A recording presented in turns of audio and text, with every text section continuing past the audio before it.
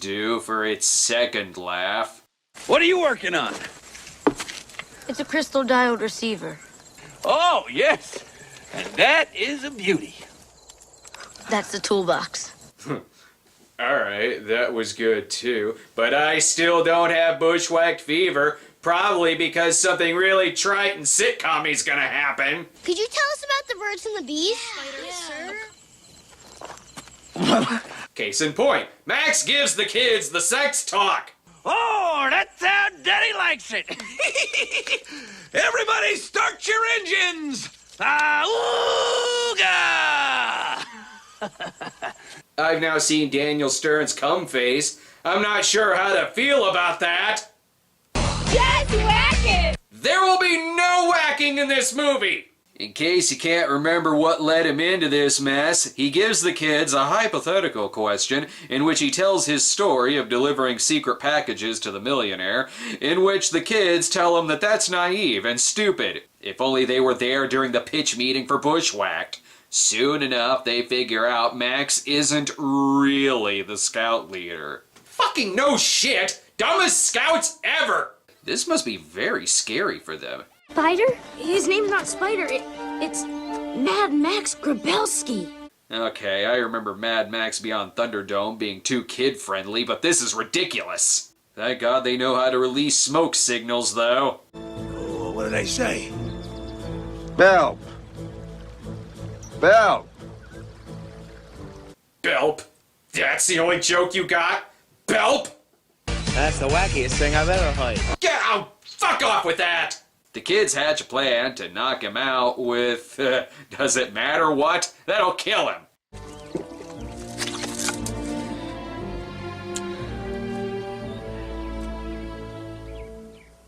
That is good. Well, that got me too. And of course it's gonna get followed with a ball joke. He treated me for cryptorchidism. Undescended left testicle. Bushwhacked. Once he passes out, they want to burn him at the fucking stake. But wait, Blank Man's arch nemesis is a bad guy? I'm fucking shocked. This was actor Brad Sullivan's last movie, and he spent it fucking a tree.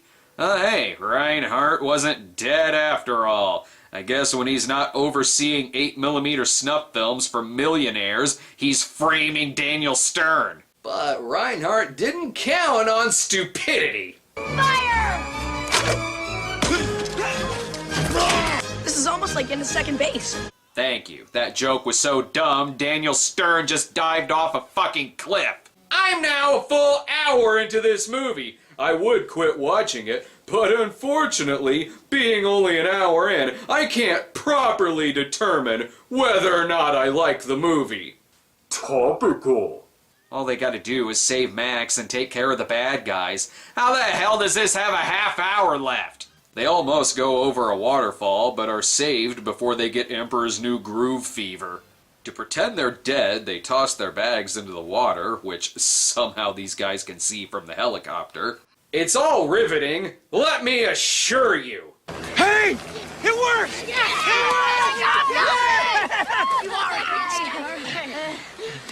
Now what? Okay, fine. Let's watch them run around in the rain. I guess it should go on a little longer. After all, they do need to get some bonding time in. You're a scout leader. You are still going to be our scout leader, right?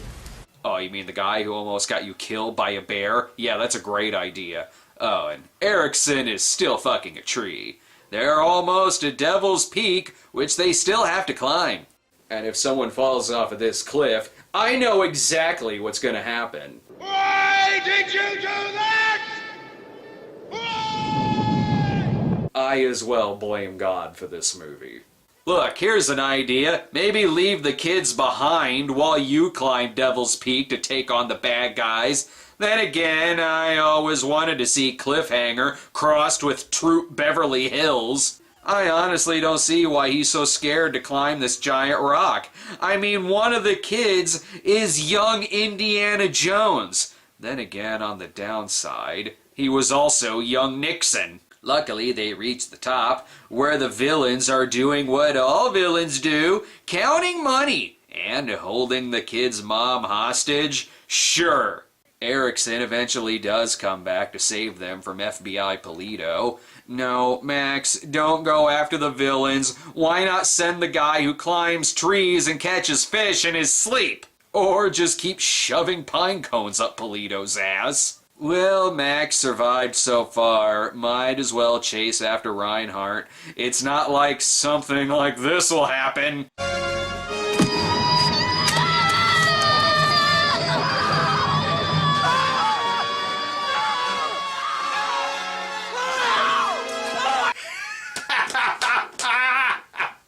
Oh, you got me! Another funny part of the movie. That kid is dead! Okay, the movie isn't actually gonna kill a kid. Oh boy, I sure hope he continues to be their scout leader after this. You kids may think you like Max now, but you haven't seen A Christmas Story 2 yet. With Reinhardt busted, naturally the kids get some special badges in their ceremony. As for Max... When you took these kids on an overnight, you broke every rule in the book. Yeah? But when they got into trouble, you demonstrated the kind of courage and honor that are the cornerstones of the Ranger Scouts. And who was it who put him in trouble to begin with? So, no joke, they actually make Max an official scout leader, despite him not knowing jack shit. Hey, you hear that, guys? I get to take you on another overnight. Not just your kids. Yeah, that'll be... Huh? All the kids. What?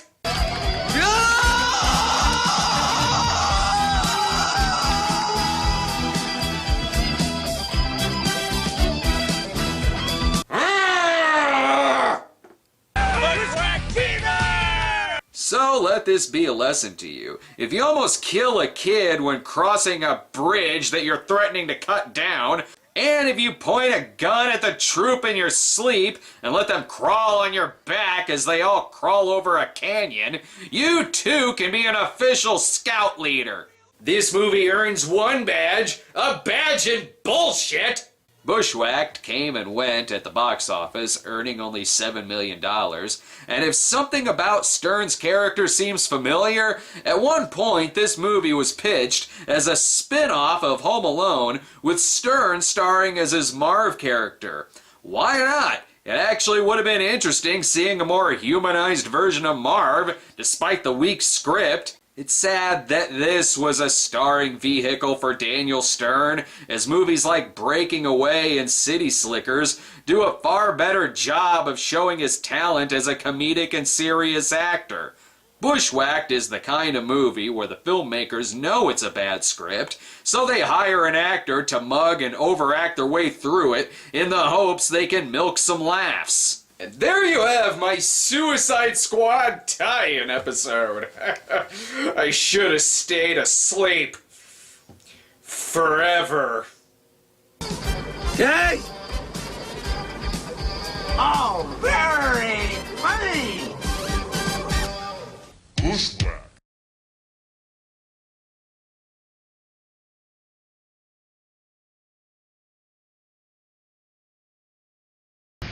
The end. Bushwhacked. Hope you guys enjoyed that. We stepped away for a couple minutes. Okay, so I want to promote a couple things. We got some $50 subscribers. It looks like we're up to 32,000, nearing 33,000. Nice. Yay. So if you donate anywhere between $50 and $100, we'll promote anything you want us to on here. If you donate $100 or more, we'll bring you up so you can talk to us for a little bit and ask us a question over the phone. So we got one here from CJ Summersby, who says, "Hey Brad, big fan of the Cinema Snob and Brad Tries. Looking forward to seeing Jesus Bro. Also a big fan of Allison. You're both hilarious." Oh, thank you. Just dropped you $50. Wondered if you could plug my spy adventure book series called the Alex Thorne series. The Alex Thorne series, Thorne, currently available on Amazon. The series revolves around British spy Alexandria Thorne as she is drawn into a global conspiracy that involves some shocking revelations about her family. I've just released an omnibus of the first 3 books that see Alex go from Belarus to America to England in her search for the truth. You can't handle them. Sorry. It's a straight-to-the-point action espionage series with plenty of adventure and entertainment for adrenaline junkies. Ooh. You can find it at tinyurl.com/Alex-Thorne, Thorne.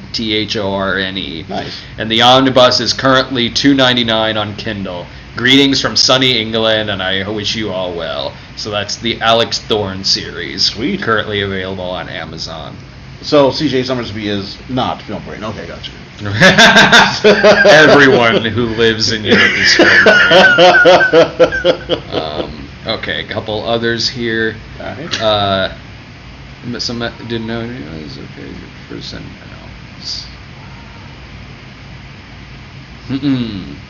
Okay, this is from Patrick Gendral, who says, I'm happy to be part of making your movie happen. You could promote to all Christians to develop a sense of humor for themselves. like we have in West Germany. Look, I guarantee you there are a lot of Christians who do not like movies like God's Not Dead. Yeah. I hate propaganda and extremism of all kinds, so a spoof movie of these terrible Christian propaganda movies made by you will be great, I am sure. Like, stuff like God's Not Dead and Old Fashioned are bad examples of that kind of movie. Like, they are just genuinely really hateful and self-persecuting and just not really good for anyone. The best example, Riot. Oh, that one's great. Like, Riot is fantastic. There are plenty of good movies out there that deal with themes of Christianity and religion. Like, a couple of them we've recommended since seeing them in the theaters. Like, we recommended Captive. That was alright. Risen was alright. Yeah, there's plenty of movies that deal with themes like that. Like, Oh God with John Denver and George Burns is a great fucking movie. I love that fucking movie. But yeah, we're spoofing the Pure Flix movies, so we're kind of going after a lot of the tropes that you see in movies like that. But it's not really a spoof of religion itself. It's more just a spoof of that kind of movie. Right. That kind of movie, like War Room, God's Not Dead, Old Fashioned, Second Glance. To a lesser extent, maybe some of the Tyler Perry movies as well. Well, maybe in terms of the themes and all that there.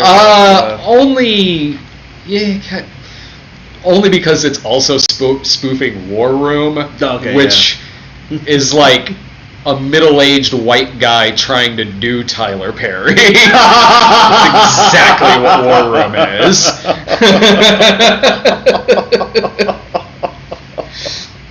Oh, someone's asking if I'm excited for the Pure Flix Columbine movie. What? That's happening. Oh, you haven't gotten that trailer? I have not. Yes, it's called I'm Not Ashamed. It looks amazing. Have you seen that trailer? You've told me about it. Oh God, it's about I think this one's debunked, but it was about the one girl who was shot, where supposedly they asked her if she was a Christian or not. Gotcha. And when she said no, they shot her. When she said yes, that she was. Yes. But that was debunked. Yeah. And so when this trailer started, we got this in front of God's Not Dead 2. Mm-hmm. When the trailer started, it said like Columbine, Colorado, and at first I didn't think anything of that. I was just like, oh, don't see a lot of movies take place there. All right. And then it kept going, it's about this girl in high school, and then it's showing the trench coats, and I'm like, and Dave is sitting next to me, and it hit us at the same time, and Dave says, oh no. I looked at Dave, I seriously looked at Dave, and I went, Oh, yes. Oh, man. Oh, no. Like, it's got, like, the late 90s, preppy bullies in there, the frosted tipped hair and all of that, all walking around looking like Backstreet Boys, and they're making fun of like the Down syndrome kid or something like retard. Oh jeez. And so I can't wait. I can't wait for that movie. Like, it's gonna be better than Hillary's America. Setting that bar just a little lower. Yeah. Hey, Big Lloyd. This doesn't involve me. I am officially like, fuck you, Pure Flix. All it took was a school shooting.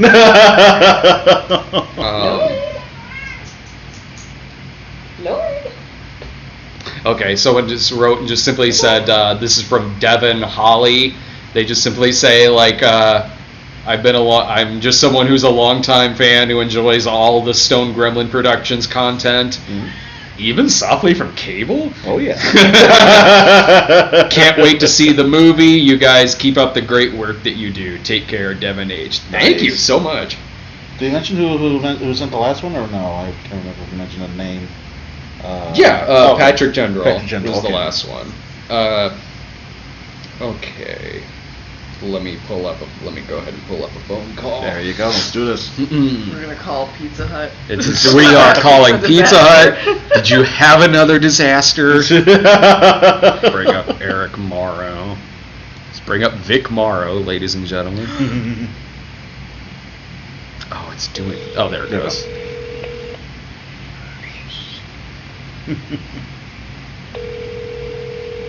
Dead air! Dead air!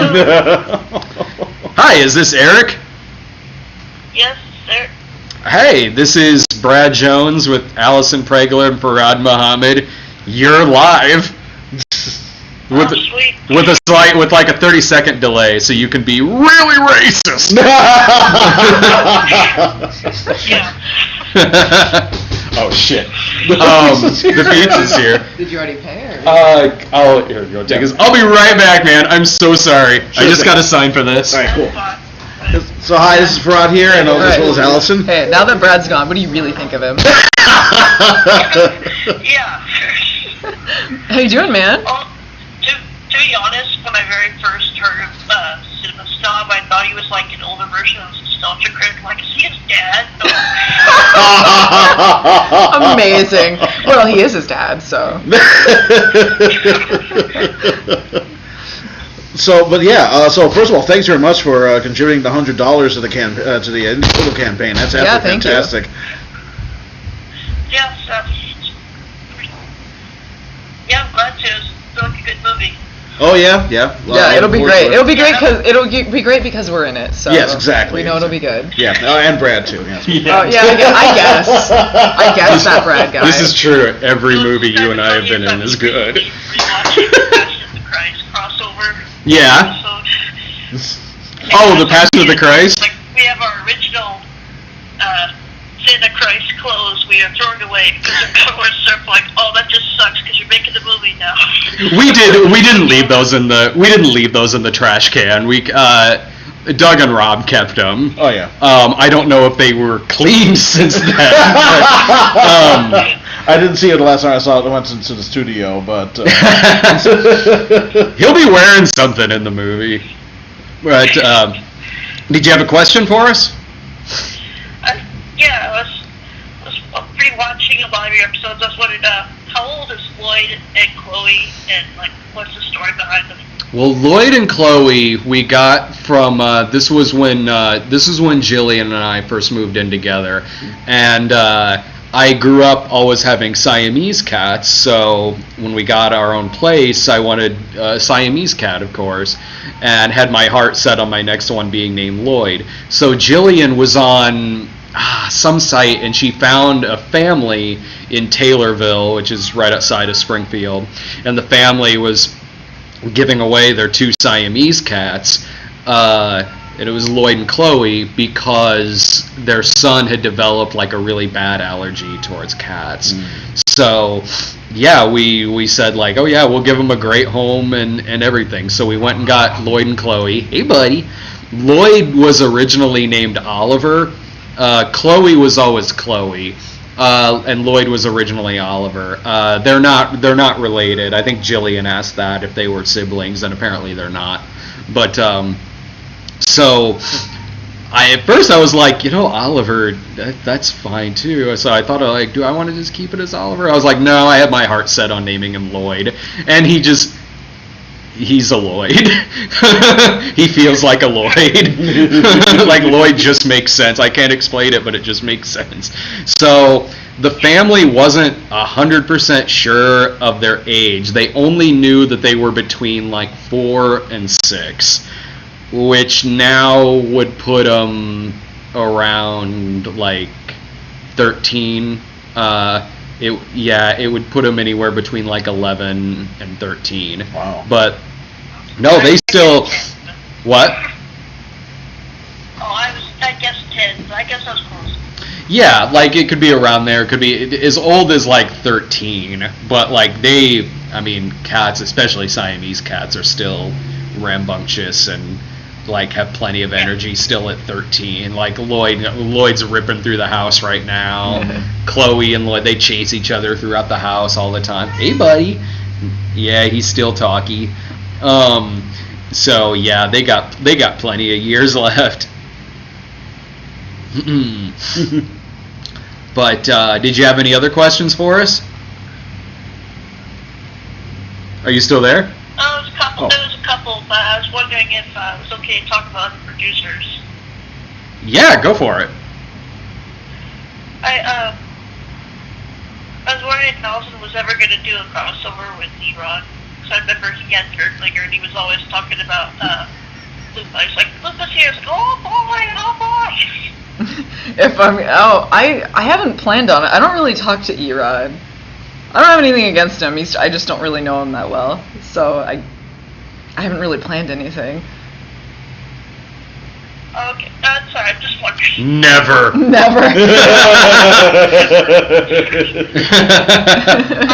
pretty much out of questions, I'm sorry. You should tell Brad what you thought when you first saw him, now that he's back at the phone. Oh, okay, yeah. Well, I just assumed he was an older version of Nostalgia Critic. I'm like, what the heck is this? He's supposed to be a pretend dad or something. I'm the Nostalgia Critic's pretend dad. Well, that explains why I spank him so much. He starts cursing in his videos.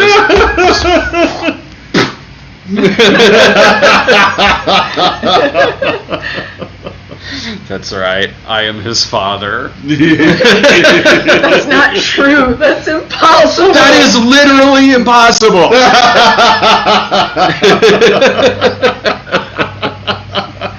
Do you have any other questions? No, I'm good.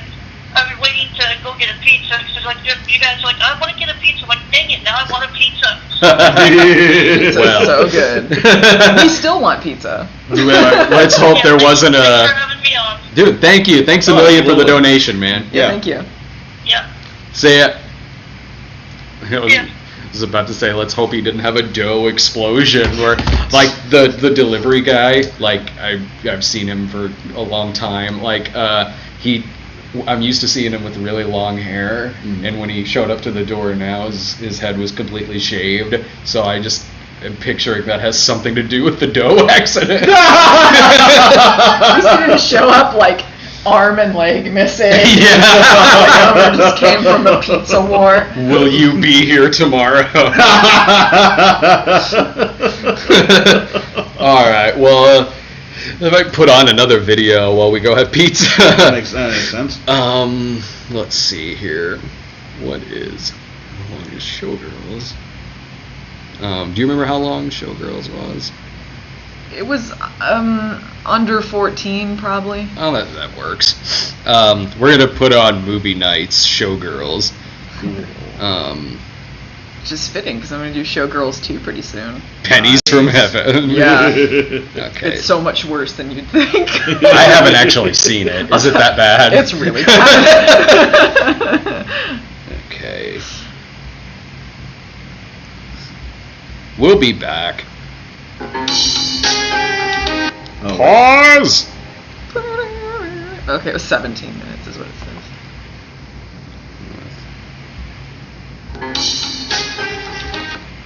Too big! Okay.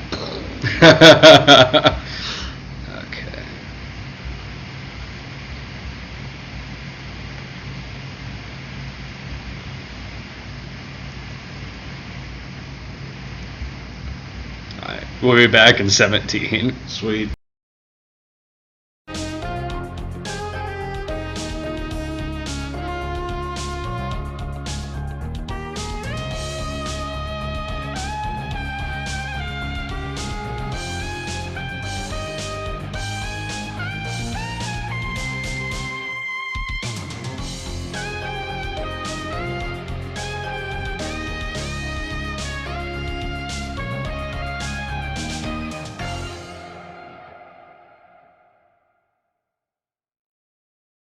She's dazzling, she's exciting, and she's what Las Vegas is all about.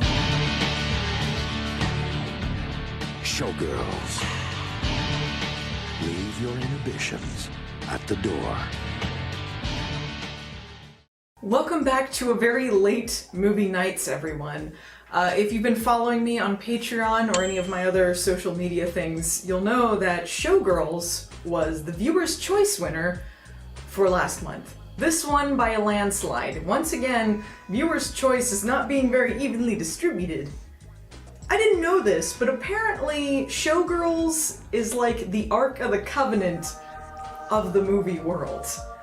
It was very difficult to get a hold of this, and I wasn't expecting it because I am used to reviewing movies that are not very well known, that I'm not expecting to find in stores or anything. I always have to order them online unless by chance I just happen to have found it in a used movie store or something like that. But Showgirls was not one that I thought would be like that. It's a very well-known movie, but I don't know what happened. Maybe MGM lost the rights to it or something, so it's out of print. Something happened. I went to 4 stores and I didn't find it. And I normally don't go to the store, but I thought Showgirls surely would be there, and it wasn't.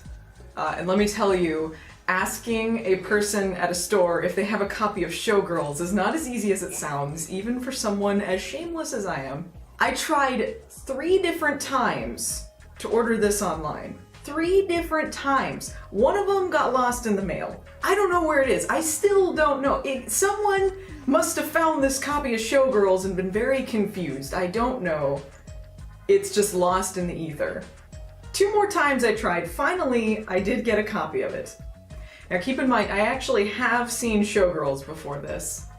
I just did not have a copy of it. So here I am, knowing what I'm in for, and I still gotta wait for the DVD to come in. So let's talk about Showgirls a bit, shall we? Basically, the story follows Nomi Malone, played by Elizabeth Berkley, who goes to Las Vegas to be a dancer, ends up getting caught in a cutthroat, seedy world, and losing herself in the process. It's also known as one of the best bad movies of all time. And not a lot of people in this reviewer type world talk about this movie as much as some other well-known bad movies. And the reasoning is, nobody wants to black box all that shit. You're gonna be seeing boobs everywhere. Let me tell you, that's a lot of work. A lot of work that we don't want to put into this. But I'm gonna do it for you guys. Or cut around it, it's fine, whatever. I'll just do whatever works. I got a topless show, for Christ's sakes. Let me see your tits. Very nice. Now when I first saw this, it was not actually that long ago. And when I started it, I wanted to give it a fair shake. I didn't want to go in saying, oh, this is just going to be bad from the beginning. Like, everyone says it's bad, so it must be terrible. I am not a hard person to please, really. I like to find things in a movie that people don't quite see. performances or story elements that maybe people didn't really give a fair chance to. And I like when things are a little bit offbeat and weird, if they can do it well. And I was with this movie for quite a while. I stuck with it until the first fight with Crystal Connors. But if it's at the cheetah, it's not dancing, I know that much. You don't know shit! I need my paycheck! I do not want her to be pissed at me! I'm sorry! Right around that point, when she got to the "I'm sorry," that's when they kind of lost me. I was even with it through different places. Different places?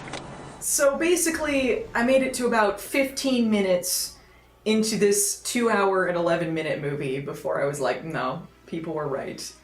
It isn't very good. Which is 15 minutes more than most people give it.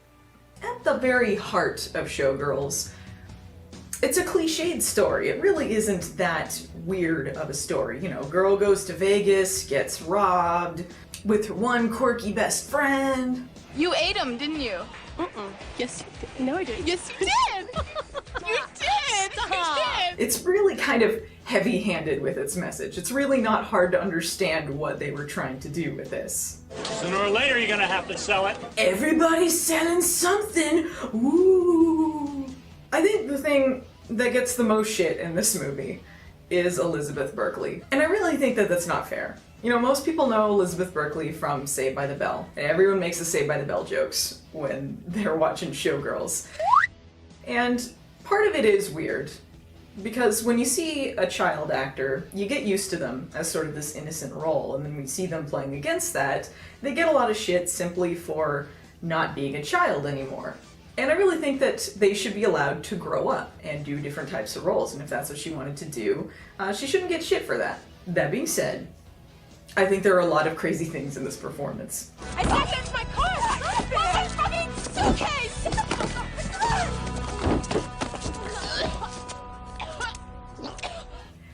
But I don't think that Elizabeth Berkley is a terrible actress. I think there are some things in there that are actually quite good. And I think, really, a lot of the craziness in this has to do with the direction of the movie, because everyone looks crazy in Showgirls. I used to love Doggy Chow. I used to love Doggy Chow, too.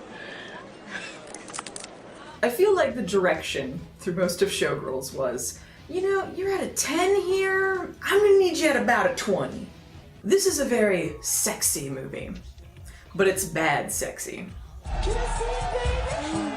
My thought throughout most of the movie is sexy question mark? This movie is the very definition of trying too hard. It just goes from 2 to 11 in 2 seconds flat. You got the infamous crazy pool scene where she's flopping around. It's very intense. And she says she can't have sex because she's on her period, and then he checks her period blood, which is really gross. All the characters in the movie keep talking about what a great dancer Nomi is, and she's really not.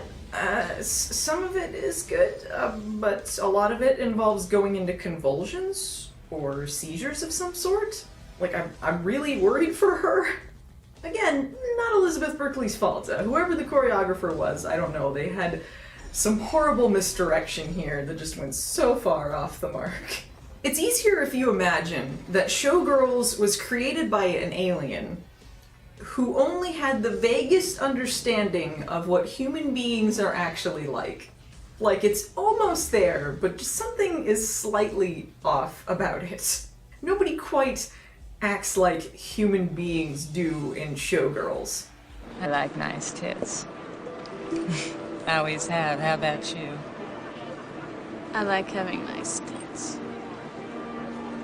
How do you like having them? They like having nice tits? The only person who seems to fit in here is Kyle MacLachlan and his hair. And he's basically an alien anyway. You got low self-esteem, baby. You're a fantastic fuck. I was paying you a compliment. The most likable person in the movie is the boob honker lady. Harder! Yeah! We get a touching reunion scene with Nomi, Boob Honker Lady, and the asshole club owner. Must be weird not having anybody come on you. It's a very strange scene, but oddly the most touching one. Here's a fun game to play. It's called Determine What Someone's Character Motivations or Emotions Are at Any Given Time in Showgirls. Just kidding, it's an impossible question to answer, an unbeatable game. We never know why Nomi instantly hates Crystal. I know why she hates her later, but it's basically like instant hate chemistry going on with these two. There's no build up to it, it's just instantly, I am going to murder you hatred. Crystal is the headliner for this Vegas act, which I don't really get. Maybe there are things like this in Vegas. It is this topless, crazy meatloaf music video show that's newspaper famous. Crystal and Nomi have this whole love-hate relationship going on, where Crystal's plan is apparently just to seduce her and be evil for the sake of being evil. You see, darling, you are a whore. Bitch! Like, clearly there is this sexual chemistry going on between the two of them. But also, they're trying to kill each other, and I really don't know at any given point in time what either of them wants in this relationship. So eventually, Nomi ends up pushing Crystal down and taking her place in the act. Nomi's Judas betrayal. And now she's caught up in the glitz and glamour of fame, but you gotta fight to stay on top. You are the show. And then suddenly, to give you a fair warning here, things get a little bit dark. And her best friend Molly ends up getting the shit beaten out of her, and then gang raped. Man, everybody got AIDS and shit. Uh-oh, look what I found. This needed to happen.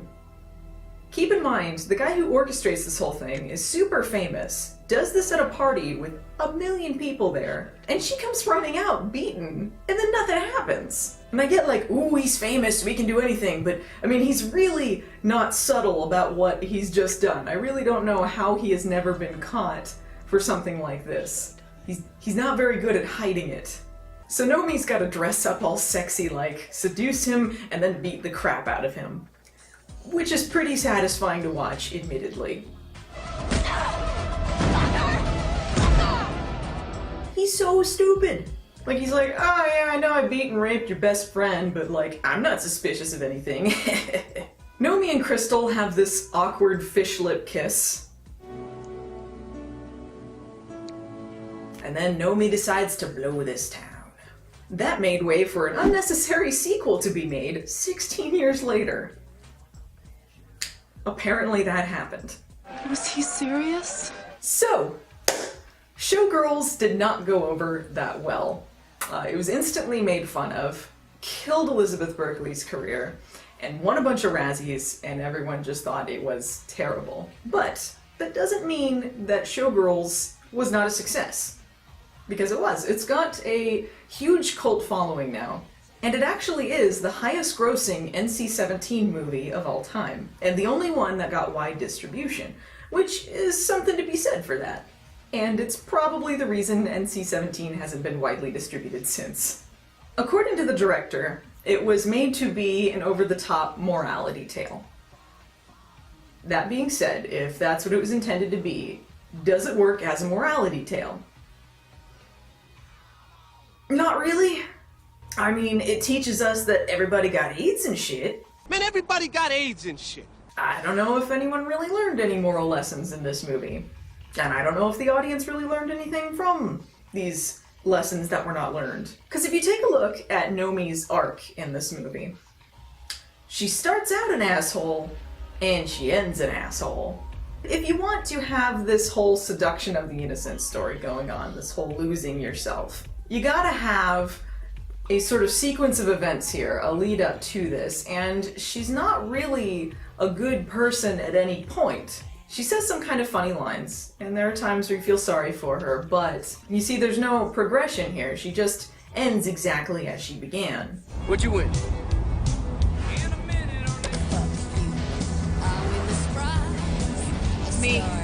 Did she ever really lose her? I mean, really, if you think about it, the Ark is Nomi's luggage. My fucking suitcase! I want my fucking suitcase. I want to know what happened with the monkey shit subplot. Did they stop feeding the monkeys so much garlic and stop stinking up the place? They just left us hanging on that one. Shit on the stage, honey. Man, they always got this shit. It's that damn garlic. I think I kind of understand what the idea was with Showgirls. I think it wasn't really intended to take place in the real world. And it doesn't come off like it takes place in the real world. It comes off like a strange world similar to our own, but not really. It's definitely got a brand of its own. Something that is very unique to Showgirls. There are lots of lines that you can quote from it that are instantly memorable. It's completely its own phenomenon. It's not meant to be taken seriously. You won't take it seriously. And I think it was successful in what it wanted to be. So this is a movie that is not to be watched with your parents, but something that I recommend watching anyway. So if you want a good bad movie night, check out Showgirls. I'll see you next time. Big fat idiot update. Okay, so one of these copies of Showgirls that I supposedly lost, here the whole time. It was stuck under a package where I didn't see it. So here I am, like a big old dummy, like, oh, it's lost in the mail, I don't know where this is. Meanwhile, it's in the other room, underneath another package, laughing at me.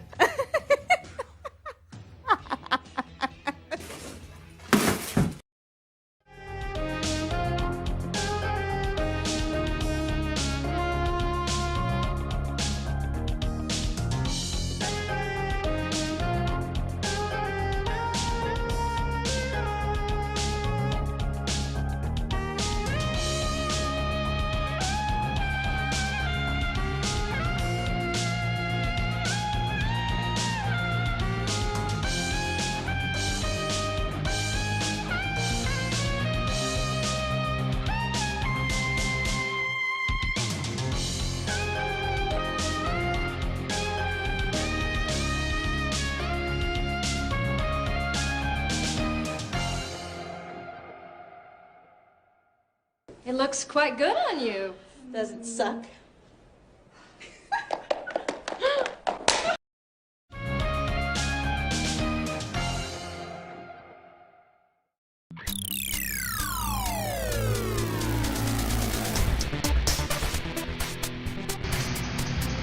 Aw, cute little brainless kitty.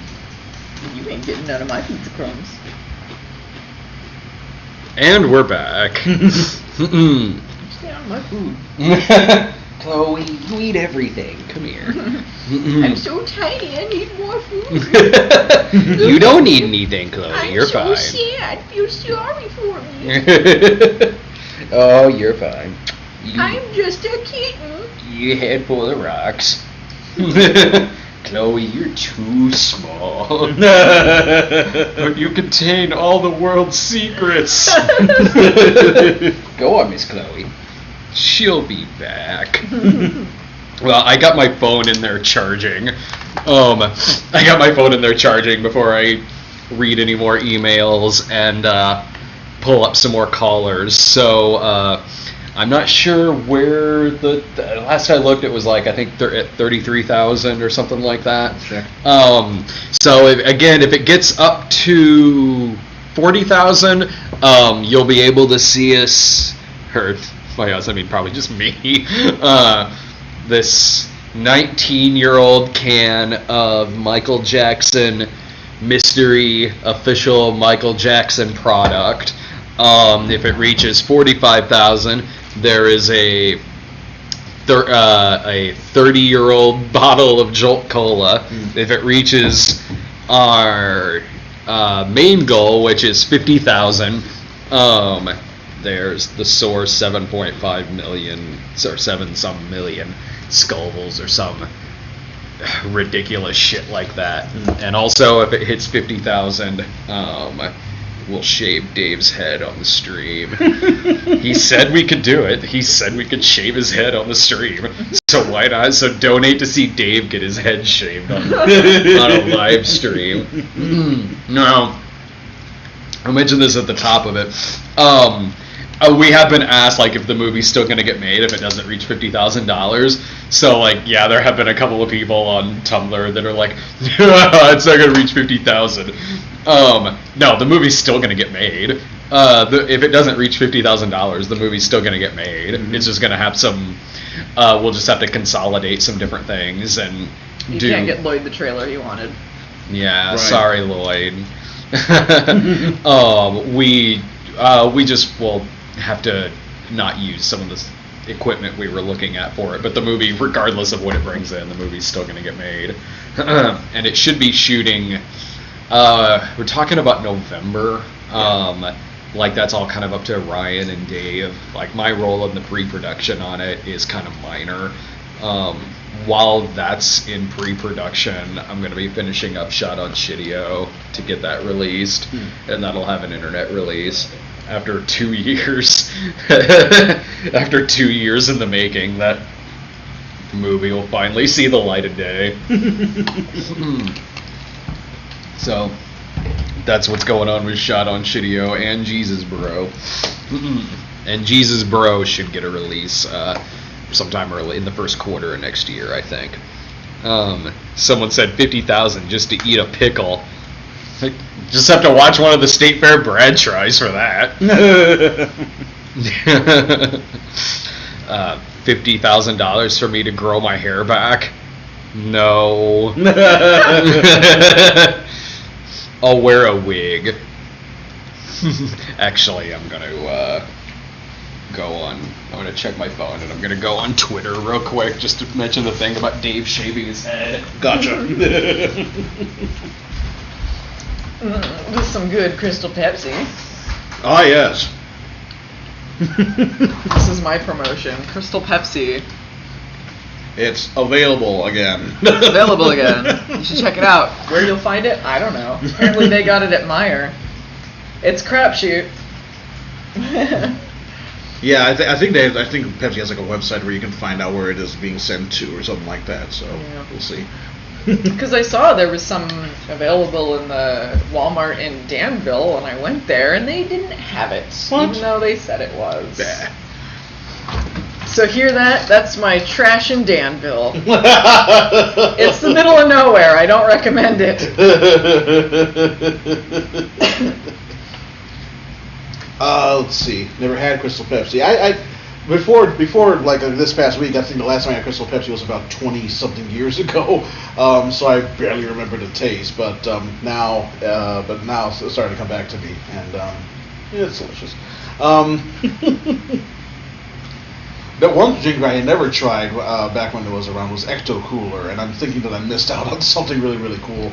I want to try it. I can't find it. The re-release. Yeah. That one got even less distribution than Crystal Pepsi. Pretty much. I mean, I was hoping I was going to try some once I went over to the studio to film that cameo for the Wild Wild West review, but by the time I was there, it was gone. Those sons of bitches didn't save any for ya. Well, I mean, they purchased it in anticipation of the Ghostbusters review that they did, so they pretty much just emptied it at that point. Yeah. That's a shame. Let's see. I think one. Did they involve the Chicago Ghostbusters crew? Yes. Okay. Yes. Cool. It's a darn good review. I really like it. Not as good as the Wild Wild West review, but not. What part are you gonna play?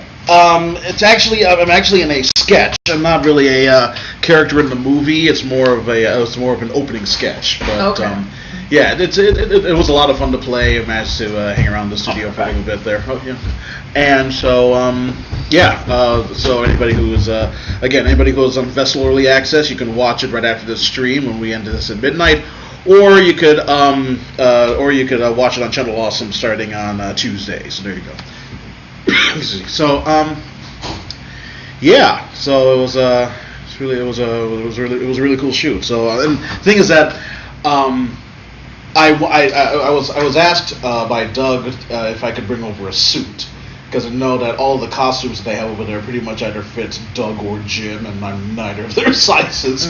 So I did know that I wanted to wear a suit for the Star Trek convention. So I said, well, I might as well just buy a new suit, I guess. So I bought the suit like the day of the shoot. During my lunch break at work, and then I drove over to the studio in order to do the filming, and then like packed it into my luggage, and then went over to Vegas the following day. Nice. Yeah. It's been an exciting few weeks. So cool. now things are starting to calm down a bit. There's more days of work, and I think the only thing I'm really doing this month after this is pretty much going over to Wizard World. I'm hoping that. Well, no, not hoping. I already got the VIP ticket. I'm going to go over and get a picture with Christopher Lloyd. Nice. So Fun times. Oh yeah, should be a lot of fun. Yeah, it sounds like a busy summer. Yeah, it has been a busy summer. What about you? What's been going on with you here? I went to London recently. Oh yeah. Yeah, that was really fun. First time there, or? Yeah, it was my first time there. I went with Phelan, and we saw Film Brain and Happy Harry and Mike Devins. Finally got to see him in person for the first time after knowing him 6 years. And his wife Grace. We saw Welshie as well, and his fiance. Very nice. Yeah. Oh, and Harry's girlfriend. Shoot, I'm forgetting her name now. Joyce. Yes. Anyway, yeah, they were all really nice people. We did all the touristy things. Yeah. Yeah, it was cool times. It was during a heat wave, so it was hotter in London than it was in LA. That I can imagine. Sure. They had it's like a huge amounts of humidity over there as well. Or... Yeah, it was still humid, but it was hot, so it was like, oh my god. And no one's prepared for it because they're not built for warm weather, so almost no places have AC. Like, we were lucky our hotel had AC, because some of them don't. Oh, jeez. Because they're built for warm weather, they'll keep you warm, but they everyone's like, I don't know what to do. Well, they wouldn't sound like that. They'd be like, I don't know what to do. It's so bleeding hot out here. Just stick a fan in the corner. And then all of us like, oh my god, we're gonna die. Matthew's coming to the States sometime soon, so that'll be really fun. Yeah, he's going to be somewhere over here in Chicago. Well, not over here, but yeah, over in Chicago soon. Well, he's going to Chicago. He's coming here. I think he's coming over to my town too. So very nice. Very Talking nice. about Matthew. Yeah. Oh, I can't wait. We'll be able to do a midnight screenings episode together. Oh yeah. That'll be fun. Yeah. I'm gonna try and do like a movie nights with them too. That'll be fun. Nice. Okay, I got that boob tube guy sent me his info, so I can actually bring him up on here. Cool. Oh, and Phelan's coming soon. Nice. Yeah. Nice. Oh. Hey, is this the boob tube? Yeah, don't call me John, so you can just call me John, that's fine. Just call me John Boob. Just call me Mr. Tube. Please. Mr. Tube was my father's name. Hey, thank you so much for the donation. Hey, Miss Chloe. Problem, it's kind of strange because, I was watching your stream when it started and you guys called me earlier, but of course it's on your description, Skype, but then you guys said no Skype, so I was like, alright, but at the same time I was kind of relieved because, you guys had that first caller who came in, and it was just pretty much noise after that. Oh, noise. Poor guy. That's right, yeah. You kind of dodged the bullet there when you tried to call me the first time, but that noise started. When we started getting noise interference from invaders. That was fun. Like, let's just restart this shit. You got a question for us? I've got a couple. Go for it. It's nothing complex or anything like that, but first one is, this is just for all three of you, but what is your guys', out of all the drinks you guys had over the years, what's your favorite soda pop? Oh. Crystal Pepsi. Yeah. Favorite sody pop. My favorite sody pop. I am a really big fan of Crystal Pepsi. Beyond that, I love Mountain Dew Pitch Black. So good. Oh god, so fucking good. I love Live Wire. The soda I drink more than most is Diet Mountain Dew. Not that it's my favorite, but I do like it a lot. But I tend to stick to like diet sodas, honestly, when I'm just drinking just regularly throughout the day. I should get back to that myself. Yeah, I need to lose a little bit of weight that I put on when I was in the hospital for like a week. No, you're feeding me too much meatloaf. I like wild cherry Pepsi. That's my favorite. Yeah, anything cherry soda related, I typically like. I've always been endeared to strawberry Fanta or Yeah, any that's sort of good. strawberry soda. Yeah. There, yeah. I get Fanta Zero a lot at the movie theater because the movie theater's got one of those like flavor machines, whatever the hell they're called. Yeah, the multi ones. Fancy machines of the future. Yeah, the future machines. From there, I'll typically get like maybe like Cherry Coke Zero or Fanta Zero, Diet Dr. Pepper, like Powerade Zero or something like that. It's typically one of those that I'm drinking out of the cup whenever we do a midnight screenings. What's your favorite soda, man? I've just been more of a Mountain Dew kind of guy, mostly Baja Blast, I guess. Oh yeah, Baja Blast is pretty good. But it used to be at a time where it was only available at Taco Bell, so I only went there just for the drink. But now they sell it everywhere, which is a good thing. And No, you don't have to go to Taco Bell. Yeah. There's a new thing out at Taco Bell that looks amazing. It's a cheese core burrito. Like, I'll pull up the picture. I'll pull up the picture in a little bit. Oh God, yeah. A cheese core burrito. It's a nice burrito with a good cheesy Get to the core. molten core of the earth.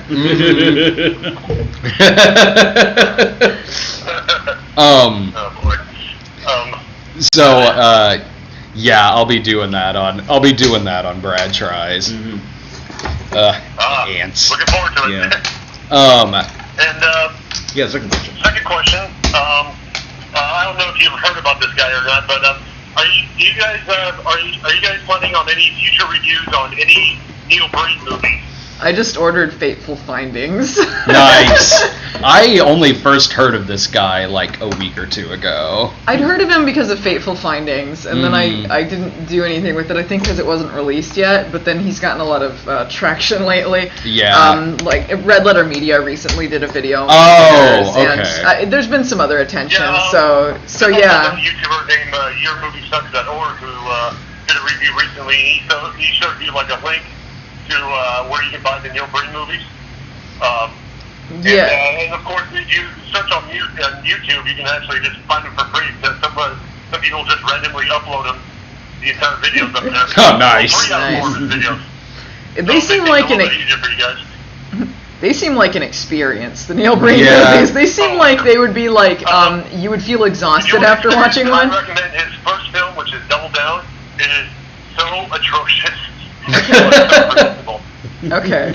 I'll check it out. I wondered if someone like Red Letter Media or somebody had done it recently, considering how much I was getting asked about it within the past week. You know when one of the bigger sites has done a review of it, because then you get an influx of people saying like you should review something that this director's done.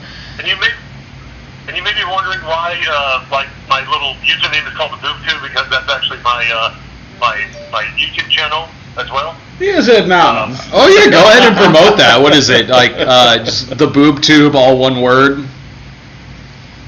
It's like, it's 3 different words. Originally it was under my username Magnetrex with the link, but that of course got switched up when Google bought up YouTube or something like that. Yeah. So now everything's like first and last name instead of username. So that's right. But if you look up the Boob Tube, you'll see my dopey face, which is on the Cool.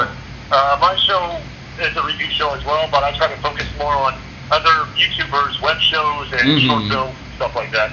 Ooh, do you drag on people? We don't tolerate no negativity here. Like stuff like what Angry Joe does on his channel, like with video games. Yeah. I usually just do like a 1 to 5 ratio because There are some halfway decent short films out there, you know, that people make on a shoestring budget. Yeah. I mean, of course, you know, not everyone's as accessible as you guys are, you know, putting up an Indiegogo and ranking up like 40 G's already for your movie. Well, most of that is going straight to catering. Like, really, we're just spending like $1,000 on this. Most of it's going to Pop Quiz Hot Shot, sorry. Yeah, most of it is actually going towards the new season of the runaway success hit Pop Quiz Hot Shot.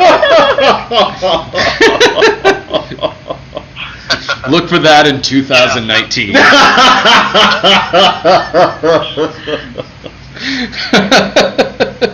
So it's youtube.com/theboobtube. There's no like underscores or anything? Oh, well, okay, so it's kind of confusing because, like I said, I've had this YouTube account since 2006, so you have to look it up under youtube.com/magnetrex, which is MAGNETREX. And Magnetrex, okay. if you just type up the BoobTube, you know, under channel section, yeah. There's like one channel, but you'll see like my face on it with me smiling or glasses on my head. But yeah, there's only like 2 BoobTube channels, and mine's the one with the dopey smile on my face. No problem, man. Okay. You know, making my rounds and doing some crossovers and just starting to expand my brand this year. You know. You got it. Doing what I can. Cool. Yeah. Thank you very much, man. Thank you, actually. You know, and I look forward to the movie that you guys are going to put out and possibly reviewing it maybe next year or so. Hell yeah, that would be awesome. Thank you. Nice. Yeah. No problem, man. You guys take care, all right? You too, man. All right, you're the man. All right, thanks again for the donation. Thank you. Have a great weekend. Awesome. You too. Bye-bye. Bye. Oh, Mr. Tube was so nice. Yeah. He was not a boob at all.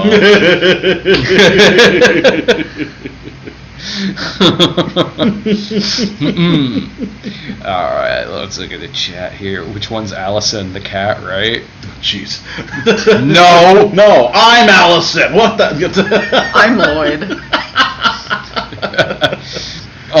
Someone says they have 8 people at the cigar shop willing to donate $100 each if you can play Allison's review of The Room. Why? Why? No, don't say that. Just say yes. Such $100, right? That's $800. But how many people will you lose? Man, go for it. If you guys want to do that, yeah, go for it. Yeah, just make sure you specify in the donation that's what it's for. Will you be able to get it off Daily Motion? I think that's where it is now. Probably. It's not on YouTube. Okay. Yeah, I should be able to get that. Okay. There's no like third party. There's no third party person that. That like downloaded it and put it on YouTube. Oh, maybe with like Russian subtitles. There's a lot of those. Like I'll keep those up because they have subtitles on it for people. Oh, that's right. I'll show the subtitles. The Room. That was my first one on Channel Awesome. Oh my god. It's so if we riff on it, like it'd be good. Honestly, yeah, we can do that. Yeah, we got a microphone on. Yeah, that'll work. Oh man. That's still had Jeremiah in it. That's how old that is. In my first video, I would have had slick back hair and clean shaven. Yeah. What was my first on Channel Awesome? I think it was like my 15th video overall. Your first one was Unbreakable? Undefeatable. Or Undefeated. Yes, Unbreakable. M. Night Shyamalan's Unbreakable. I started out with show. I wanted to go big. My first one was Burial Ground, but the first one that showed on Channel Awesome was E.T. the Porno. Oh, but it wasn't me who was scheduling videos. Oh, it's because when Michonne was just putting random ones up? It was Mike Ellis. Oh, it was Mike Ellis. Okay. Mike Ellis was, like, I had no idea people could, like, schedule their own videos. For like the first few months I was on there, like I had no idea until like Ed told me. So that's that perfect organization and community. Well, granted, like it didn't really bite me in the ass because Mike Ellis was a huge fan of me and the Distressed Watcher. Nice. So like most days, it was always me and the Distressed Watcher. And that's like that. You get a lot of trickle off from like viewers that want to see his stuff too. Yeah. And so a couple of times it sort of like I had to go in there and like correct a couple of things because there would be stuff that would be put on there that I never would have scheduled, like early shit, like Burial Ground and Porno Holocaust, and but there was one day where this was back when if I was going out of town for like a week, I would just put up like a public domain movie on the site, and I did that when we did Kikassia. I put up like Devil Times 5, and so on Channel Awesome it said The Cinema Snob Devil Times 5, and it was the full movie. I had to get in there and be like, so in case you're waiting for me to pop up on here, it's not gonna happen. I know this is the entire movie. There's some people that get mad. They expect reviews to be uploads of the entire movie, and they're mad when it's not. That they're not the entire film? They'll be mad. Like, Phelan's gotten ones like that on YouTube. Like, they don't know who he is, so they're just like, oh, I was looking for, like, an upload of this movie. There's a stupid guy talking over it. That actually... Show the movie. That actually happened to us with Hillary's America. Because Hillary's America is the kind of review that's going to get people in there who have never seen our site or anything before. Yeah. So there was some guy in there... there was some guy in there who was mad because they thought it was going to be the entire film. What? Which is on him because it's a 30-minute video in which the thumbnail is the two of us sitting in the car.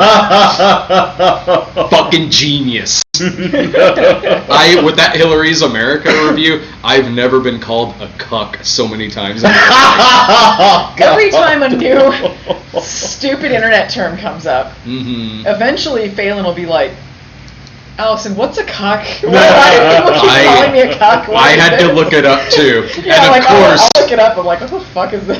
And of course, when you look up the definition for that word, it never applies to like any kind of context to how someone's calling you that. Like it never makes sense. Like it's like, what's an SJW? And it's like not in any term they use. Like yeah, it doesn't fit in that context. That's what it is. I got called an SJW because I liked Sausage Party.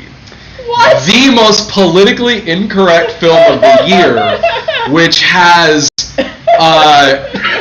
sauerkraut as Nazis, and at one point Hitler's sauerkraut's getting fucked in the ass while he's going 99999. No. People who use the term SJW unironically. You keep using that word. I do not think it means what you think it means. SJW and cuck. You don't know what it means. Fucking stop, you 13-year-old boy. All the people that think like we're dating because we're in videos together are the same people that see Phelan in a video with his sister and assume that they're fucking. Yeah. And then you got to explain to them, no, they're siblings. Perhaps not every time video means sex. Now you guys look like idiots. In my case, like, part of me, like, sort of understands in my case because the last few people that I've dated have been in the midnight screenings reviews. So part of me's like, all right, I guess I sort of understand the question whenever, like, like a female pops up in a video. But my girlfriend Laura, like, has no interest in being in front of the camera or anything like that. She's just like, I wouldn't know what to say about the sausage movie with the food orgy and shit like that. Like, I do have a picture of her on here. Or wait, no, it's on the laptop. Never mind. I've got a picture of her on Skype where it looks like she's Skyping with the ventriloquist dummy. Oh, that's right. Wait, you're all not having sex? This is bullshit. How do I take back my donation? What's this? Oh, that's the pharmacy, I think. Hang on. I'll call him back. Yeah. I'm not a penguin anymore. Why was I a penguin in the first place? I don't get it. Because you were a penguin in the Is that the new like internet term now? I hope like, not. you damn beta penguins! You like this movie? What does that mean? Penguin's my persona. Sorry. I retweeted someone the other day for like 5 seconds, and then I unretweeted it because I knew the flood of comments that would start happening. Yeah. It was somebody who they tweeted like a picture of like Crystal Pepsi or something, but it was a picture of it that was like on their laptop. Like, no wait, it wasn't that. It was like it was an image of one of our videos, and it was of like an ad that was on there that would have been like ironic to whatever we were talking about, like maybe like a Trump ad in front of like our video for Hillary's America or something.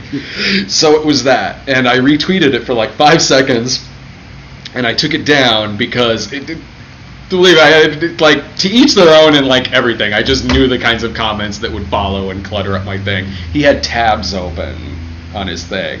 So I noticed at first that he had tabs open, and I was like, let me see what that is. And so I zoomed in on it, and it was like inflatable furry porn was one of them. I don't even know what that means. Like, I know what furry is, but inflatable furry. I can explain it to you, but it's kind of a weird fetish. I reviewed Strokemon. Okay, like an inflate fetish is like when they want them to like blow up their stomachs or like make them really big, and like people make videos where they'll like put air, like they'll suck up air and like make their stomachs really big, and or like. That was kind of in Sausage Party at the end of it. Yeah, so I'm sure it was like furries where they're like blowing them up. Oh, okay. You guys learned something today. You just got schooled. You just got Preglered.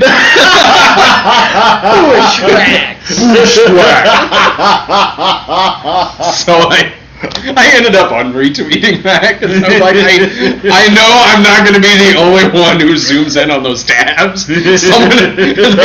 I don't want to know what like the responses are going to be to that.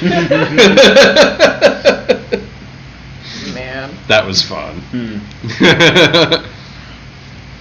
Oh, so of course, Fun in Balloon Land gets brought up. No, of course. Sausage Party made me want to fuck hot dog buns. Ooh. Right? That hot dog bun had a sweet ass. I could grab some stuff really quick to do like taste videos. I could bring in some of that stuff that Kyle Williams sent to me. Oh, nice.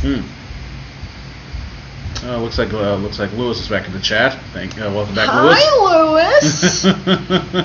Welcome back, small child. Actually, I'll get caught up on, since I had to have my phone charged, I'll get caught up on people who sent us like $100 donations. There you go. If those cigar people really do put like $800 in, that'd be so amazing. Hell I don't know yeah. why they'd waste it on the room review, but okay.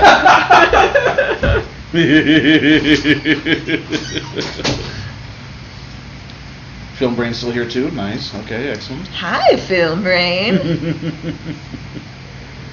Anybody else hiding in there? Oh, Lewis never left. He was just being quiet. Oh, I gotcha. He was listening in.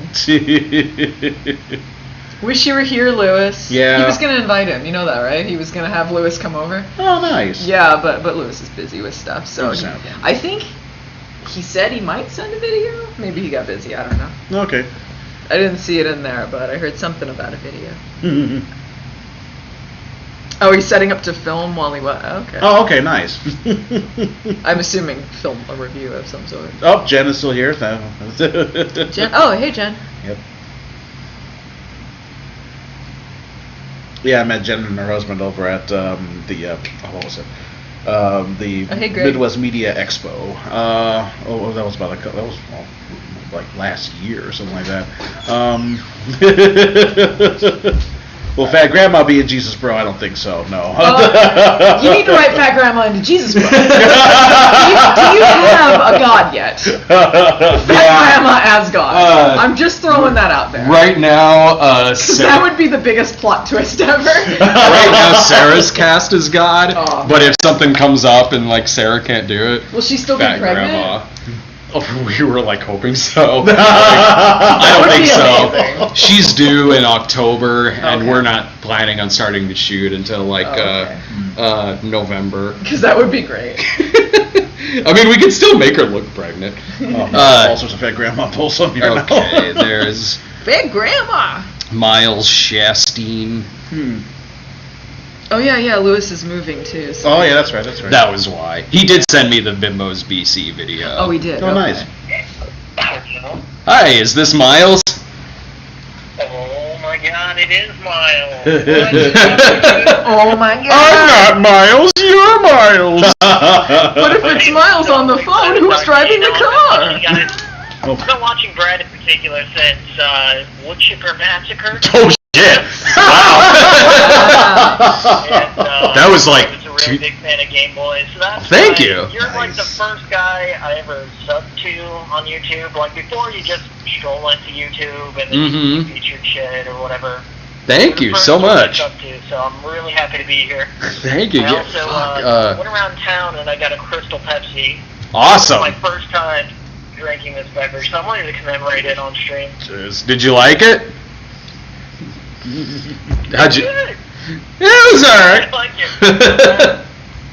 So my name's Miles. I run a YouTube channel. It's called Hikikomori Media. It's called what? It was inspired by internet reviewers like you. Yeah. And, What was the name? What's the name of it again? it's kind of a mess. No problem. What's the name of it again? Hikikomori Media. Yeah, try spelling it. Mori? Hikikomori is a Japanese term for shut-in. Okay. Right. You know what's up. Do I? Yeah, if you guys want to do internet reviews, be prepared to not see the sun for a long time. Pretty much. Essentially, like in my Wood Chipper Massacre days. Page. It's I made it back in 2007 or 8. Whenever you can make YouTube, I just made a random one. So it's YouTube.com/send me your scripts. Send me more scripts. Send me more scripts. Send me more scripts. All right, that's Got a little it. bit easier. Did you have a question for us? Of course I do. Go for it. So last year, you went through being hacked, right? Jeez. I did, yeah. YouTube, and all these rumors started circulating about your identity on certain image message boards. And first and foremost, I want to apologize for that. It's fine. It's totally. It gave me something to do that day. But it really did. I don't know how aware you are of your presence on 4chan. I mean, like anyone else, there's a huge divisive attitude towards anyone there. But you're well loved. You're called Base Brat. I've heard that. I wanted to make like T-shirts of that one time. I'm just wondering, like, how did that affect you? What did you see? What did you become aware of at that moment? For the hack, I was like, I laughed when I heard about it because like they got into my Skype and were messaging random people like They messaged me. But Yeah. it wasn't a very good hack because they didn't act like you for any moment. Yeah. Like immediately it was something like, suck my cock or whatever, and then Yeah. I'm like, okay, so who is this? Like I'm like, I know this isn't Brad, so who's Yeah. on the Skype? Yeah, it was their like Twitter. They got into an old Tumblr account of mine, which apparently had been hacked 6 months prior that I just wasn't aware about until this happened. It was a few different things. It was Facebook and some other stuff, and I found out about it on the train ride back from probably Detroit. So you can't do anything about it. No, I could. No, I totally could. Like I said, it gave me something to do on the train. Like, I was honestly bored before that happened.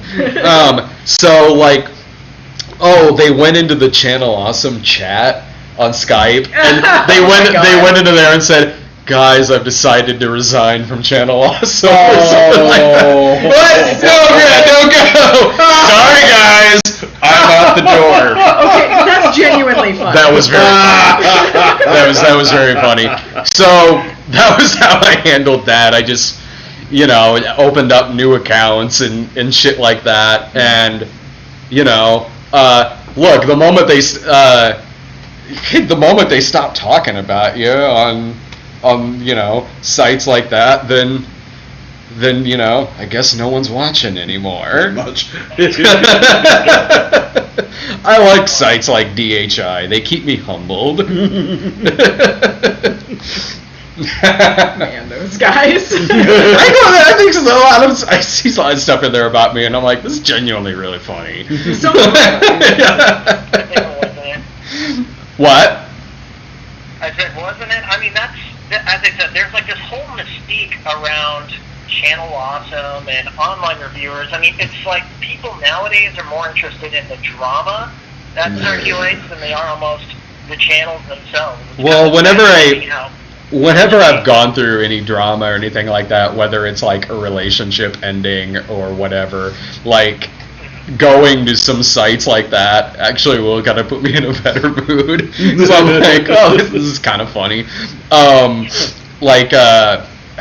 What else? But a lot of them, there's a lot of stuff like when it gets into like rumor and stuff like that makes our lives sound way more interesting than they are. Like really, we are just people who just like watch stuff and talk about it online, and some of us make movies. Like, if you believed everything that was written about me, I'm a raging cokehead who's like hundreds of thousands of dollars in debt.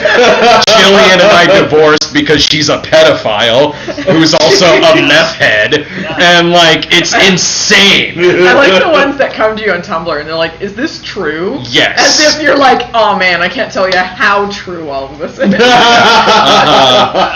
Jillian is a pedophile meth head, but she's still on the site. I mean, look, we just look past that. So some of it's pretty funny. Like oh yeah, I loved hearing about it. But I knew it wasn't true. I had faith in you. I had faith in the crew. Well, don't get me wrong, I was a cokehead at one point in my life, but it was 10 years ago. It's kind of like the aftermath of all of that drama. There's a certain filmmaker out there. He goes by the name of Rogran Productions. His name is Paul Lotza. Are you aware of Paul Lotza? He's the guy that they changed your name to on that site. Oh, especially for Doug. I see that name pop up in my chat, in my comments sometimes, and I did see that, like, that's what my Skype name was changed to, but I don't really know who that is.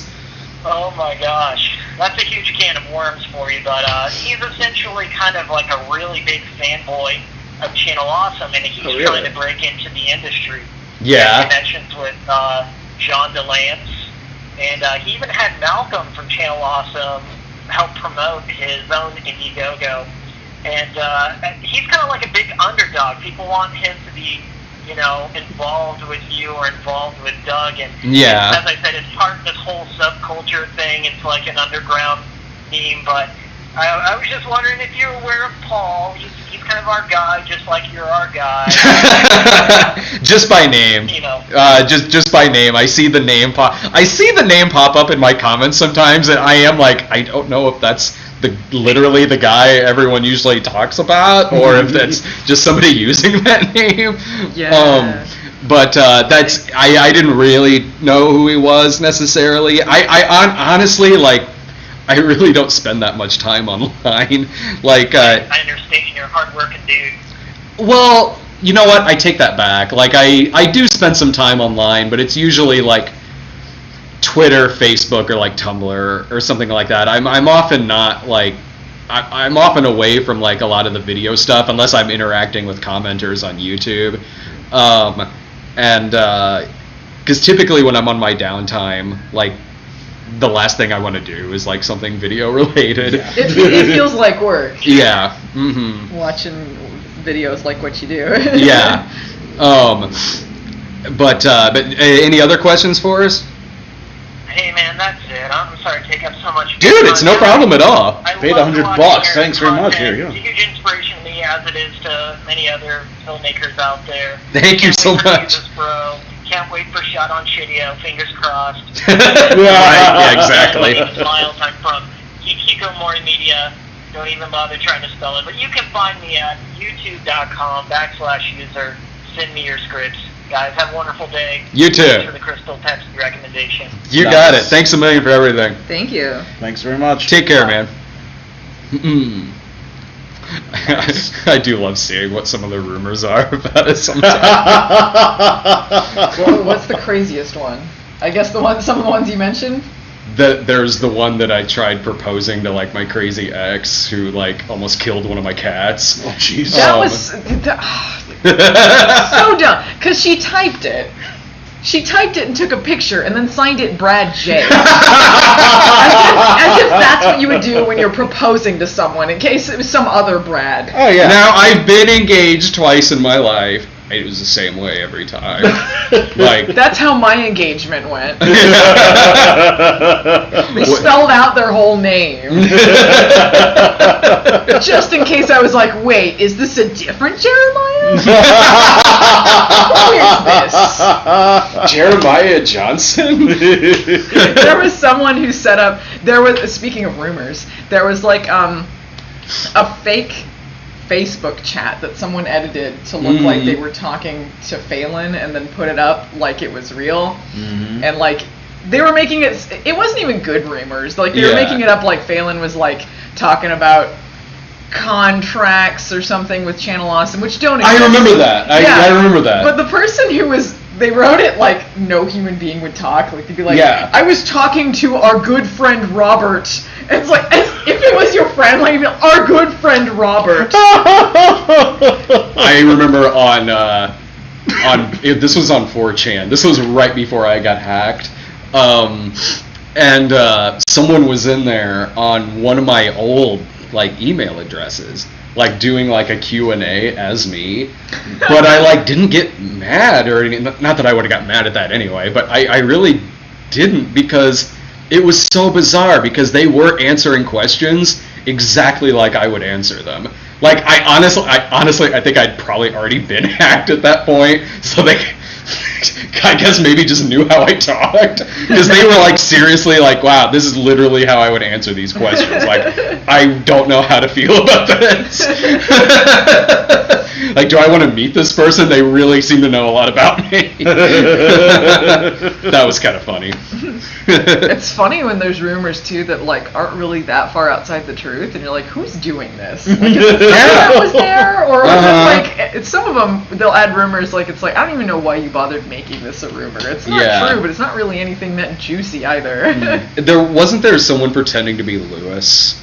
Talking about, I'm sure on several occasions there's been people. But I mean, sort of like what you were saying about Phelan, where it was like Lewis talking about like the Atop the Fourth Wall movie or something like that. There was one guy who was talking about the shoot. They weren't pretending to be Lewis. They said they were someone who was there, and it could be because there's some people I didn't know there. Yeah. I don't remember which guy specifically, but yeah. At first reading through it, it was like, I don't know if this is somebody who was there, but then when it got into stuff that just straight up didn't happen, like, you know, like, and then Lewis fucked a horse, like, just, I mean, look, I wasn't there all 24 hours on the shoot, but I don't think that happened. The only outrageous ones were when they just got really opinionated, like, you could tell who they didn't like, but I don't know if there was anything that was blatantly untrue there. Like there were ones that were just being like negative assholes, but I don't know about like stories that didn't happen. Maybe there was some behind the scenes things where I'm like, I don't know if it happened or not. Yeah, I mean, we did spend most of Atop the Fourth Wall watching Tequila and Benetti in the green room. Because like we didn't get to work with the crew that much. Like they worked with Lewis more together. And by the way, like they were completely professional. That's probably the best shoot I've ever been on, honestly. Nice. It was a lot of fun. For a movie that like, for something that I wasn't in, like outside of like the Snob movie and stuff like that, because the Snob movie was fun to work on. The Atop the Fourth Wall movie was incredibly smooth. Like, yeah, like, barely anything went wrong. And No. like you expect during movie shoots, something's always gonna Oh, go of wrong. course, It's just totally. how it happens. Yeah. But like it was so smooth, and like Lewis really did research and tried to get people to fill in the gaps for things that he wasn't experienced with. Yeah. So that it really made things a lot easier than other productions we've done. Well, all of the whatever minor headache may have come from atop the fourth wall was no different than you'd see on any movie shoot.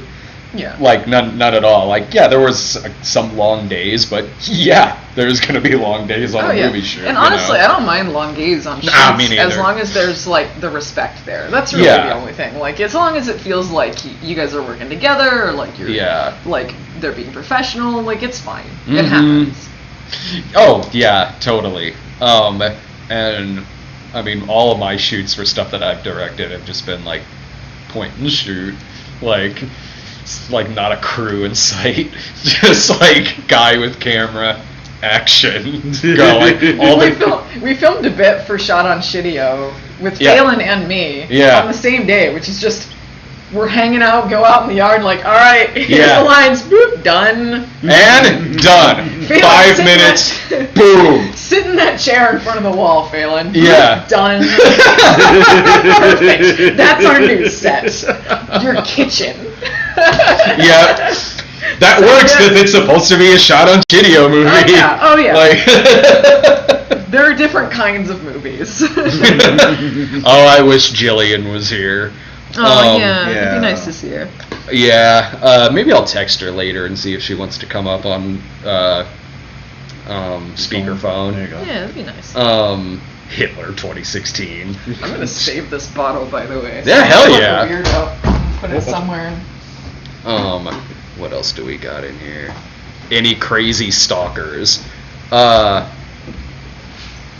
Lewis answered our question about that. I haven't had any stalkers really, other than like random death threats every now and then. Yeah. There was one guy who just like he would harass a lot of the girls on the site, but he's like an internet stalker, not a stalker in the sense of like he's creeping around my house or something like that. Otherwise, I would be really, really nervous. But he did do some things that were over the line, like putting a picture up that had my address and then like I'll be watching you and shit like that, where it's like, can you not? Yeah. But I mean, I know Matthew had a stalker, maybe still. I heard about that. Yeah. I Occasionally it's happened. I remember a couple of people showing up at Spoonie's place one time. Yeah, they were doing some prank show though, weren't they? Is that what it was? I thought they showed up dressed as like Dr. Insano. They were dressed up because I think they were trying to film a bit, and I don't know if it was for a show. Maybe they were just goofing off. Mm-hmm. Yeah, and that was when he was living in a gated community. It was, yeah. So I'd it was been like, there before, oh, yeah. You have to get in there. And I mean, lucky in his case, like this was when he was in Arizona and he lived with his brother, and his brother's a cop. So Yeah. I mean, if you're gonna have something like that happen, it's great he lives with a cop. Yeah. No, I never really. No, as stalkers, not really. No, like any. That's kind of surprising to me, honestly. that you Not never that I had know a stalker. of. Not that I know of. If I had a stalker, maybe they're just really good. But no, like anything that I've gotten online has just been typical stuff that everyone gets. Like, oh, you know, the occasional death threat, whatever.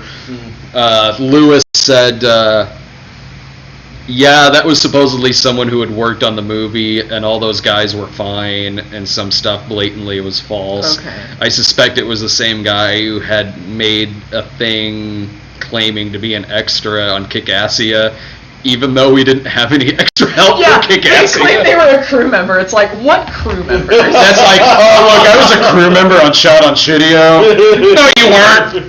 Oh wait, I wrote this. That's true. Okay, it's been a while since I read it. Like, there were things on there, like, they were like, oh, Allison was like such a sheep that only did what they told her to on set. And it's like, okay, so you're complaining that I did what I was supposed to on the set of the movie? Allison did her job. Yeah, I'm like, you're mad because I wasn't Johnson, like... 2016. Yeah. So it's like, I'm like, I don't know, like, is it untrue? Because I did do what I was supposed to. So it was like things like that. But it's been a while, so I don't remember what all they said about what happened. Yeah, that was around when the movie came out, I think. Let me see if I can pull up someone else on here, then I'll give the phone, like, another charge. But chances are, if it's someone on 4chan claiming to be part of one of these productions, don't believe them. Occasionally they'll do that. It's usually 4chan. You can still read it, though. It'll probably be a funny story. Oh, they are funny. They are funny. Okay, we got Gordon Alexander. Livestream, $100. Yeah.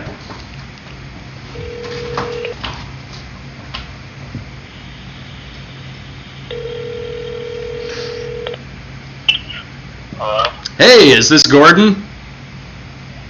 Yeah? Did we wake you up? I'm sorry.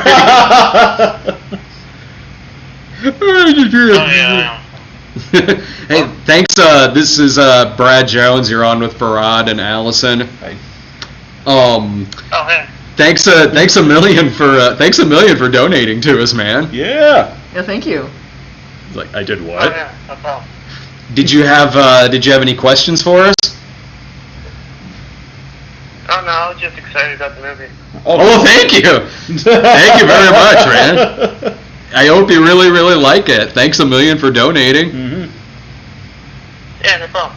Is there anything you want to promote? Oh, not really. Right on, man. Straight and to the point. Right on, man. Thanks a million. Alright. Take care, dude. Alright. I love that guy. Easiest phone call ever. I like that he didn't have a question or anything to promote, but he still gave his number to give him a call. Thanks, man.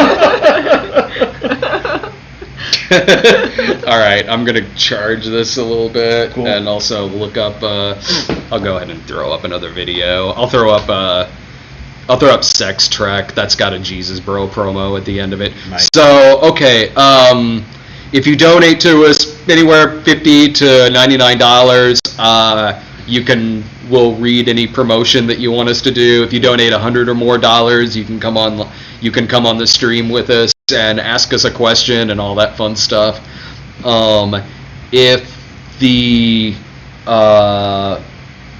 budget gets up to, or if the fundraising gets up to $40,000, we'll drink this 19-year-old Michael Jackson energy drink. 45,000 Jolt, a 30-year-old thing of Jolt. 50,000, we've got the Source, and Dave will shave his head. So I'm gonna go ahead and load up Sex Trek. Well, the results of this week's Patreon. I don't want to hear my voice. Sex Trek has got a promo for Jesus Bro at the end of it, so go ahead and play this one. Alright, let's load this up. Okay, you're gonna see us go away here for a second. And Kazam, there you go. There's me again. Let's minimize this a little. Almost there. So close. Steady does it. Need to get all of that Sex Trek in the shot.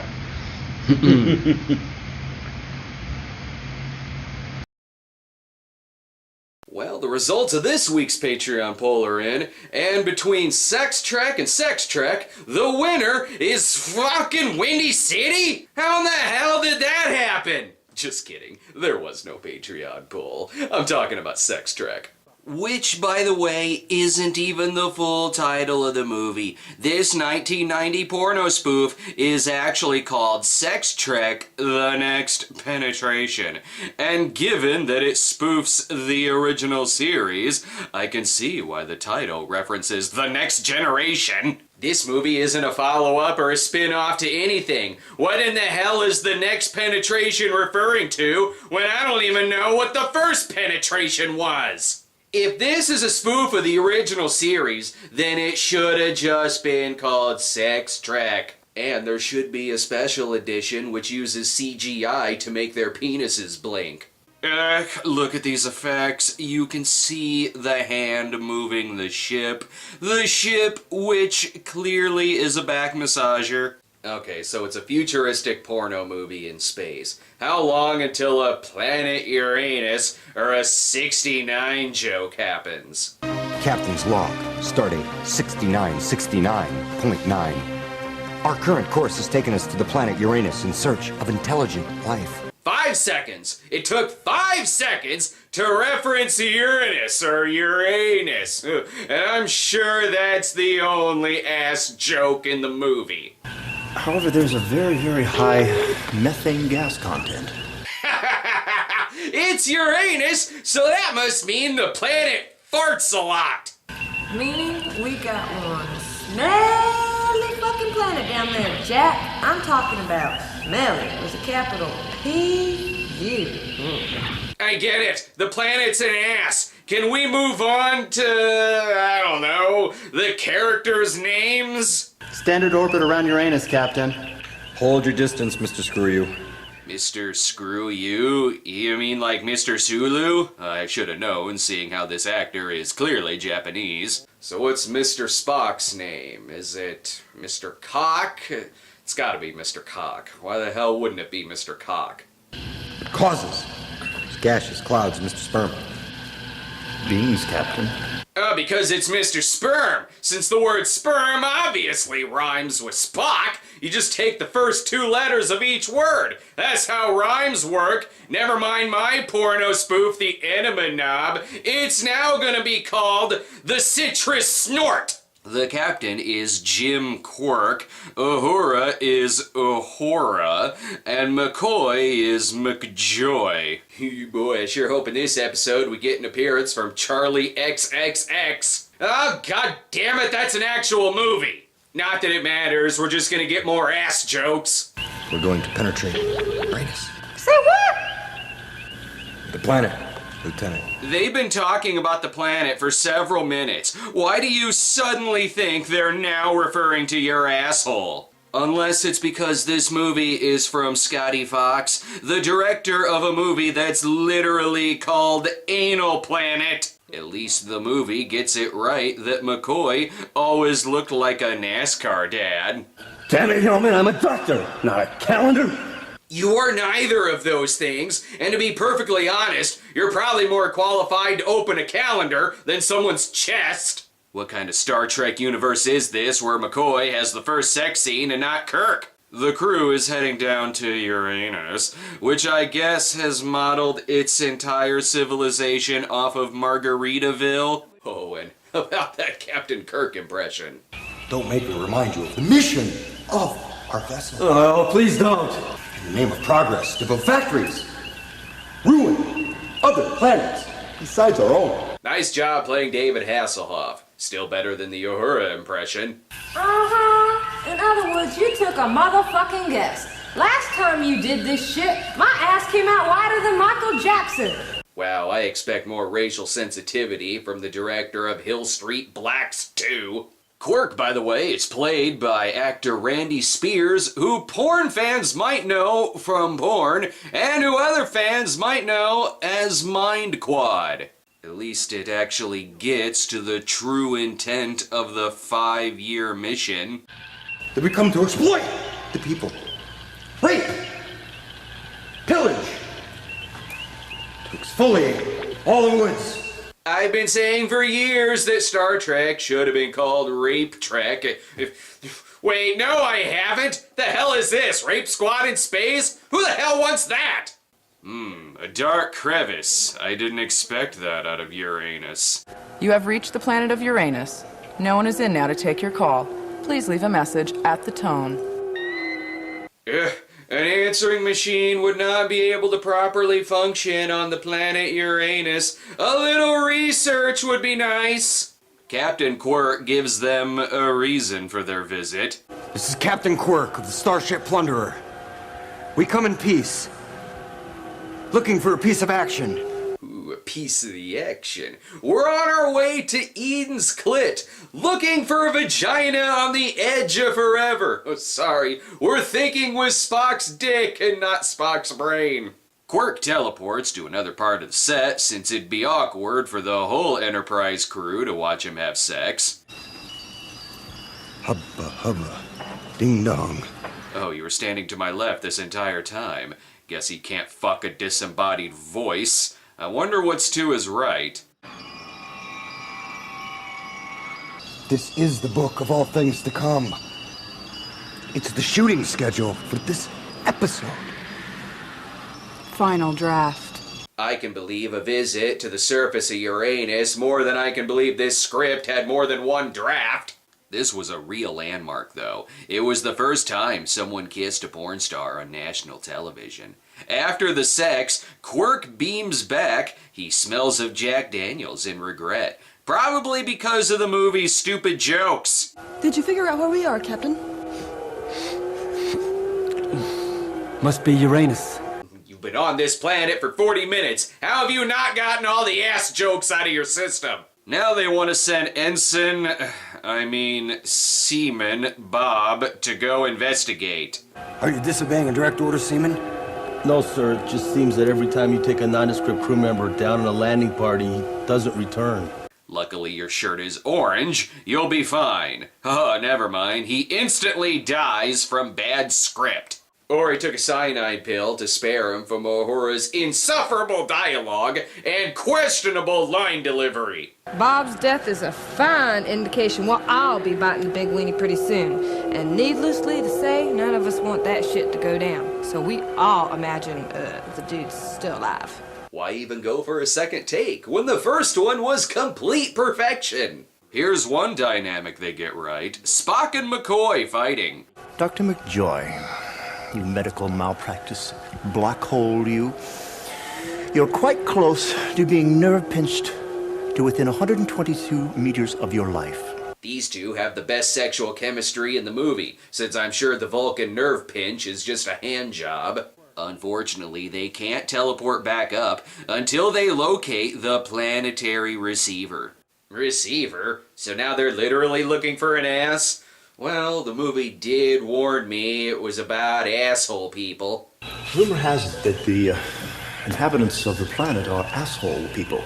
So that's the planet that keeps leaving comments on the Midnight Screenings Ghostbusters video.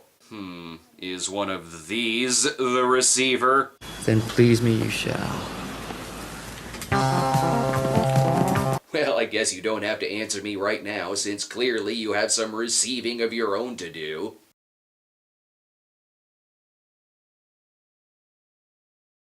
A planet made entirely of bedrooms? Slow the hell down, porno spoof. Let me at least get to know the characters better.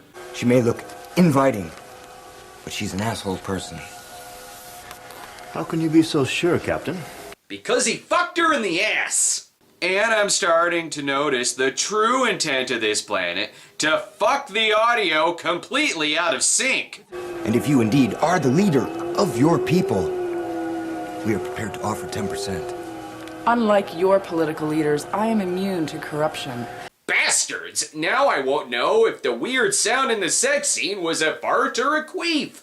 Wait, who the fuck is this guy? It's my old nemesis, Court Rat. I fucking predicted that it wasn't furry John Harrison. It was Khan the entire time. The bedroom starts to look rather familiar to the characters, almost like it's an illusion. At least the accommodations are tolerable. You know, this room reminds me of the place that I first did it. The room reminds you of being under the bleachers in the school gymnasium? What a man trap. Speaking of man trap, the crew becomes distracted by sex scene. Something must be going on. The women are acting very odd. Ladies, please, we have no time for this now. Yeah, it's called gay for pay. It's a very common porno thing. But they soon figure out that to gain the receiver is to participate in a Comic-Con orgy. Captain Quirk is being held down by his massive blue balls, and if you think that getting them off this planet requires 1 second of flipping a switch and 20 minutes of a sex scene, you'd be correct. Guess that just leaves me and a planet full of beautiful babes. Yeah, but you know the old saying, show me a beautiful planet, and I'll show you a man who's tired of having sex with Uranus. Or are they beautiful babes? I think it's time we end this illusion and show him what he's really getting himself into.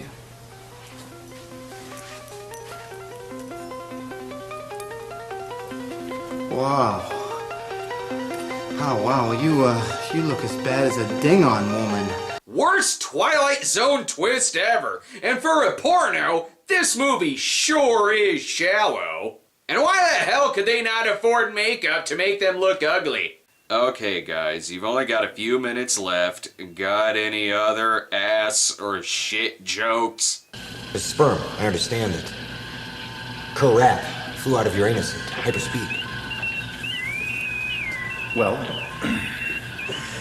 I do tend to get the runs when I visited a new planet, of course. This completely goes against the show's continuity. Spock was properly housebroken well before the pilot.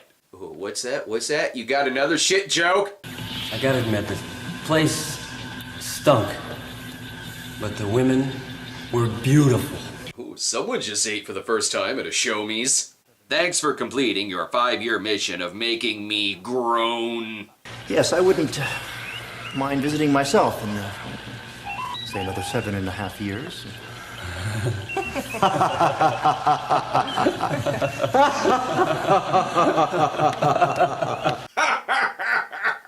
Mr. Sperm can only have sex every 7.5 years. That doesn't make any sense in this universe, because there was a sequel to this not even a year later. I expect better Star Trek continuity, given that this is from the writer of Star Trek Continues. The writer is Mark Cushman, who used the pseudonym Cash Markman. You'd think he could just pawn the screenwriting duties off to someone else, considering he wrote a movie that's called Ghost Rider.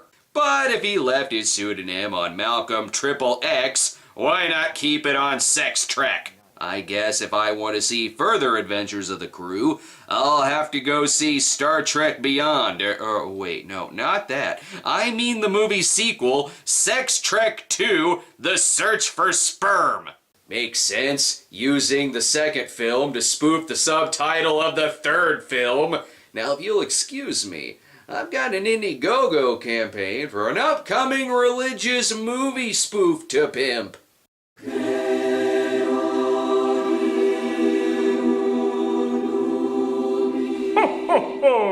Welcome back, boys and girls. It's your beloved Santa Christ. That's right. I'm not dead. Anyways, I was resurrected by money-hungry movie producers to co-star in my very own film. Jesus, bro! It's the powerful story of what happens when a popular internet atheist has a near-death experience and must change his wicked ways. As the devil himself, people will assume that I'm one of the producers of Jesus Bro. And also, as an internet troll, I have to ask, why are you crowdfunding this movie instead of funding the project yourself? You're Jesus and Santa Claus. I mean, look at these green screen effects. You can see right through us. Look like Wonder Woman's invisible jet. What makes you think people are going to take our religious spoof movie seriously if they don't even believe in the green screen? Hey guys, what's going on? Can I be in the movie too? Well, look who decided to show up. You couldn't just let us have it, could you? You had to do this on camera. You had to make it awkward. What are you talking about? How can we say no to you now? You're doing this in front of an audience. Yeah. Can't you just edit this out? We need budgeting for that too! Well, if you let me be in your movie, I'll make sure this doesn't happen again.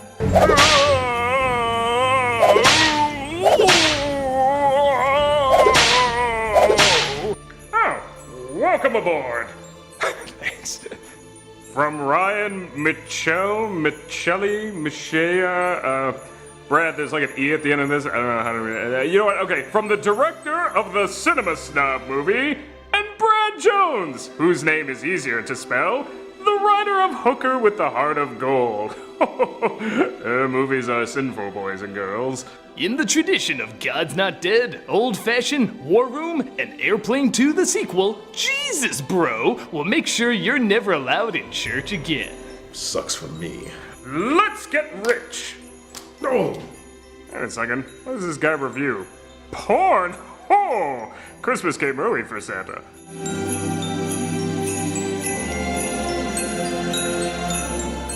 So do I get any residuals out of this?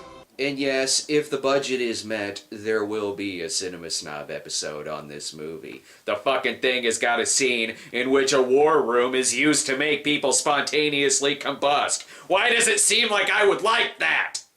We have probed your vessel. You are primitive, overly aggressive creatures with a history of violence and premature ejaculation. Yes, but we're hung like horses. About mariachi, that's what it was. And we're back. Yeah. Welcome back to the mariachi stream. Welcome back to our 12-hour talking about the El Mariachi trilogy. Right now we're on the love scene from Desperado. Hot. I just want you guys to answer one question. Are you a Mexican or a Mexicant? We call him El. Really? By we, do you just mean you?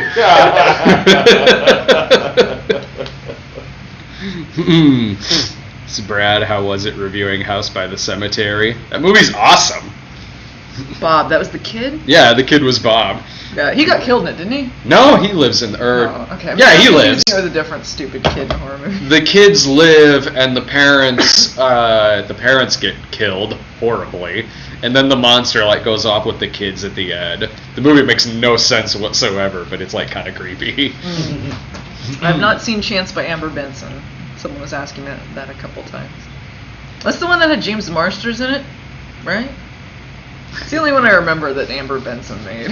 She was on Buffy. Since they're on a delay, it'll just be a minute later. Yes. I'm assuming they're answering the question. Yeah. Anyway, I haven't seen anything that Amber Benson's made, so outside of Buffy. Let me move this away from the chat window. Is Doug a real asshole? No, he's in the movie. I like the capitalized asshole. Yeah. Again, is Doug an asshole not capitalized? Is he a not capitalized asshole? He's in the movie as two different characters. Nice. Am I an asshole? Yes. Are you a real one? Only in real Ghostbusters? Only in election years. Only in election years am I an asshole. I'll purposefully reblog stuff on Tumblr just so people will yell at me. I like the flat earther that was mad at you. Oh my god. The flat earther was amazing. Flat earther. So good. Well, if you're not going to take me seriously, I don't, man. If you're not going to take me believing in fairies and goblins seriously, we're just not going to have this conversation. Oh no. Please, no, stop, don't go. God. I didn't know, I thought flat earthers were a myth until that happened, so I was like, I guess anything's possible now. I knew flat earthers was a thing. I knew that was a thing, and I wasn't surprised when I got a couple messages on Tumblr about it. Sometimes it is fun just to see what pops up in there, because during the primaries, yeah, I genuinely did vote for Hillary Clinton in the primaries, but the reason why I reblogged Hillary stuff on Tumblr, yeah, I voted for her, totally, but I mainly reblogged it so people would yell at me. And they did! I get really bored sometimes. Sometimes I'd be sitting there with my mom being like, okay, I'm gonna reblog this latest Hillary thing. Let's time it. Let's see how long I get, a Trump supporter or a Bernie bro, yelling at me. It's funny when you get people... 10 seconds. It's funny when you get people that they'll start as if you're mid-conversation, and then they'll project a bunch of shit, all of a sudden they're having the entire argument by themselves. Yeah. Did you just have a stroke? You need to calm down, man. I answered one the other day and was like, am I part of some conversation that I don't know about? Yeah.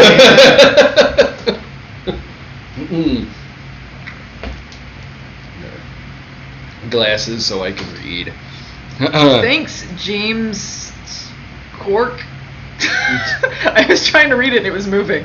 They said they like my videos. Am I in a wheelchair? I had a horrible accident. I had a dough disaster. Oh, good question. And this has been another episode of The Cinema Snob Gets Mad at a Kid. I'm just hanging out in a wheelchair because it was somewhere to sit. Monkey Shines, starring Allison. Monkey Shines, like, that's one horror movie where I actually get, like, upset that it turns into a horror movie. Because, like, I kind of like the first act of that movie as, like, this guy he's in an accident, he's now paralyzed, and then he makes friends with, like, his monkey helper, and it sort of becomes this, like, heartwarming thing with this guy and the monkey. But it's a horror movie, so the monkey goes evil, like, a half hour more into the movie, and I've seen the movie a couple of times, and I'm always like, I don't want this to turn into a horror movie. Like, I want it to just end this bittersweet friendship between the dude and Ella the monkey. That's like a weird genre, the, like, heartwarming horror movie. Yeah. People have ones like that where it's like, it's a heartwarming story, but also horror happens. Yeah. Like Ben, the sequel to Willard. Yeah, yeah. It's like the little kid, the sweet story with this rat, and you forget that this is the same rat who, with an army of other rats, murdered his previous owner. Yeah. I was good to you, Ben! And then all of a sudden, Michael Jackson's Ben, and you hear the song. Uh-huh. It's like, Ben, the two of us, we look no more. Yeah, and it's a sweet song, and then out of context, it's like, this is a sweet song about a boy and his little friend. Yeah. It's a killer rat. Yeah. That rat's going to kill. My favorite part of Ben is when there's occasionally they'll cut to, like, the rats are somewhere they're not supposed to be, and then everyone's like, oh my god, they're in the grocery store, and then they'll cut back to the kid, and then kid things happen. But they have one where they're in, like, it's like a gym or a spa or something like that, where people work out, and this guy is looking through a closet, like this big beefy muscle dude, and he lifts up some towels and he sees these rats in there, and he goes, how dare you! As if these rats have personally offended. I should bid you good day. Never seen in the movie again. This guy is not a character. How dare you? It's amazing. You should have said that as they were torching the rats at the end in the sewer. Just, how dare you? Did you like the remake of I Willard? did, actually. I saw that before I saw the original. I saw the original first. The original and Ben I saw when I was a kid. I liked Crispin Glover's cover of Ben. I did too. He did a cover of it? That weird music video? Nice. Yeah. The movie itself, I wasn't that crazy about because, Crispin Glover was perfect casting. Like, if you're gonna remake Willard like that. He's pretty much the guy you would need for that. Yeah. Here's why I didn't care much for that movie, is because throughout most of that movie, in the remake, he is so totally abusive towards Ben in that movie. Yeah. And I didn't like that. Like, because in the original, I was like, yeah, here's this guy, and he's weird, and he's got these rats, but I didn't detest Willard by any stretch of the imagination in the original. In the remake, I kind of did, because I was like... Well, he was like a weird social outcast creep, and in the first one he wasn't. It didn't really seem like he was. It seemed like he maybe had some social issues, but he didn't seem like some weird basement goblin. Like And Crispin Glover spends the movie treating Ben like shit. Yeah. Towards the end, I'm like, oh you god, I deserve to die, man. What? Like, you deserve to die, man. Yeah, like, God, I just want Ben to fucking rip this guy's head off at the end of it. Yeah, because it is nicer when he's more sympathetic, I guess, like in the original. But out of the three movies, Ben is by far the best one. It is. If I'm gonna watch any of them, Ben is the one I would watch. Yeah. By far. Ben's the star. You know, if you want, I could put up a sneak peek. It's probably only like 20 or 30 seconds, but I could put up a sneak peek of a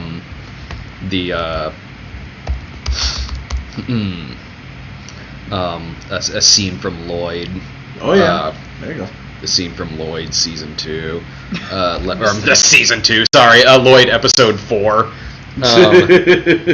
Let me go. I'll go in the other room and grab that video real quick. I'm just imagining Lloyd Ben, the Ben episode with Lloyd. Yeah, he just wants the little hires Lloyd. You, Ben? Yeah, it's Ben from the remake of Willard. I'm gonna have to call you Big Ben. Actually, it should be called Melissa Scaling getting actually to Elizabeth Tower or something. Yeah. Like that. No, it should be like that turtle stage show coming out of our shells. Yeah. Where Shredder's like, Ben! Big Ben! Man, coming out of your shell. That's what you should stream on here. Is Oh, the entirety of God. coming out of our shells. I'm actually reminded that there's a web video series called No Small Parts, and it's basically a review. It's not a review show. It's more like a biography type show. It talks about different character actors, and he goes deep into Crispin Glover's work. That's a good idea. Yeah. It's a darn good series, and he's got people like now I'm forgetting their names, Scatman Crothers and who else? Pete Postlethwaite. Postlethwaite's great. Yeah, the series is darn good. I'm looking forward to seeing more of his stuff there. But the Crispin Glover episode it's detailed. It's like about an hour long. One of my favorite Crispin Glover things, because I went on a kick looking around at just weird stuff about his life, because he's such a fascinating person. Yeah. He had this weird music career for a bit, and I think maybe he still does. But I think like he's still touring or like performing in Los Angeles or something. Yeah, and he did this song called Clowny Clown Clown. There's a music video for it, and it's exactly that. He's like, Clowny Clown Clown, and he sings about this clown. Pretty much. If anyone in the stream has not seen Clowny Clown Clown, you gotta look up the music video for it. It's amazing. He did a cover of These Boots Are Made for Walking. I heard that. But it's like, he's like almost crying as he sings it. It's the Yeah. most bizarre cover I've ever heard of the song. And it's so not the tone that you want for that song, which makes it even better. I put up 3 work in progress scenes here from the next episode of Lloyd. Nice. What you're about to see right now is the plot of the episode is Lloyd has taken the day off work. He and Glynis go to a movie, and the movie that they're seeing is Tequila and Bonetti, the motion picture. But the Lloyd characters are supporting characters within this movie that they're watching, and the plot is there's like a governor's son was murdered or something, but the main case that because the main case that Tequila and Bonetti are put on is to find Tequila's missing burrito. So yeah. Okay, there's that. Let me pop up video. Contact Donald Belisario immediately. You are so sued. Okay. How did you know I was going to make a movie?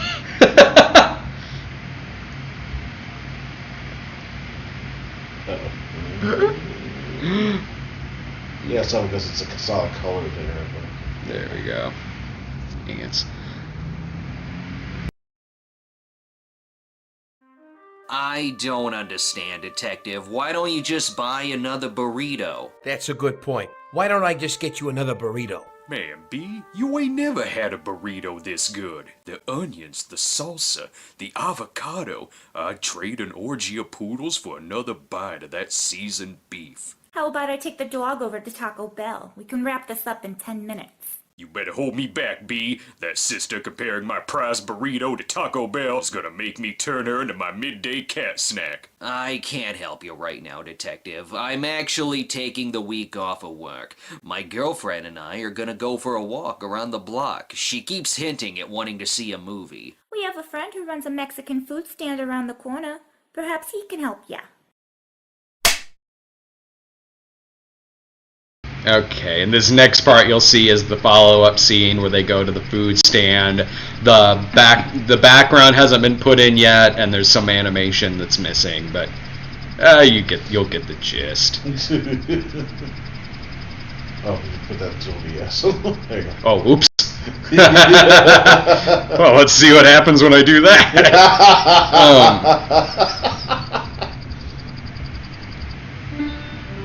Oh, that's the...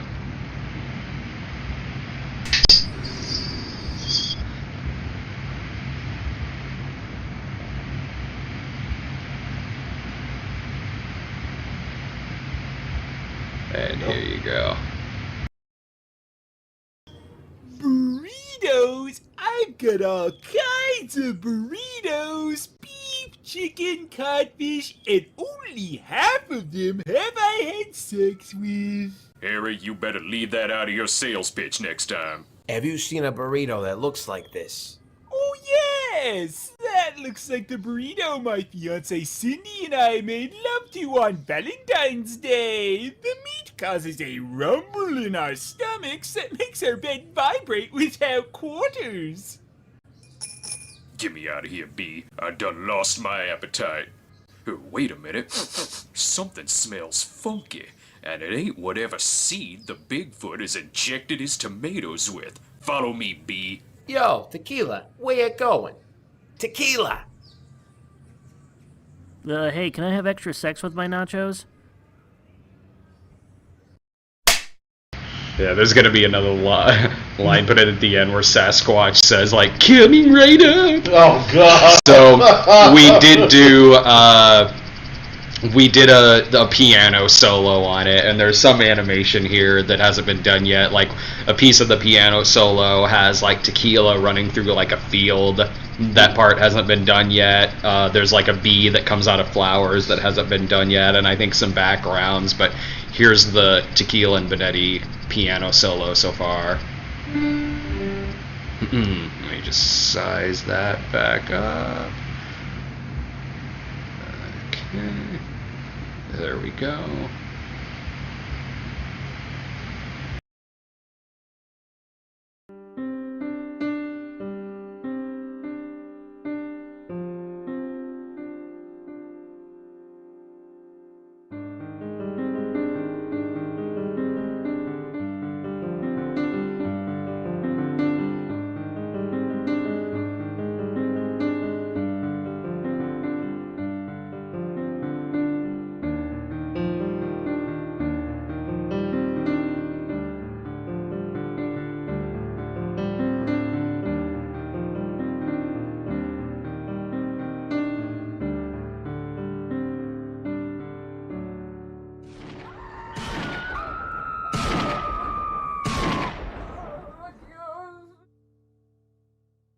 Damn, B, you gotta stop playing that piano, man. You be thinking about shooting that kid every time. Wait a minute. Kid, dead body, dead cow, cow meat inside a dead body. I knew there was something funky about this case. Tequila, wait, come back. I got one more piano solo in me.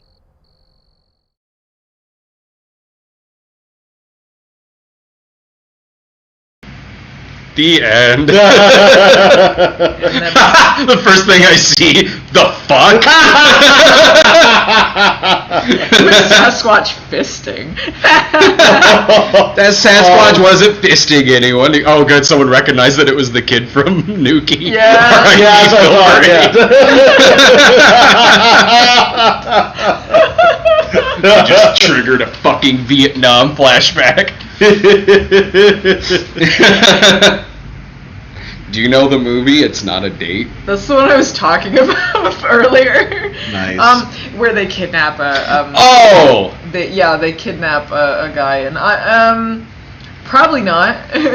It doesn't look like something I'd review traditionally. Well, that's like when I heard about, I was getting that movie recommended to me, like Loving the Bad Man, and I saw the plot synopsis, which You're not going to do Loving the Bad Man? Oh, I am. Oh. But when I first heard of that movie, I saw the plot synopsis and it was like, that looks a little heavy. Like, because if you don't know the movie, it's a woman is raped and it is impregnated and then carries it to term, and it's like an anti-abortion thing. So I was like, at that, I don't know.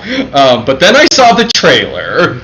Well, I saw the trailer with him, man. Yeah. That was something. No, I mean, it's not a date. It's not. I saw the trailer for it, and it's a comedy. It's a comedy about a girl who, she goes on a date with a guy and then finds out that he, like, lied to her about his name, and then you think it's gonna be he's like some drifter that like is gonna kill her or something, but it turns out she's the crazy one, and she kidnaps him or like ties him up and does a bunch of stuff with her and her friends. Eric Roberts is her dad, of course. But it just, I mean, it just doesn't look like my kind of movie, bad or otherwise. Yeah. So it doesn't look badly made. It's like if you were to do an episode on movie nights on like Everest. Yeah, well, that at least would be funny, because why? But yeah, It's Not a Date doesn't really look like anything I would review. You should do a movie nights on Schindler's List. Oh, God. Man, that would be, like, just act like a dick through the whole thing. Or just like say like, but let's all admit how dreamy Ray Fiennes is here. Like, he's have you seen the movie? I haven't. Oh, Ray Fiennes is like, he's evil in that movie. He's like sadistic fucking Nazi. Funny. That would be funny. But like Ray Fiennes is so dreamy, and then like a montage of him doing horrible stuff, but with like, kiss me. Heart fade. Loving you is easy because you're beautiful.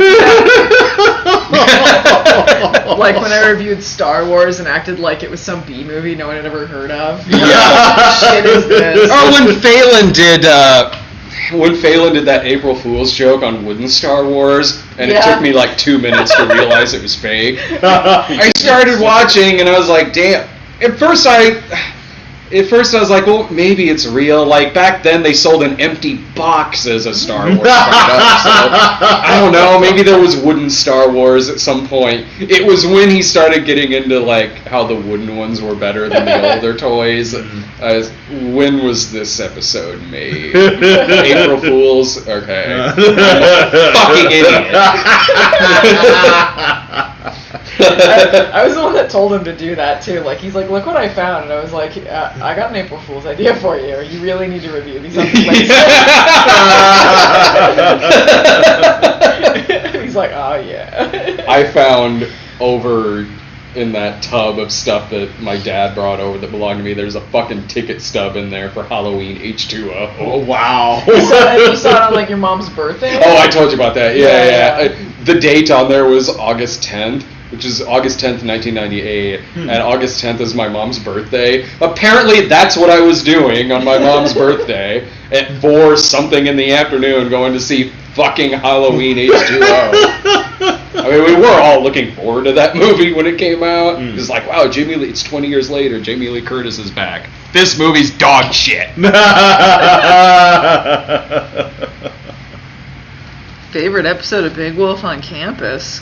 The Manchurian Werewolf two-parter, which I'm sure everyone in this stream knows about because everyone watched Big Wolf on Campus. We saw Big Man on Campus, which is better. Stupid hunchback. Gay-ass hunchback. Will he find love? He's got a hunch. They didn't say it at Notre Dame. Those idiots. Amateurs. Fuck that movie. One of those movies where you should be rooting for the villain, because the villain, like, makes sense. Lady from Suspiria. Yeah. Who's barely featured until the end, when she's like, shit, we're supposed to have a villain, right? Jessica Harper's the villain, and, like, she's making good points. Like, maybe we shouldn't let this fucking caveman roam around on campus. Like, look, these campuses have enough problems with date rape. Do we really fucking need a goddamn Neanderthal man running around on campus. He's lifting up girls' skirts, okay? Like, and he's got rapey eyes through the whole thing. It's like, you're not telling me. He has no social cues. He doesn't know. It's not because it's like, he looks different. He literally is a feral person. Right. Yeah. He should not be in society right now. He certainly should not be this guy's college roommate. No, Jessica Harper is saying that, but she's treated like the villain, to the point to where at the end, she's shown up by Hunchback swinging through and just picking her up and swinging her across. No, let me down, let me down. Like, what? That movie can fuck off. But yeah, Big Man on Campus is what that's called. Quest for Fire meets Weird Science. That sounds about right, yeah. That movie was, you remember the movie With Honors with Joe Pesci? It was With Honors meets Encino Man. Gotcha, okay. Yeah. Oh no, somehow Jared Fogle got brought up. I don't know if I want to see... I don't know if I want to see the context of that. Yeah, I don't think so either. Somebody asked like really early on what everybody thinks of the new MST3K series. I haven't seen it yet. Well, it's going to be released like next year or something like that. What does everybody think about the? I'm fine with that. Yeah. I mean, he was funny in the reunion show they did. Yeah. You didn't get to see much of him because everyone was doing that. I haven't seen the reunion show yet. Dang it. The reunion show was good. Yeah. Yeah, really I gotta check it out. Yeah. I mean, I backed the new Mystery Science Theater, so I mean, I'm looking forward to it. Yeah, me too. Like, I'm totally down for it. Yeah. I started that marathon again with Phelan. We took a break. We were watching all of Mystery Science Theater episodes, but backwards. Yeah. Because then we can start from the really good stuff and then slowly start winding down. Winding down to KTMA. So the last one we watched was Teenage Crime Wave. And that one was fun. Yeah, that was one where I actually didn't think it was that bad of a movie. It really wasn't. It was like that and Kitten with a Whip, which is sort of similar, where it's like, these really aren't that bad, but the riffs were funny. The riffs were really funny, and the main guy, I forget the guy's name, the main guy in Teenage Crime Wave is actually, like, really good. The ending was really funny, though. The ending's funny. Like, she dies, he's like, no! Yeah. And jail. Yeah, exactly. The parts with that kid's dad in that episode were the funniest parts of that episode, where they're riffing on this kid's home life with his, like, alone and sad father. Remember, he's like, the kid's like living with his dad. You're thinking, it's not Teenage Crime Wave you're thinking of. You're thinking of like Teenage something or other. I'm not thinking of Teenage Caveman. Yeah. No, it was, you guys in the chat probably know what it is. No, Teenage Crime Wave was the one with the 3 teenagers. The 2 girls are arrested and they're going to be taken to jail, and then the guy breaks them out and they take these farmers hostage. And didn't it end with them going to jail or something? It ended with the girl got shot and then the guy cries over her. Oh, okay. Yeah, that's. I think I'm thinking of the same one. You're thinking of another one that has teenage in it, but it's not Crime Wave. Like, if you try like MST3K teenage something. Images. Because this had 3 people in it, and the guy with his sad home life, you're thinking of a different one. Okay. And I think I know what one you're thinking of, I just don't remember the full name. Okay, you're right. Yeah, I know what this one is now. I can't think of the other one, though. It was starring a dude who, like, died, like, the year before the movie came out. Oh, I didn't know that. In a car if you just accident. put, like MST3K teenage, it'll probably fill it in. I'd recognize it. It wasn't Teenagers from Space. It wasn't Teenage Strangler. It was, like, the kid, it was a high school student, and the actor was actually, like, really good. It's a black and white movie. You sure it was a Teenage Strangler? It wasn't that? It wasn't that one, because he was, like... He needed to raise money because his dad was broke. The Girl in Lover's Lane, I think that might be it. Oh, is that it? Then that's not even what I was thinking of either. Teenage Girl in Lover's Lane. That sounds right. Girl in... maybe. Hang on, let me look at some images for it. Now we gotta crack this mystery. Was it? He was a blonde kid. Yeah. Okay. Like I said, like if you try it, I'm pretty sure it had teenage in the title. No, it wasn't. I accused my parents. I know that one. Cause Google might finish it. Yeah. Let me just scroll up one more time. Teenage Wasteland? It wasn't The Who.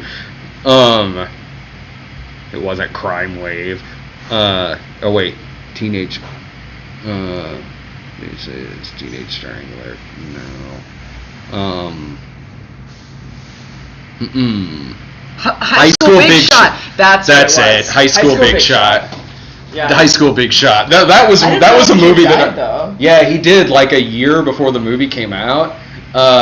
Car accident. Aww, and like the dude is like really like crazy fucking good in that movie. The movie's like not bad because he's really good in it. The ending is a bummer, but yeah, I do remember he like goes to jail in the end. It's a depressing ending. Yeah.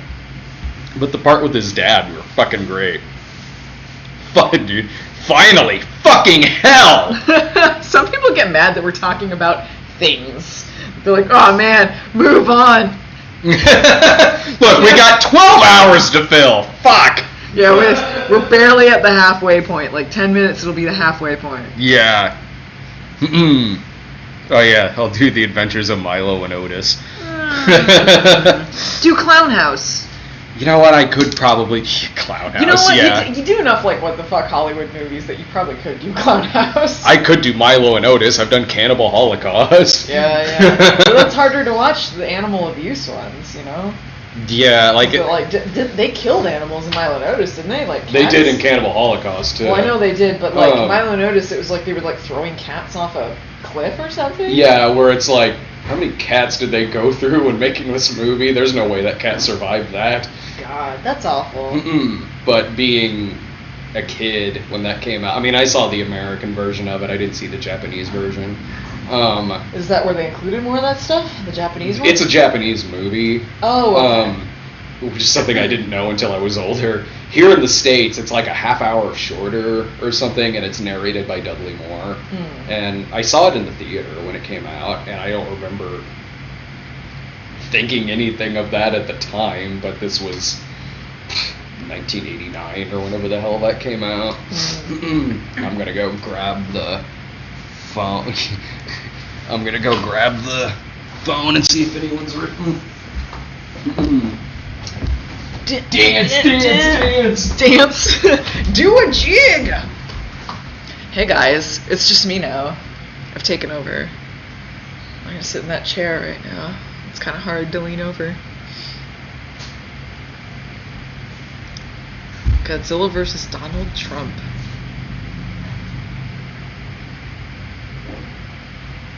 Six more hours to go. Yep. Hello, guys. Hello. Hi. Alright, I got some stuff to promote. Cool.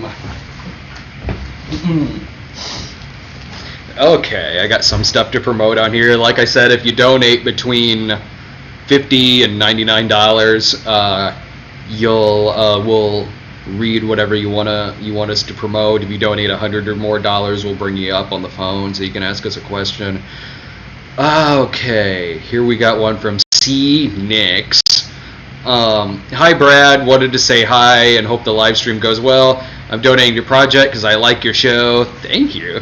And because I had to stop supporting on Patreon a few months ago and kind of felt meh about that, so I'm happy to help again. Oh, that's fine. I've watched all your movies and liked most of them. The Hooker with the Heart of Gold is my favorite. That's mine too. So basically what I'm saying is I'm not too worried for the fundraising. As far as promoting, well, I do have a YouTube channel called C Nix. That's C period Nix, N-I-X, in which I have fun talking about graphic novels, comic books, mangas, in a show called Chapter 1. But it's in French, so if people are interested, I'm fine with you promoting it. They're fin with you promoting it. They're fiend with you promoting it. Also, could you say loud and clear? Yeah, okay. Hello, my name is Brad, and welcome to Chapter 1. Hello, my name is Brad, and welcome to Chapter 1. I would say it in French, but I don't know French. Sacre Bleu, Chapter 1. Chapter 1. Also say hi to Allison and Black Irving. Black Irving.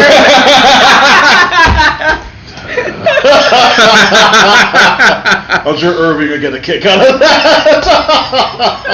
Okay, we have, let's see here. Yeah, that's a novel. Okay. This is from Papa Ken Media. What I'd like to promote is my YouTube channel, Papa Ken Media. That's all one word, Papa Ken, Kenn Media. It's a small channel of over 1,800 subscribers, slowly but surely approaching 2,000, where my primary focus is doing reviews of TV shows like Doctor Who, Steven Universe, and Game of Thrones.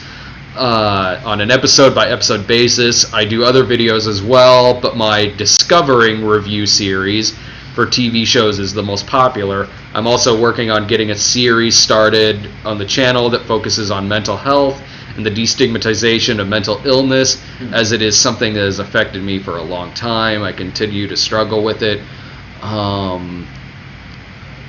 Extended break due to depression.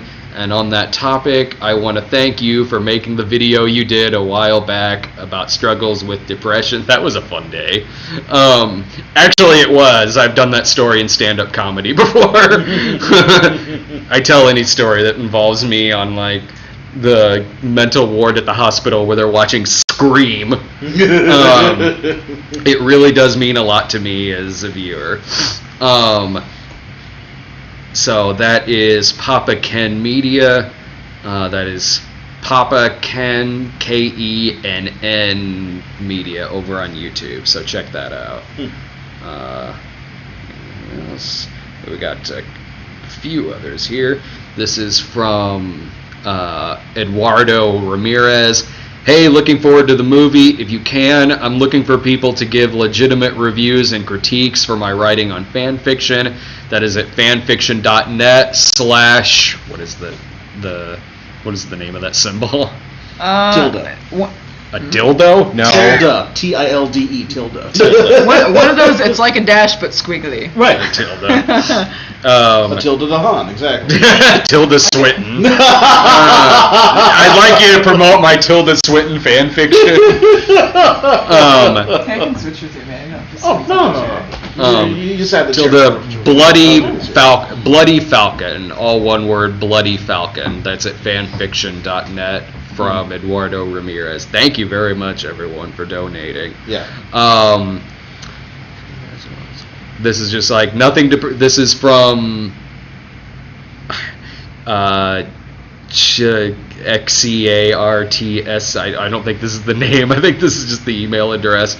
Nothing to promote. Just wanted to help out as much as I could because you guys are awesome and deserve to see your visions made into a reality. Nice. Thank you. Thank you very much. Okay, we got one from Derek Brown that says, I've been a fan since the Sleepaway Camp videos. Nice. Would you promote my YouTube channel, Stop the Car? That's Stop the Car. We make videos ranging from sketches to podcasts on horror movies. We generally don't get many views, having been surprised with 300 plus on our review for The Shallows. Anyway, thank you in advance for the promotion, and good luck on Jesus, bro. Thank you. Thanks a million. I'll pull up some calls here in a second. I'll just throw this on the charger for a little bit.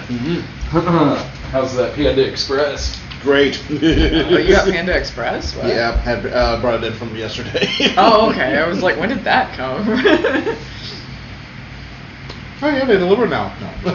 Yeah, I was wondering.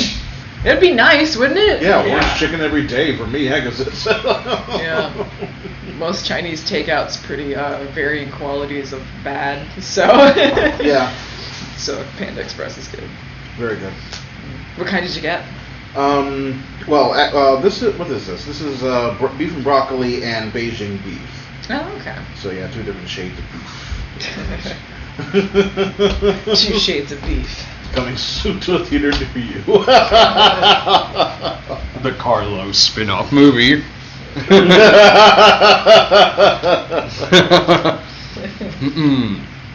Oh, right, we're still on. Yeah, we're still on here. Stop, bitches. I should do a midnight screening with Jillian. Jillian doesn't like doing midnight screenings anymore. If she was still doing them, sure I'd do it. I wish she still did do them. It was fun doing stuff with Jillian. Yeah. No, she just kind of stays behind the scenes now. She does work over on geekjuicemedia.com where she does live streaming, and she does articles over on Geek Juice called the V Spot. And she primarily does voice work and stuff like that now, like she does on the Lloyd cartoon. Nice. But every now and then I still ask her if she wants to do like a midnight screenings or something, and she just doesn't like doing on camera stuff as much anymore. But she still keeps plenty busy. Very nice.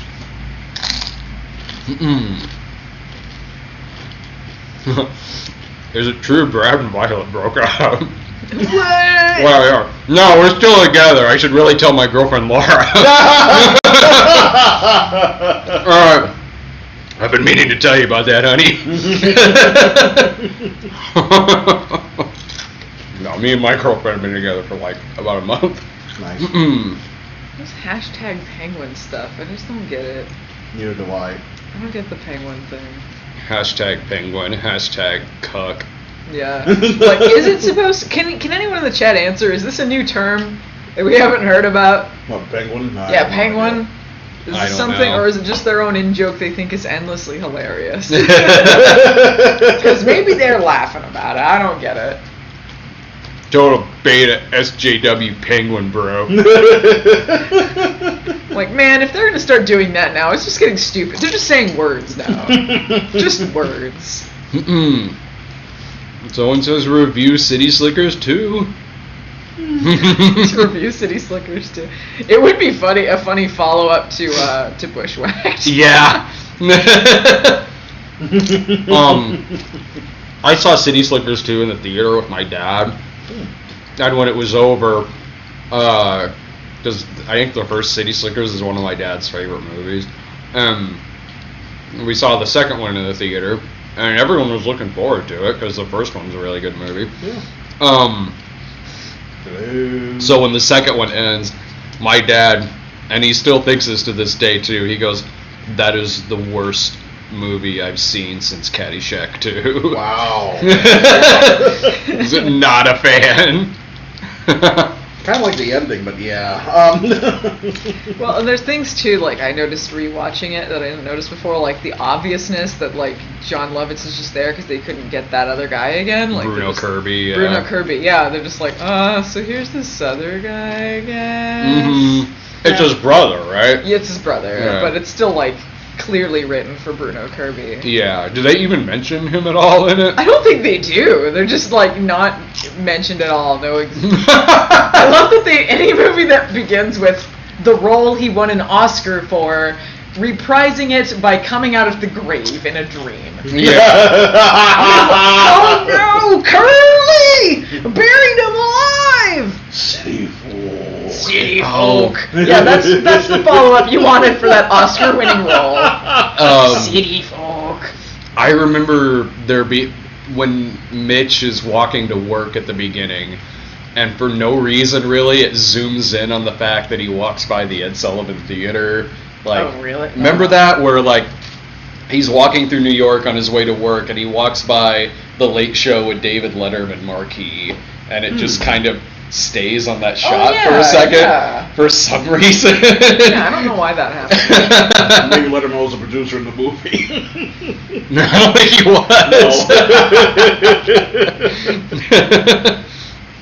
Do a fundraiser for Bushwhack 2? Let's make it happen. Yeah. Bushwhackier. Have you seen what Daniel Stern looks like now? You could write it to where like Max has been living in the woods ever since then. Because Daniel Stern, like, kind of looks like Randy Quaid now. Like he's just got this big old beard. Yeah, I didn't recognize him at first. When I saw him in something recent, I was like, oh, okay. Yeah, I mean, I don't think he's crazy like Randy Quaid is, but he's just got a big old bushy beard now. Like he's been living in the woods because he got lost. After the ending of the first one, and he had to take all of them into the woods, something horrible happened. Some horrible accident. And now he banished himself to the woods for 20, 30 years. And now they gotta bring him out and help find this other team of scouts who are lost in the woods. I got this already, guys. This is my pitch. Yes. He continually has flashbacks, but they never really reveal what happened. It's just a continuous flashback to increasingly ridiculous things that don't seem to connect. Yeah, and it's like he's like Never again. zooming in, and it's playing "Staying Alive." Yeah. Never again. No, never again.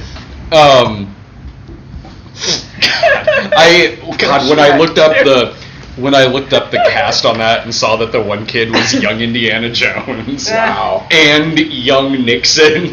That was a good joke. I only learned that just by looking at the kid's IMDb because I didn't watch Young Indiana Jones, so I didn't recognize him right away. Not that young Nixon either, I'm guessing. Well, I've seen Nixon. Like I've seen Nixon before, but I would have been like, oh, that's the kid who played the young Nixon in Oliver Stone's Nixon. Most 90s kids kind of blend together anyway. Yeah. They all have the same fucking hair. Yeah. They're the same. They all wear the same clothes. They're always skateboarding and some shit or riding bikes really fast. They gotta get airborne. Yeah, they all look like that kid. Yeah. They all got like fucking half of their hair down to here, which I'm not one to talk because my hair was like that till like 2004. that was the cut in the 90s. That's what it was. Like that guy's we get. Yeah. Yeah, I had it. I had the Crispin Glover and Willard cut till like the mid 2000s. Right, I could slick it back or just like the Shem Howard basically.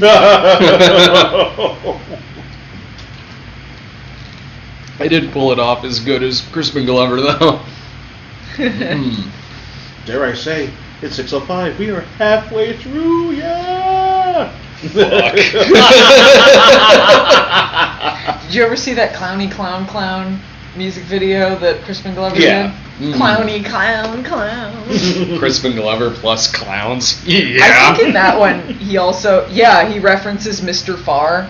That character he did in that, was it Letterman? Yeah, it was Letterman, yeah. Yeah, when he shows up in character but doesn't tell anyone, and it was for a thing that it wasn't made, right? No, it was a movie. It was a movie called Ruben and Ed. Oh, so they did make it. Yeah, and he showed up as like his character from that, and that's when he got kicked off of Letterman. Yeah. Oh, man. He references that in Clowny Clown Clown. He's like, something about Farr, and he's like Mr. Farr, get it? Mr. Farr, and then there's Mr. Farr, and then move on. Like, I suppose you're supposed to know who Mr. Farr is. Oh yeah. My favorite part of that Letterman appearance is when it cuts to commercial and then it cuts back, and then Letterman goes like, so Kristen just had to go away for a little while, and he's like, what am I supposed to do? Just sit here and just some freaking dork is just sitting next to me, and the audience goes like, boo, like that, and Letterman just goes, oh, stop it. And he goes, do you want to have him over for dinner?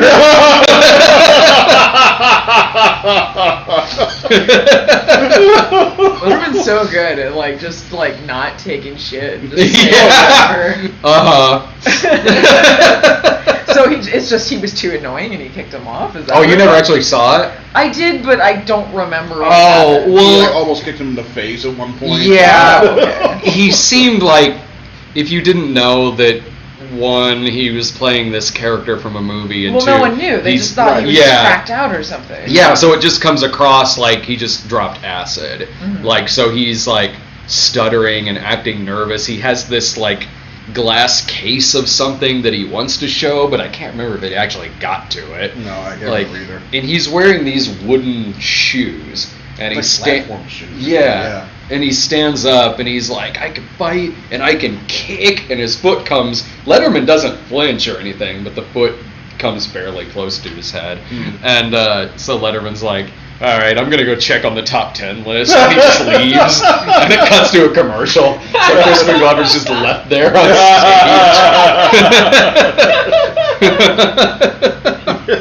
So good. But they bring him back in like future appearances on his show, and Letterman keeps referencing that one incident, and Crispin would just not say anything about it definitively, saying, now at one point, Crispin, you almost kicked me in the face. So what was that all about? He just goes, I just thought that he was trying to say it wasn't him. Right, he was saying it wasn't him, that he doesn't remember he was on the show. That was a look-alike. It wasn't me. Amazing. Which one is my least favorite of the movies that I directed? Freak Out. Freak Out, it's really long. There's a lot of stuff I would change about it. It's loosely inspired by a true story. I would have changed the names a bit more. I'd have made it shorter. For what it is, I think it's perfectly fine. But I don't really go back and rewatch a lot of them anyway, but that would be one that I'd rewatch the least. That's out of the ones I directed. Of the ones I've written, my least favorite's Paranoia.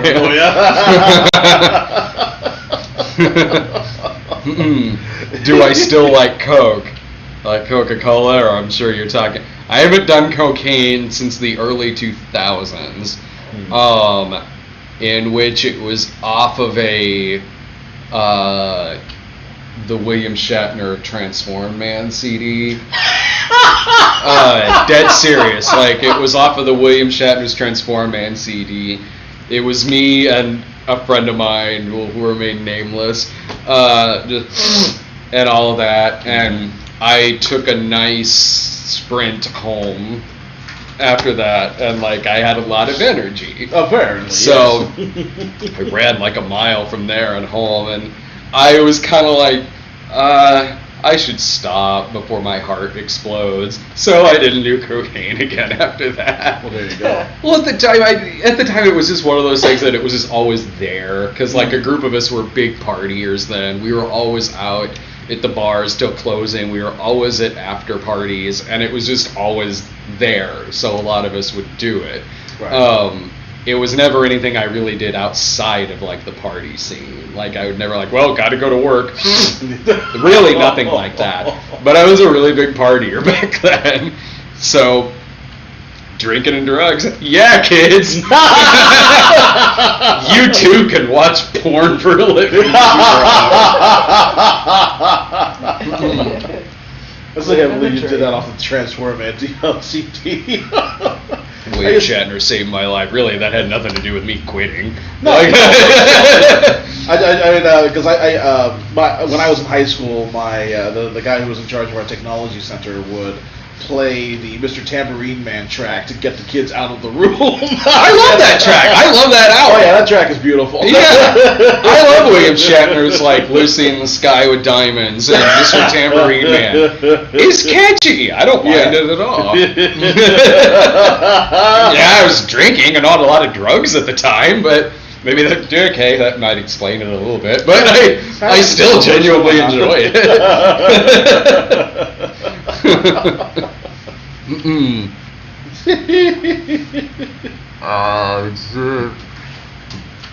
Oh, how did I pick Bushwhack? Oh, that comes from on Tumblr. On Tumblr, Matthew said something about it. He said it was something that he rent a lot as a kid that he really liked because he liked Marv from Home Alone. Yeah. And then I was like, I gotta watch this movie. I'd never heard of this. I responded to that thread too, and I said, I remember there was a TV spot where people kept saying they had bushwhack fever, and let me assure you, nobody had bushwhack fever. It was so amazing, that contrast of that over-the-top commercial with clearly people who were just drinking on the beach, and they're Yeah. like, "Say this, and we'll give you $5 or Yeah. whatever." Which on television? Yeah. They did not see that movie. Yeah, versus like Bushwhacked, which is so underwhelming. Mm-hmm. Yeah. And Bushwhack fever! Yeah, and then Phelan and I watched it, and we kept making jokes about, like, anytime anything underwhelming happened, just Bushwhacked. and then I told you about that joke. And that's when I was like, I want to do this episode now. I don't typically do a lot of stuff like Bushwhack, but I love the Bushwhack. I'm just gonna do this episode just because of that. And then I was so happy when I made the effect where he accidentally shot the guy. Shot the guy in the back of the head. Not accidentally, I should say. Like in the clip, it makes it look like he just fucking executes it. So good if that really happened in the movie, but it's not acknowledged. There's a cold murderer. I should have just not shown that character again in the rest of the review, and just made no, he fucking shot that guy. Fuck this dude. You're gonna put him in charge of all these kids? He killed that guy earlier. When Phelan and I were watching it, we kept making jokes that the scout leader was a child molester. Really wanted to find them because he was a molester. I need you to get me to these kids. Bushwhack. Because the movie gives you nothing. You have to make your own jokes. Yeah. Oh, I think I plugged my phone back in. I could probably bring up a few people to call. Sweet. In the meantime, I'm gonna go see if I can get the No Bill Snowman review. Until you come back in the frame. Put my room review on the live stream. Well, I'm not in charge of it, but I think it was because someone offered to pay some money if that would be put up. I don't think they did though. I think it was a joking offer. Yes. I think they were hoodwinking us. Trying to pull the wool over our eyes. Not gonna happen. That's some bad joshing. Not gonna fall for that. You think I just fell off the turn-up truck? Just turn into the Conan O'Brien old-timey voice. Okay, this is a question for you. It's from Ferguson McPherson. Nice name. Nice. Let's see. Don't have anything to promote, but I do have a question for Allison. Is Hulk Hogan in the intro for Baywatching, or am I insane? I hope this makes sense. Have had a few strong Scottish beers tonight. I would recommend Black Wolf's William Wallace if you can find it. Hell yeah. William Wallace. Well, Fergus, Hulk Hogan is in the intro for Baywatching. You might also be crazy, but he is in there. Yeah, there's an episode of Baywatch with Hulk Hogan and Randy Savage, and also Ric Flair. There's some other people that I'm not as familiar with, but if you're familiar with 90s wrestling, it was a cross promotion with an actual pay-per-view called Bash at the Beach. So they had an actual pay-per-view for the WWF. That was Bash at the Beach, but they also had an episode of Baywatch called Bash at the Beach, where they would cut to clips of that match. But they would set it up where, outside of kayfabe, the wrestling personas are real. And so there's an old rec center that Hulk Hogan used to go to near Baywatch Beach that Ric Flair is trying to turn into apartments or something. So oh, you can't do that, brother. We're gonna have a match to determine who gets this rec center. And Hulk Hogan is there, and he's having a good old fashioned race on Wave Runner with Randy Savage, and then he ends up hitting something and drowning, and then the Baywatch babes have to rescue him and resuscitate him. I think that's the clip I used in the intro where he gets hit by a wave runner in the head, and that's why they have to rescue him. Okay. There was also a show, you guys saw the reviews of it for Thunder in Paradise, where it was by the people who created Baywatch, but it's a different character, but it's Hulk Hogan.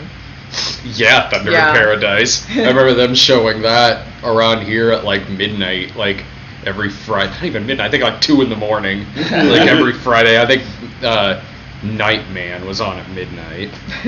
Okay. Knife Man. Oh, the Hulk Hogan episode of Baywatch is season 6, by the way, if you guys are wondering when I'll get to that. Oh, and that episode it puts that plot along with a B plot where a character gets cancer. So, wrestlers, but also skin cancer. I just got the results back. I definitely have skin cancer. It was basically that. Yeah, it was Stephanie, for those of you who watch Baywatching. Stephanie gets skin cancer, but that's not what she dies from later. This person doesn't have anything to promote, but screw 'em. just a special thanks to Lindsay King, who promoted $50 to us. All right. I would read more, but it's really tiny, and I can't see a lot of what it says on my phone. I could try to read it. I don't know how much of it they want me to. But I would just be scrolling back and forth, and I'd just have like total eye strain. But there's nothing to promote. But she said just like thanks, and she's a huge fan, and her name's Lindsay King. Nice. Thanks a million. Thanks. Thanks a million for donating. I do have a couple of calls on here. Nope. No, absolutely not. Okay, let's. Passe. So passe. Sarah Lyndon Passe. Sarah Lyndon from The Killing? They're Swedish. She said she's in Sweden. So this is going to be an extra amount on your phone bill. They're putting $100 on it. Is that a busy signal? I can't tell. I don't know. Hi. Hi, is this Sarah? Yeah, it is. Hey, this is Brad, Allison, and Farad, and you're live on our live stream. Jag ringer. Sorry. No problem. It's the middle of the night here, so. Oh, nice. All right, yeah. It's like 1 a.m. and. Oh. You just woke us up. So are you still awake? I didn't really expect you guys to call, so. Oh, yeah, we're eventually getting to them. But thanks a million for donating to our movie. Oh yeah, I'm really looking forward to it. Thank you so much. Well, thanks for spending the money and calling my Swedish phone. Yeah, no problem. Do you have any questions for us? I just wanted to thank you guys a lot. I'm doing my PhD here in Sweden, and I don't really have a lot of time to, watch movies. Right. So watching you and Allison are, keeping me connected to things. To the movie 9 Lives. We're not getting that movie here, so. You are missing out. Swedish 9 Lives. No, thanks a million. Yeah, I hope we didn't wake you up or disturb you too much calling you in the AM hour. I usually like to fall asleep. I usually put on either you or Phelan or Allison, and I Nice. watch your videos to go to sleep. So. Thank you so much. There's been some weird dreams about you guys. I have those dreams every night. And I guess the only thing I can promote is a really good Swedish reviewer. He only does reviews in Swedish, but if anyone's on the live stream right now in Sweden, it's Monty Fjärsson Creation. What is it? Well, it's Swedish, so it's hard to say. It's Monty, and then Fjärsson Creations. Nice. And the guy is named Felix. He's really funny, and he does a lot of the same. He does bingo pictures like Phelan, and they're so funny. Cool. Nice. Hell yeah, dingo pictures. That's good movie choices. But yeah, totally. Thanks a million, and I hope you get some sleep with not too weird of dreams. Yeah. Well, if you guys, can just tone it down a little and be a lot more boring, it'll help me get to sleep. We're in the second half of this, so yeah, it'll get much more boring here before too long. Thank you so much. Yeah, thank you. Yeah, thanks. Have a good night. Bye. Yeah, bye. Alright, I'm gonna hit the restroom real quick. Alrighty. I will get back in the frame a bit. Excuse me, no. Oh, lordy. So yes, Hey, welcome back to Poster Reviews. We're reviewing Brad's poster of Caligula here. I don't know about the layout here. There's too much negative space, I think. yes, and the names are all vertical. I like to have them like right next to each other. Yeah. Overall, I would say worst poster ever. 0 stars. 0. Why is it he always pees when I'm here? Sorry, he just doesn't like you. Yeah, that's true. That's pretty much it. Favorite movie poster? Ooh, that's a darn good one. Probably one of the Struzan posters for one of the Star Wars films, as far as I know. I kind of like the one for Star Trek Beyond, except for the fact that the word Star Trek were like the smallest words on that dang poster. Yeah, Beyond. I'm beginning to really like Farad. Oh, thank you so much.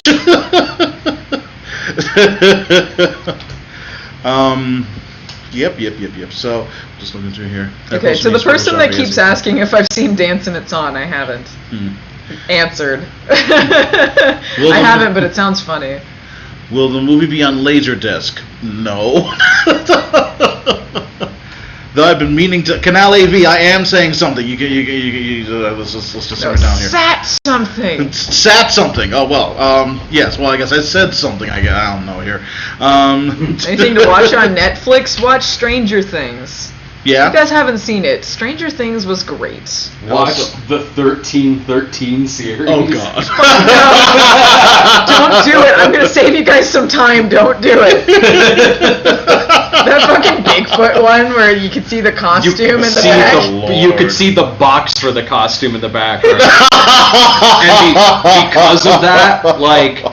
because of that, I thought the twist at the end was going to be that it was just a guy in a costume. Like, shrieking and mutilated or something like that. But no, they just fucking had the box for the costume just sitting in the background. Fuck that movie. Alright, let me throw on a couple other calls. Excuse me. Oh, sure. Musical chairs, there you go. No problem. Okay. Light doesn't work in here, I guess. No, yeah, the upstairs one's better anyway. Yeah. Okay, let's call up Tom Carter. Oh, okay. I think I remember him as like a big fan of the site. Oh, yeah.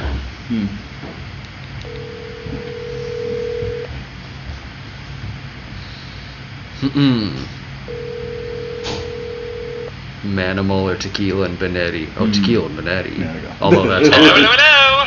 Hey, Tom. Hello, Brad Jones. Hey, what's up, man? How you doing? Well, look right up ahead of you. What? Look up ahead of you. Look up ahead of you. What? Look down. Yeah. And that's up and down. Oh, what? You've been up and down? That's what's up. So. Bushwhack. Yes, I have been in the movie, yes. Look towards the window. Oh my god. The call's coming from inside the house. Nice for the Stranger Calls reference. Much better than the original. Yeah. Better than the original is the better version. The original When a Stranger Calls?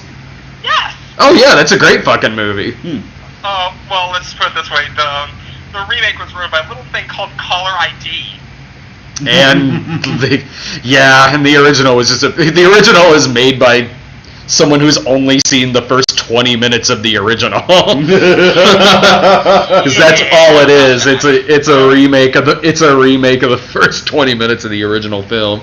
Although I think it is William Fichtner as the caller, so that part was kind of awesome. Nice.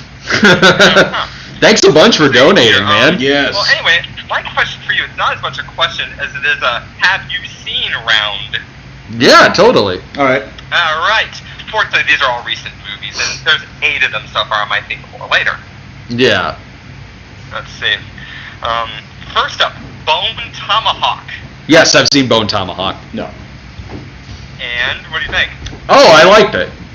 Yeah. I liked it a lot. I liked it a lot better than The Hateful Eight. or I call it the head shaveful, and no, I did not just sneeze. Yeah. Funny enough, the director of that movie has only directed. That's his only movie. Like he's a Western novelist. Nice. No, it was a really, really good movie. It was very entertaining. Your top 10 list. I'm pretty sure I saw it by that point.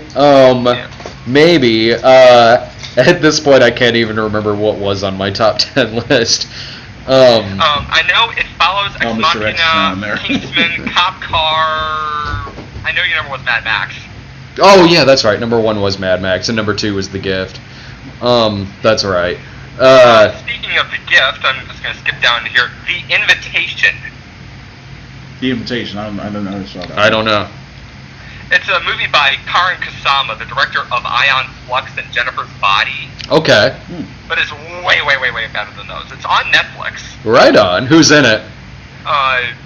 Logan Marshall Green. Uh-huh. And John Carroll Lynch. Oh, okay. Right on.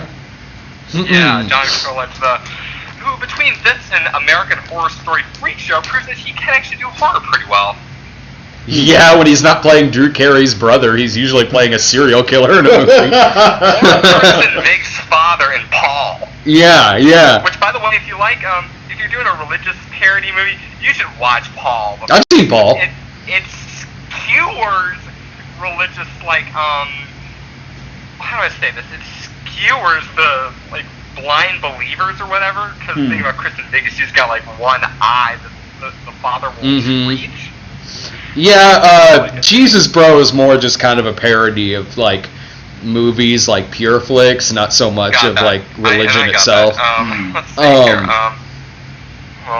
The Invitation, Horror Guru did a blog on that, and it's a really good movie. Nice. Midnight Special. Nope. Oh, unfortunately, no. I've been meaning to see that, but... If you like movies like it's like one of those Spielbergian love letter type films since, like, Super 8. Yeah. It's by the guy who did Mud and Take Shelter, which is great. Hell yeah! And he's doing one later on, which is like a biopic of the Loving vs. Virginia movie. Yeah. Loving? From Preacher. Let's see. Sing Street. No, You're killing me, man. Let's see. Sing Street, you might like that one. If you like 80s movies or whatever, like 80s music especially, you'll love that one. It's by the director of Once and Begin Again. Oh, okay. What it basically is about, it's about this kid who's transferred to this, he's transferred to this Catholic Brothers school because his parents are going through marital trouble. Yeah. And, he sees this girl on, like, his first day there, and he, like, wants to meet a girl or whatever, and he tells her, oh, would you like to be in a music video for my band? Yeah. And it's like, okay, sure, because she's a model. Only one problem, he doesn't have a band, so he has to go put a band together, and they make music videos. Nice.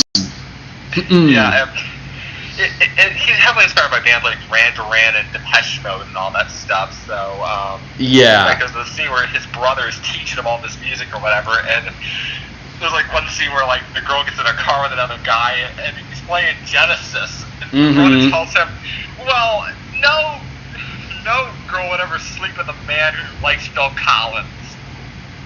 I've had sex many times. I guarantee that's not true. And I love Phil Collins. Next up on the list. Alright, you gotta go through the list pretty quick here. I got like about 5 or 6 more calls to make. Okay, next up, Turbo Kid. Turbo Kid sounds familiar. That sounds really familiar. It's a Canadian grindhouse love letter film set in the far-off year of 1997, where like the water supply is run dry and this kid is only getting by on comic books and water. Yeah. And he meets this kind of quirky girl and then discovers the armor of the hero from the comic. Well, don't spoil the whole movie for me. That's in the first 15 minutes, Brad. Okay, we need you to go through here much quicker. Well, Allison would like to. Okay, Iranian vampire western called A Girl Walks Home Alone at Night. Oh no, Okay, it's on Netflix. It's really awesome.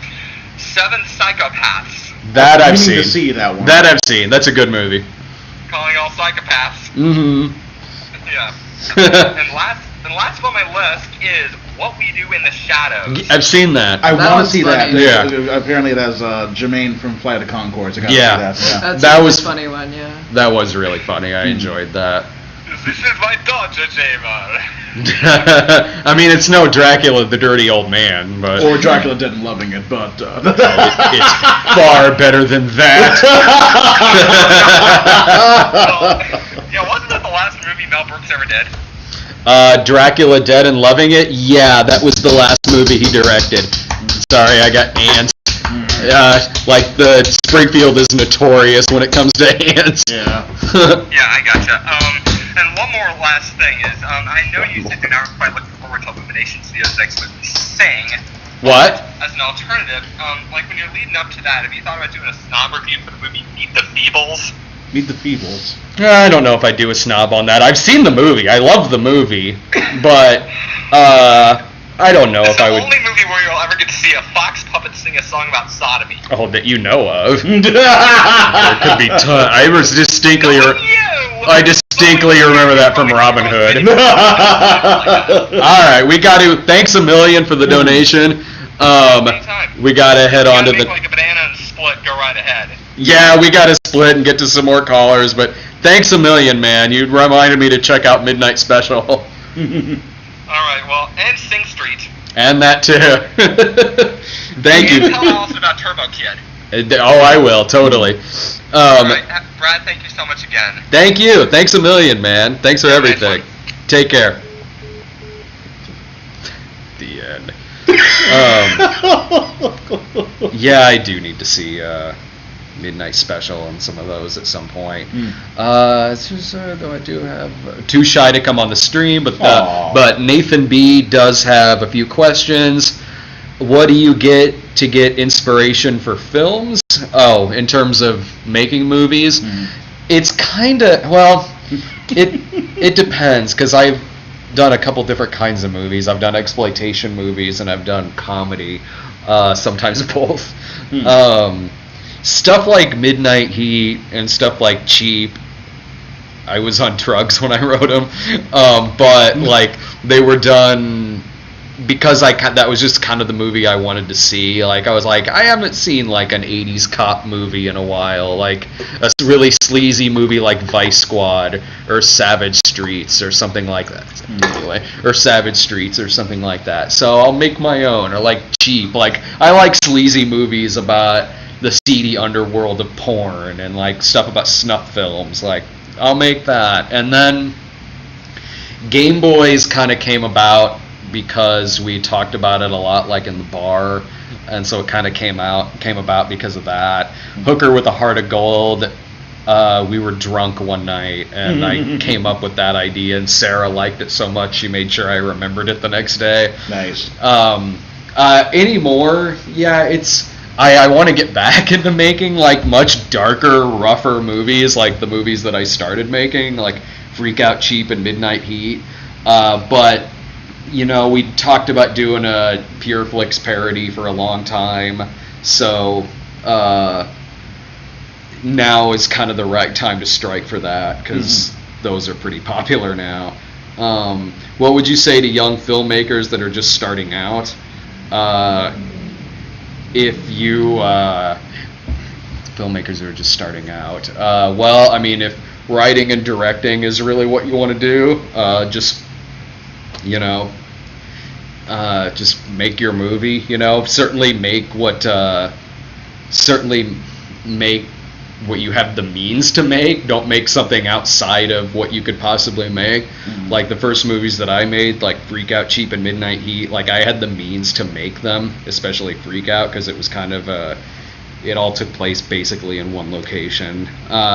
So make something that you had the means to do, and just kind of grow from there and get your stuff out there, whether it's showing it online or maybe showing it in some theater space, because we would rent out theater space when we made those earlier movies. But I mean, if you want to be a commercial director or something like that, certainly go the film school route. And to be a writer and director and whatnot, you can still do the film school route. It's not what I did. I'm glad I didn't do that, because I wanted to do my own thing, and I didn't really want to be a director for hire or anything like that, because it's just not the style of director I am. I am a point and shoot director. So that would be my advice on that. And this could be one for all of us. Do we ever get concessions at the theater? I get soda pretty much every time I'm there, especially if I'm tired. I usually get popcorn. Because I can't really bring my own popcorn because I never fix it correctly. But I will say that I sometimes do sneak like a soda or some candy into the theater, because I could get candy and soda for way cheaper. Telling on you now. I get popcorn. Like, most of the time I'm there, I get popcorn. If the movie's over 2 hours, I get a large popcorn. Oh, yeah. Just put some milk duds in there. Yeah. I get like the big soft pretzels, because they're the best at the theater, and I usually get like the cinnamon sugar ones, sometimes with salt. I love those. I really do. Like, the reason why I get popcorn a lot is I like something to snack on during the movie. Yeah. Something like a pretzel or a hot dog. Like, I'll be done with that before the previews even start. Pretty much. Sometimes I'll get candy like chocolate covered almonds and like those like sweet tart ropes. Oh yeah. Those are like regular sweet tarts I could take or leave, but the ropes that are like the tutti fruits from the 80s, like those I get. Yeah. Okay. Next. So do we see you in Livestream? I don't. Okay. This is from GP Gunlogson.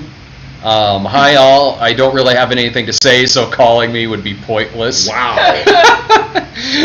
Okay. Well, thanks for the donation. However, I wish you all very well. Look forward to your future work. With best regards, Gunmundur. Thank you very much. Thank you so much for the. Thank you so much for the donation. Looks like that's it for now, although it's probably been backed up on there again. Alright, I'll go ahead and I need to take a little bit of a breather and get some more cuts. I think I'll put on another video. Another video, yes. Okay. How about Old Fashioned? Yeah, let's put on Old Fashioned. Yeah. Okay. Here we go. The first. Quiet me. I say that all the time when I look at myself. Okay. Go into video. You're disturbing my kitties. I saw Quincy up there when I was... Oh, did you go see Quincy? Yeah. Cinema Snob episode of the year, and oh boy, I hate 2016 already. I love the way you look tonight. One common theme with many worst films of 2015 lists is that a number of them have a place for 50 Shades of Grey. Which, to be fair, it's not a very good movie, but I have the feeling that 50 Shades is ending up on numerous worse lists because a lot of those people didn't have to sit through Old Fashioned. The movie premiered around Valentine's Day 2015 as a sort of faith-based counterpart to 50 Shades, especially with an advertising campaign that read, "Love is patient, love is kind, love is old-fashioned." Love is also nowhere to be found in this film! Makes sense that the poster also features two people ripping their hearts out, whatever gets me out of having to see this film again. On the surface, a movie like Old Fashioned seems like it would be normal enough, so it's an old-fashioned romance that focuses more on a courtship than it does on the sexual side of a relationship, much like maybe an old Hollywood romance film. Too bad that's not what this film is. And with its declaration of chivalry makes a comeback, they seem to confuse the word chivalry with insanity. But what can we expect from a company like PureFlix? It'd be way more honest if they changed the word flicks to shit. The movie starts out like a silent film, which makes sense. After I heard some of the dialogue, I wanted to stab myself in the ears. I thought I'd always be alone. Why? That's what I deserve. Oh, that's a bunch of hooey. Ooh, they said the word hooey. They are really earning that PG-13. Our lead character is Clay, who, much like Jesus, is a carpenter. Though he has a lot more in common with a regular carpenter, considering he's as appealing as a hairy ass crack. Sorry, dude, Jesus already invented this. The girl of the film is Amber, who is new in town. You can tell she's quirky because she has a cat on a leash and a dream catcher, which is better than if she had a copy of the movie Dreamcatcher. She pulls up to Clay's antiques shop, which is appropriately named Old Fashioned. What do you think, Mr. Joe? Home? Okay, do you have another cat in the back seat? Because that meow did not come from that cat. And you already showed us the title. It was on the side of the building. Amber rents a room from Clay, which is above the antiques shop. She wants him to show her around the place, and here's where it starts getting weird. Aren't you coming in? I don't bite. Please don't take it personally. It's just, I made a promise. To never be alone with any woman that's not my wife. What? That's sweet. No, that's not sweet. That's what a pedophile says when he can't be alone in a room with a child. Old-fashioned, huh? Yeah. It's a little on the nose. What can I say? That's not old-fashioned. That's the mindset of a potential murderer. Clay is played by the film's writer and director Rick Swartzwelder. Clay is a former frat boy who is also the creator of a Girls Gone Wild type series called College Girls Exposed. He's very ashamed of his past, which is why he keeps the DVDs lying around. One of his friends is a shock jock DJ named Brad. You told me last night I could move in. Well, you can. I didn't say with me. I put a good word in for you with the landlord. Yeah. Are all current and former DJs named Brad complete dickheads? He may not have a lot in common with Clay, but I'm sure he respects him. I didn't do anything unto her that I didn't want done unto me. How can I get an amen? Seems rather asshole-ish, but I don't respect Clay either. I also don't respect this guy's show. Women are stupid. That's how you know he's a shock jock, when he just comes right out and says, "Women are stupid!"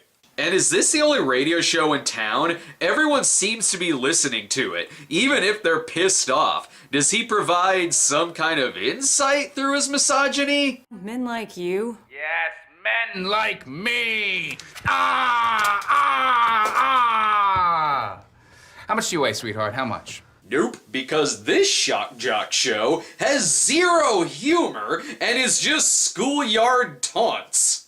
Brad the DJ later got a job writing Donald Trump's campaign speeches. Amber seems to be settled into her new place. You settling in okay? So far, so good. Just call me if you need anything. Unless you need him to actually come inside your apartment. Why is this guy a landlord? Don't worry though, he does come inside to fix the stove, and he makes Amber wait outside. Open that door, I raise your rent. Okay. Calm down. I am calm. You just stay outside. Okay, how about this? Fix my goddamn stove, or I'll report you to the goddamn housing department! But then this leads to Clay's views on relationships. I don't believe that dating trains us to be good husbands and wives. You know, life partners. It just trains us to be good dates, that's it. Trains us to be skilled in the superficial. So, you believe in arranged marriages? Plus, dating doesn't train you to be superficial. One-night stands do. Amber, however, finds this charming, even when he says he doesn't trust himself to be alone with a woman, otherwise he may give in to sex. You know, like a rapist. Oh, but he's so handsome, in a 45-year-old former surfer who still wears his hair like he's 20 kind of way. Clay spends much of his time hanging out with his aunt. This is the day the Lord has made. I'll rejoice and be glad in it. Just in case you didn't know they're religious. Not that their regular conversations are any better. Is she a pretty girl? Let's talk about tomatoes. Now, let's talk about the right way to say tomatoes. Amber has made friends of her own, Sarah Lewis and a woman who looks kinda like the mom from Endless Love. And yes, they know who Clay is. Clay Walsh? Yeah. Old-fashioned Clay Walsh? That Clay Walsh? You mean creepy Clay Walsh, who looks like horror movie music should accompany him?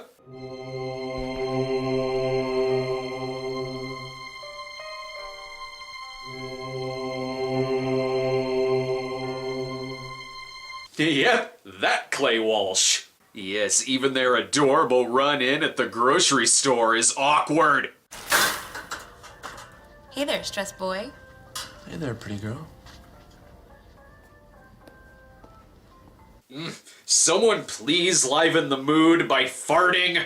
But it wouldn't be a romance movie unless the two buds were playing basketball and talking about chicks, man.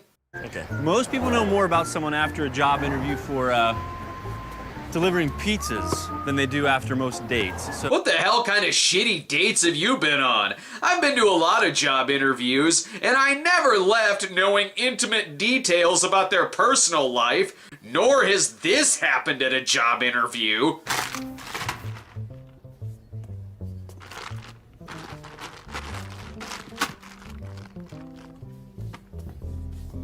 Well, okay, that did happen when I applied at the grocery store. I didn't get the job because I was horrible at stocking pasta. Clay and Amber are invited to their friend David's engagement. Maybe this will prepare them for their future, witnessing the most awkward proposal ever. I figure I'm making an honest woman out of you. I am an honest woman. It's just an expression. I don't like it. So was that a yes? This movie is awful! But then we do get to hear Clay's idea for the perfect honeymoon. Cabin in the woods. A case of bottled water. And not a single distraction from building a foundation of intimacy. Okay, on the surface, that sounds fine. You're alone in the woods with some water. Alright. But coming from this guy, it makes him sound like the Unabomber! And how does the DJ celebrate his friend's engagement? How true it is, a friend of mine will call him Moron. Has lived with this broad for years. Strike one. Oh. Don't worry, everyone still finds this hilarious, except Amber. He's hilarious. He says women are stupid. There's a bachelor. There's a look that says, honey, you're attracted to Clay. You are kinda stupid. In fact, not Sarah may be the smartest person in the movie. It was a birthday party. Lots of people were invited. He didn't even invite me himself. My theory is he's gay. Mine too, especially after seeing the director in interviews. He made a romance movie in which he doesn't want to touch a woman. Clay gets some advice from another buddy, this time talking about the man's 36-year marriage. How horrible is this gonna be? After the dance, she decides to kiss me. So I kiss her back. Point is, now I got to date her for almost a month because I felt guilty about kissing her. And I didn't want to make her feel cheap either. So. It sounds like the woman had a say in none of this. And just when I am getting ready to dump her, her mom gets diagnosed with tuberculosis. I mean, she starts freaking out, man. I mean, crying all the time, calling me. And this movie says chivalry is dead. Maybe they are right for each other. After all, Amber then destroys her garbage disposal so that Clay will visit her. She's even pre-waiting outside her own apartment. The man isn't even charismatic. Senior year, everything changed. My goals, what I want out of life, What do you want out of life? to be decent. You're boring. Character aside, as an actor, you are boring! She is a million times more charming than him. I think the world has enough greatness. Not enough goodness. But it does have a whole helping of crazy. Case in point, when she drills holes in her fridge so that he'll come back. She even has hot chocolate waiting for him, as if she's now trying to seduce Kirk Cameron. And then what happens? He's rude to her. Saving up for something? Gas money. That's it? Just a jar. It's not much of a story. Well, you're not much of a person. And stop making up words! Follow the warm and fuzzies. Life just isn't all warm fuzzies. Warm fuzzies. This movie sure has a way of making PG-rated words sound a lot creepier than R-rated words. It's not just all rules either.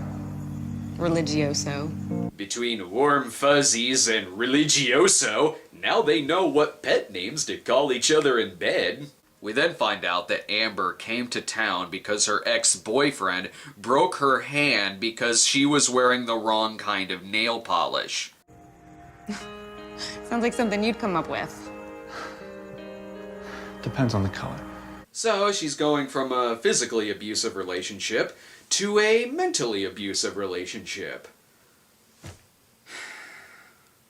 Ah, the sign of a true auteur, walking by himself down the railroad tracks. Also the sign of a douchebag. You know, if you cut out the random shots of the woods, or people walking in between the scenes, this movie would probably be 90 minutes instead of 2 hours. Now she's breaking the door. He could probably throw her out for destroying shit, but he's already proven to be a shitty landlord. She tells him that she'll stop breaking shit if he asks her out. My rules, my way. My rules, my way? So much for compromise. This is off to a great start. So he instantly takes her to church, where they get an incredibly intrusive book on dating that's called Red, Yellow, Green. Just so you know, this is what some might call rushing it. No, it's what some might call the worst date ever. Do you have any pet peeves? Check out these colors. Do you have any pet peeves? You think it's awkward now? It gets worse. How many children would you like to have? 1 or 2. I was hoping for 2 or 3. That's a yellow. For someone who hates touching women, he sure wants to have babies awfully fast. When she can't answer what experience she has in raising children, he actually takes her to his friend's house to watch her cut up food for their child. Is this necessary? Smaller pieces. No coaching. This isn't funny. This is really fucking disturbing. This has to be the longest day of her life. Aren't you gonna ask me any more questions? Nothing good happens after 11. It's okay. Nothing good happened before 11 either. He promises to let her decide what to do next time, so at least she has a say in one thing, while he has the main say in everything else. Her friends, again, think that this is crazy. What percentage of your annual income is appropriate to spend on a pet? I can see how he's got you all worked up.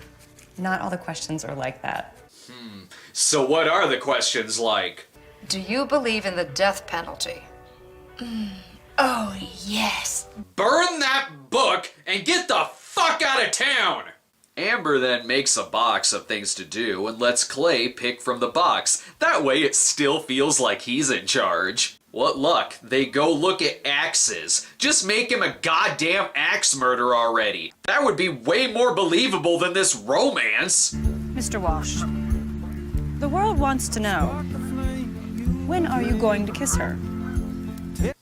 Chemistry. Actually, the world wants to know, when the fuck are you gonna dump him? The one time he actually seems kind of charming is when he's making fun of his DJ friend on the radio. Are you listening? Oh, spare me. How dare you! I'm sorry. Did you say something? Oh, you are so hot. That man knows what he's talking about. And then that is followed by this. Hey, you're the one that wanted to turn the radio on, not me. Just get back to the book. God forbid having an actual conversation. Amber honestly seems like a very sweet and lovable person, which makes this movie even more infuriating that she's ending up with this recluse. The movie then stops dead to review Sleepless in Seattle. Bill Pullman, nice guy, kind, reliable. But just because he happens to itch and get puffy red eyes and sneeze all over the place, it's okay for Meg Ryan to run off with Tom Hanks. He raises a good point, actually.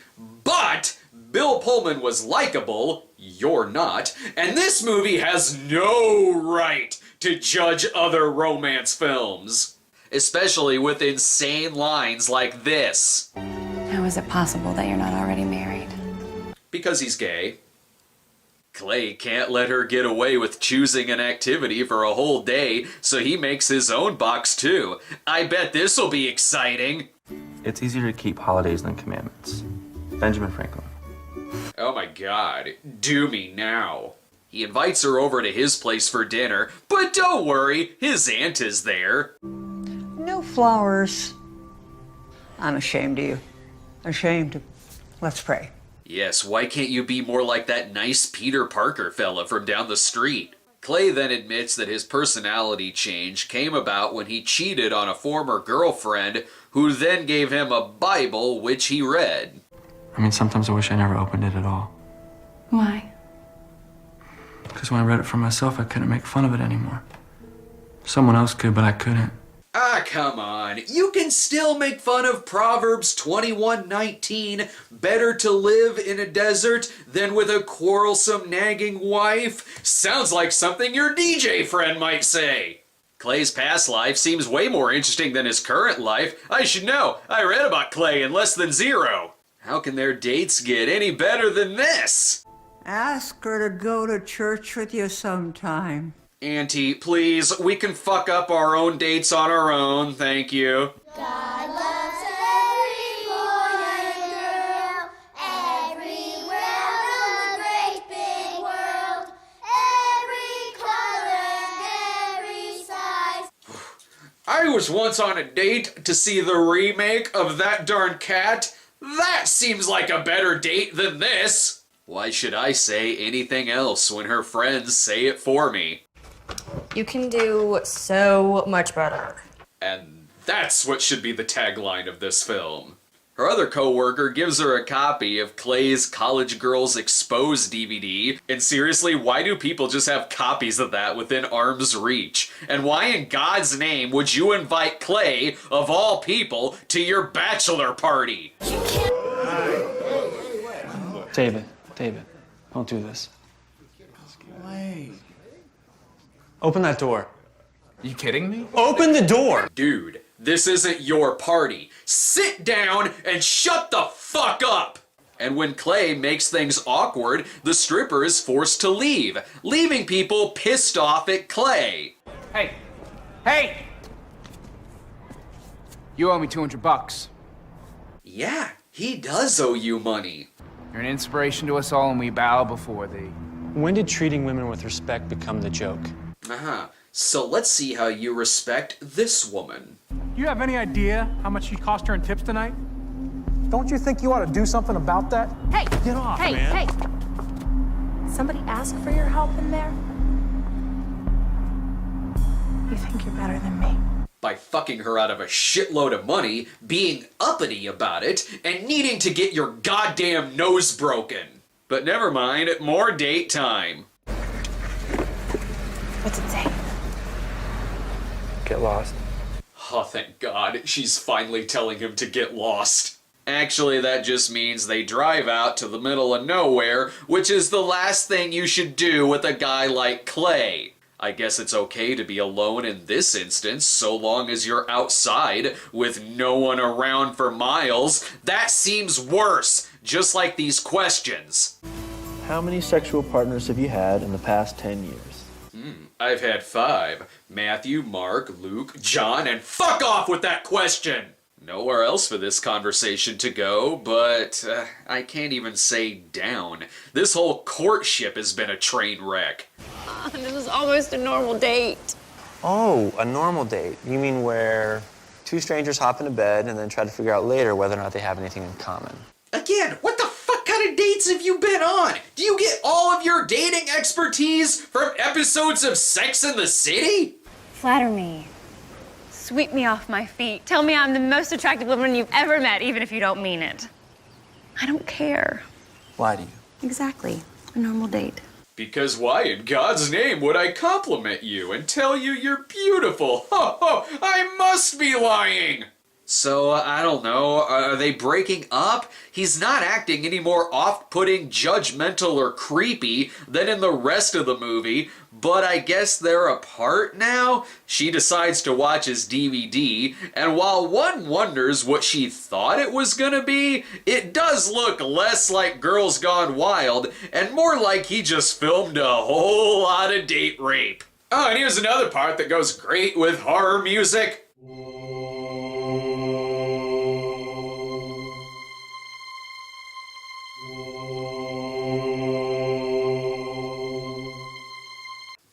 If only he bought that axe. In a scene that's eerily reminiscent of 50 Shades, this guy with an obvious temper and control issues goes around downtown searching for the girl because she might be with someone else, which she is. She almost hooks up with Brad at the Symbolism Hotel. Why should she be with this creep when she could be with another creep who doesn't even want to be in the same room with her?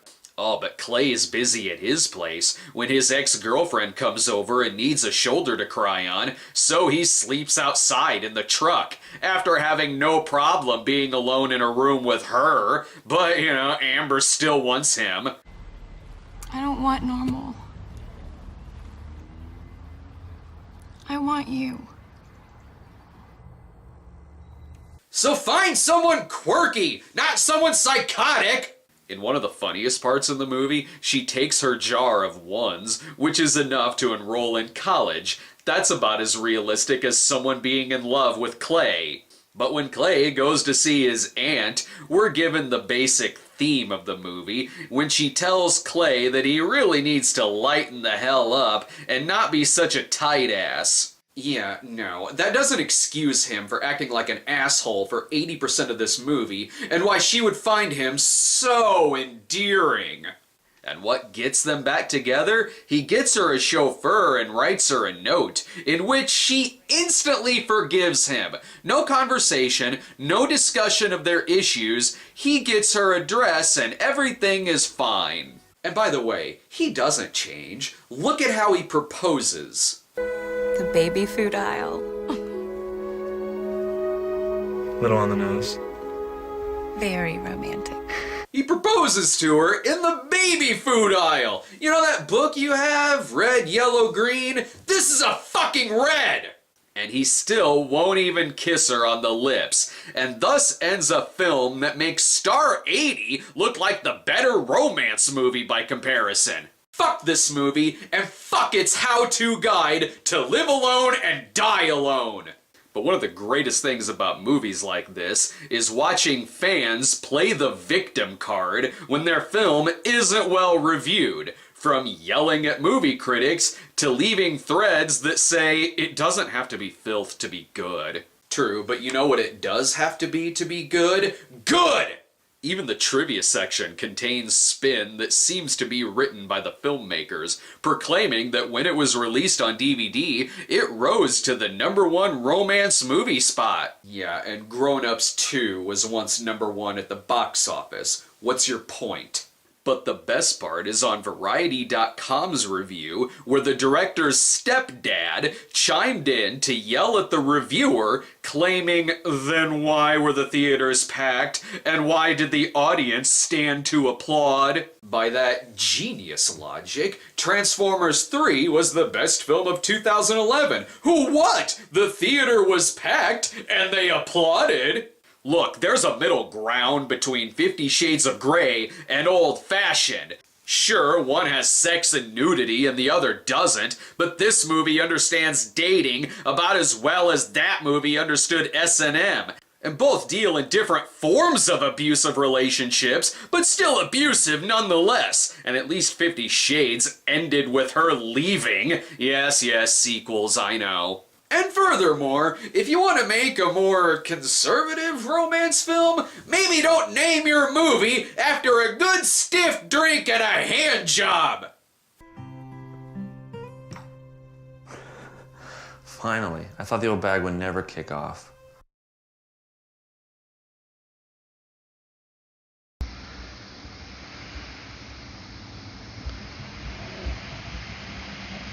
The end of the most disturbing movie I've ever done on this show. That says a lot. Irving sent me a text Really? as we were doing that. It was like, dude, you reviewed Old Fashioned? What kind of masochist are you? And my first thought was, you've seen this movie? Like, I know why I saw the movie. Like, why did you see this movie? Just go to fucking hell, Clay. Alright, let me grab the phone. Oh, this is mine. Okay, there we go. Hey, quick poll for the chat here. Let's go. Who's everyone's favorite Corey, not Feldman. Who's everyone's favorite Feldman, yeah. Marty Feldman. Marty Feldman, yes. No, who's everyone's favorite Corey? Because his is Feldman, Brad's is Feldman, and Corey Hart. I like Haim better, but I like Corey Feldman better.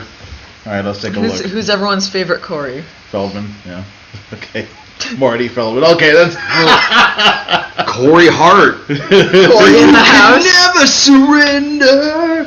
I do like Corey in the house in there. That's pretty good. All right, that's how you get the number. I send you an email to all of the people who donate $100. Corey Coleman, hell yeah. all right. Corey in the house has got to be Jake, when he beat my ass, that happened. Yeah. Corey in the house is no hider in the house. Hider in the house. There are no good Corys. That's kind of a bleak person. What about the Corey in The Simpsons there that Lisa had a crush on? Oh yeah, she ran up their phone bill. Yeah. Here's some names that words that rhyme with Corey. Story, allegory.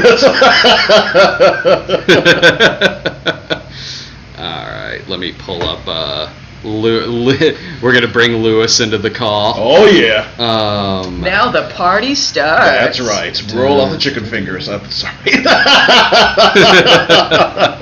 With honey mustard. I don't like any mustard. I just like ketchup anyways. Honey mustard's gross. You guys are weird. It's funnier to say, Lewis. Corey Lewandowski. Oh God, you son of a bitch. What? I'll tell you in a second. Alright, let me bring up Lewis. Screw Corey. Who's your favorite Lewis?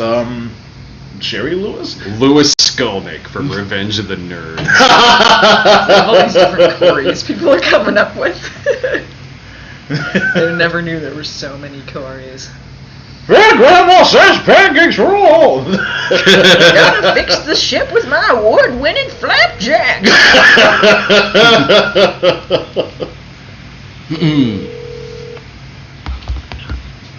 Well, personally, my favorite Lewis is Lewis Tully from Ghostbusters. There you go. Hey everyone, we got Lewis on here. Yeah! How you doing, man? Switch over to on here. Oh. What's up? Oh, just switch me over to speakerphone, so I don't have to hold up the phone the entire time. Oh, nice. We got you on speakerphone. It's just resting comfortably on the keyboard.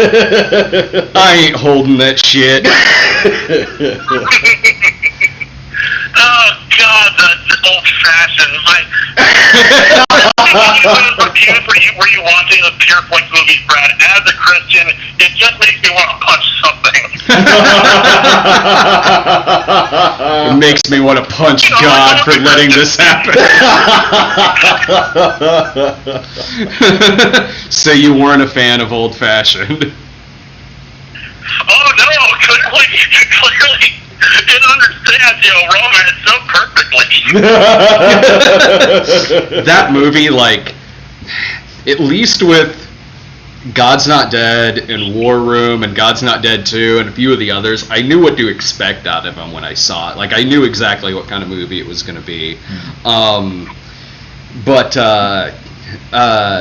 with Old Fashioned, I hadn't seen any previews for it or anything. Like, all I knew was the plot synopsis that they gave us, which was a couple attempts an old-fashioned romance in contemporary society. So my first thought was like, okay, well, they're going to, like, abstain from sex until marriage or something. That's probably it's and whatnot. That is not that fucking movie.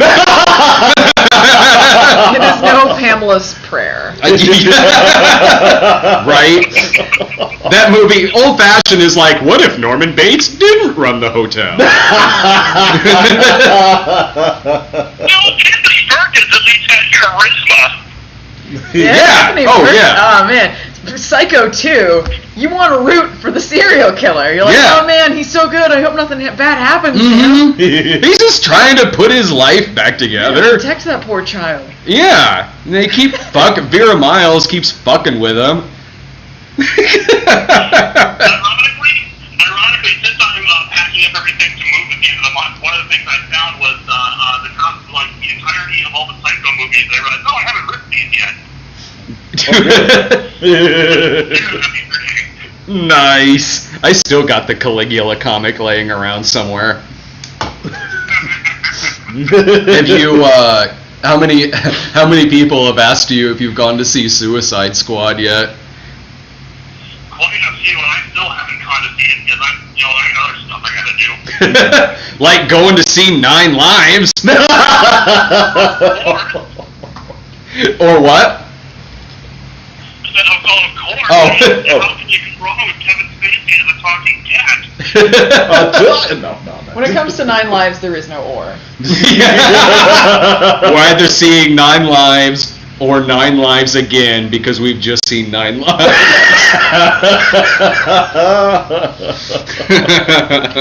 What's the last movie you've gone to see? What was the last one? Ghostbusters, I think, actually. Oh, what'd you think? It was alright. See... Everyone hates me because I said it was alright. No. You too! That happened to me! Sorry, I paid him to say that.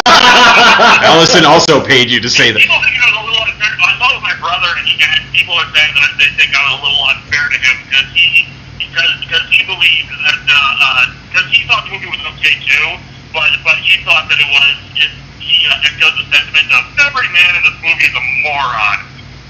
Unfortunately, he thought there was a lot of man bashing in it. The Ghostbusters in that movie themselves aren't exactly perfect. They murder a guy in it. Like, really, the day is... Like, I've seen, like, look, I like the original I Spit on Your Grave, where literally every male character is a rapist. I don't think anything of that, because I'm a fucking adult.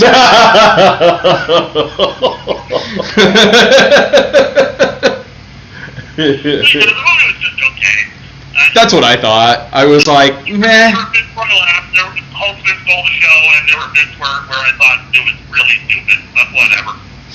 Yeah, I was like, I got yelled at so hardcore. Like, dude, you're just lying. You secretly hated this movie. I'm like, no, I thought it was okay. I've seen 50 Shades of Black. Go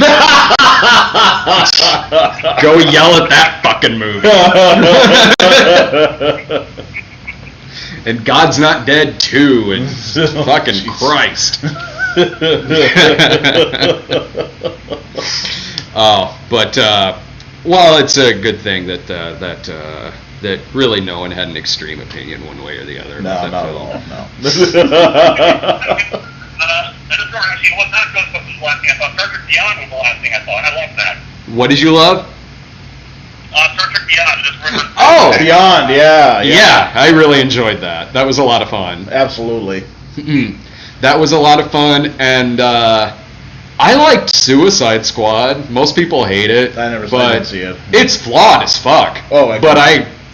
I kind of looked at it like, oh, this is like $100 million exploitation film. This is like somebody gave Bruno Mattei $100 million and said, make a movie about these guys. Use the villain from Mortal Kombat Annihilation. You know what? I can't get mad at this movie. It's flawed as shit, but whatever. I had a good time. I'll probably go see it. The thing is, I have no strong desire to see it. They really have no faith in the DC cinematic universe. Well, it's not like an empty pit of fucking bleak nihilism like fucking Batman v Superman was. Oh God, yeah. Like Suicide Squad at least has energy. At least has charisma. There's a point I'm going to be bringing up next week after the review I'm writing for next week is the comic adaptation of Batman and Robin. Oh no. Yeah. Yes. 15 years has really kind of switched things around. The problem with Batman and Robin is it's too goofy versus modern day Batman movies which are too serious. Right. Do you remember when this was, I think sometime in the 70s, where Batman turned into like a 3-year-old boy? This is in the comics. It's like Bat Baby. Oh, good lord. That was actually one of the first things I ever wrote for a review. You wrote that comic? Because the Agony Booth actually asked me to do that back in the day, back when I was just doing text reviews. Oh, the Agony Booth. Nice. Oh, you know what? I think I read that review and didn't realize it was you that wrote it. I think that might be how I first heard of that comic. Back in the day, all comic books were anthologies. I actually wrote up reviews of the other 2 stories too, and they're like, no, we really don't need the story about the alien plant. Yes, we do. Silver Age, that's it. So I just turned those other 2 stories into like my 3rd episode. Yeah.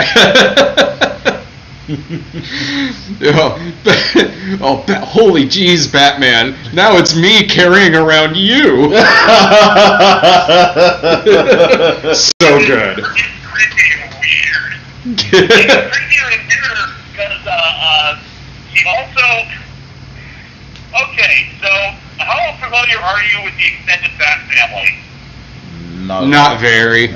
Everyone knows the extended Bat family. There's William Bat. Maggie Bat. There was also Kathy Kane, Batwoman. And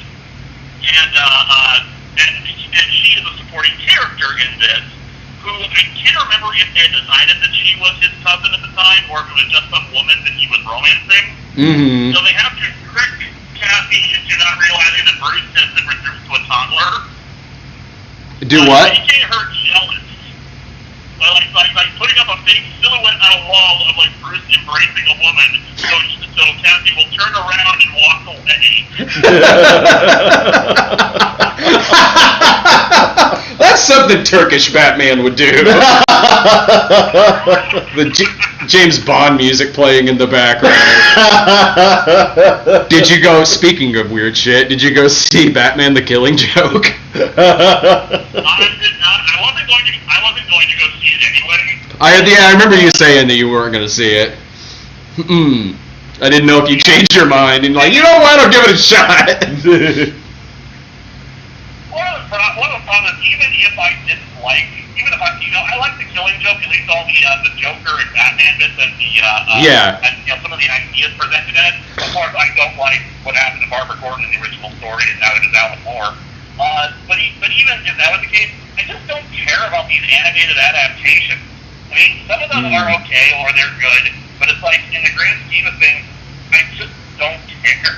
I get, yeah, like I get why you wouldn't want to see this one then if that were there's some of the animated ones I liked a lot, like Under the Red Hood and Good night, Lizzie. Good night.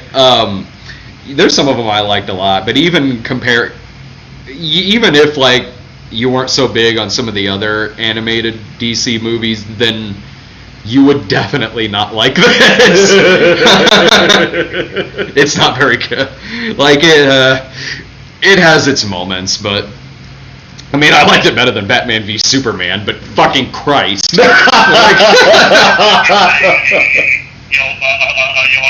very large hill to get over. Yeah. Oh man, but well, I got to make a couple other calls on here before we show another video. Before we show another video to take another breather. But I do got your Bimbos BC video in case we run out of the ones linked to Jesus Bro and stuff that we want to show. But yeah, thanks for letting us call and bug you for a little bit. No problem, man. All right. Like I said, I'm really sorry that I couldn't be there myself. Oh, dude, no problem at all. Yeah, we'll do another one sometime. Yeah, good luck with moving, man. Oh yeah, totally. Like I probably will do this myself because in a few years, I do want to do. I actually am starting to write a script for a long box of the dance movie. Nice. Ooh, nice. And so I probably will do my own live stream at some point for that one when we come to that. And I need to bring you here so we can do a swap the fourth wall. Yeah. It's me and Lewis. We accidentally touched the wrong tiki idol, and oh no! But I'm getting married this weekend.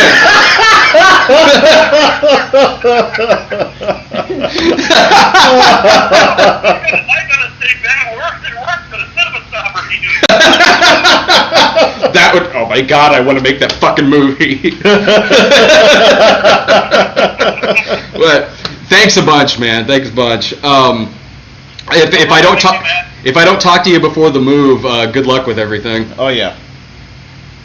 Thanks, guys, and you guys have a great Christmas. I will be checking in intermittently while I start editing. Awesome. Sweet. Thanks a bunch. Talk to you later, man. All right. Bye. Later. Bye. I thought he'd never leave.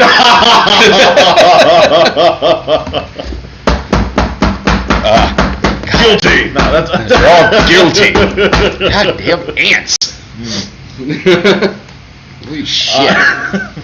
So wait, was Phil Brain also leaving the chat as well, or was I reading something else? Well, if you better get on out of here, Film Brain. I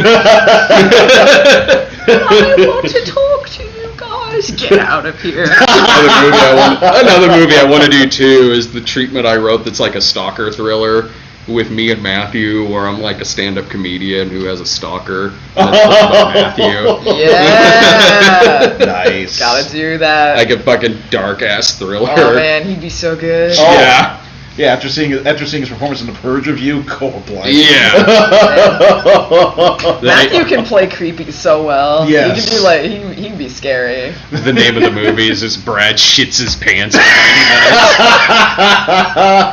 But apparently I'm a stand-up comedian. Anyway, I'm just shitting my pants all this time. Brad shits his pants for 90 minutes. Still go. People would buy it, yeah. All right. I like their honesty. It's more honest than Bushwhacked was. You mean the Tenderfoot? Tenderfoot. Hashtag blame Film Brain. I'm taking this bastard Film Brain. The aristocrats.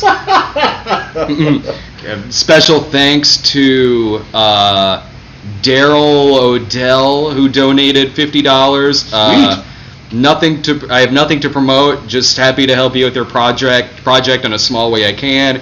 Good luck with the fundraiser, and I'm looking forward to Jesus, bro. Sweet. Oh, and hey, Brad. Jesus, man. When you come for Jesus, you come all the way. God. That's from this. That video is on Screenwave. Like, you can see it on the cinemasnob.com. It's Oh, and yes, if you donate like stuff that's at a higher tier, you get all the stuff that's in the below it as well. I didn't get a chance to specify that before I could edit it on the thing, but yeah, you get the stuff that's in the below tiers as well. Yeah. So real quick, if you donate anywhere between $50 and $99 during the stream, we'll send you a message and we'll promote whatever you want us to promote on the stream. If you send us $100 or more. If you send us $100 or more, we'll bring you up on a call. There you go. We'll bring you up on a call. That way you can ask us a question and shoot the shit for a little bit. But you have to do a good Matthew impression. Next week on the Book Stops Here. I didn't really like this movie. Hello, welcome to Bad Movie Beat Down. Did you guys hear about the Mrs. Brown's Boys and Tyler Perry crossover they're planning? What? No. I can't wait. What is Mrs. Brown's? It's basically like it's big over there, like Tyler Perry's big here. Oh, like big over where? In England? Yeah. Oh. It's basically like it's an older British guy. He's a white guy he's dressed like an old woman, like kind of like Dame Edna, or like it's like Mrs. Doubtfire meets like Medea. So it's a drag character, but it's a white guy doing kind of a similar thing. Yeah, like I mean Matthew and people over there would know more about it than I do.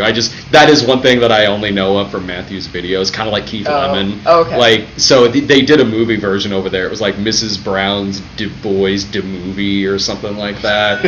I don't think he liked it very much. It sounds good. So they're planning on like a Tyler Perry crossover with that or something. Holy shit. I'm so fucking excited. Like, with the Tyler Perry movies, I can always find one or two things in there that I'll like mixed in with the fucking insanity that's going on. I hope it's like Medea versus Mrs. Brown. I do too. Whoever wins There's Medea movies that have like a molestation subplot. Like they are crazy. Like the molestation subplots, like spousal abuse, and in comes Medea. And like there's even in watching Medea Christmas, I was like, there's kind of some stuff that works here. Like whenever someone's acting like an asshole, it is kind of funny seeing like Medea coming in and using the word ass 50 times in a sentence and threatening them. Like you can get your ass on inside. Like what is happening? I was like, I don't understand why David Bryan hates this. It's putting me in the Christmas spirit. At least the Christmas wives know what we do. They were doing the Christmas like transition, like ding ding ding ding ding through it. And sometimes it made sense for him to do that, and other times they would do that like when like my dad beats me.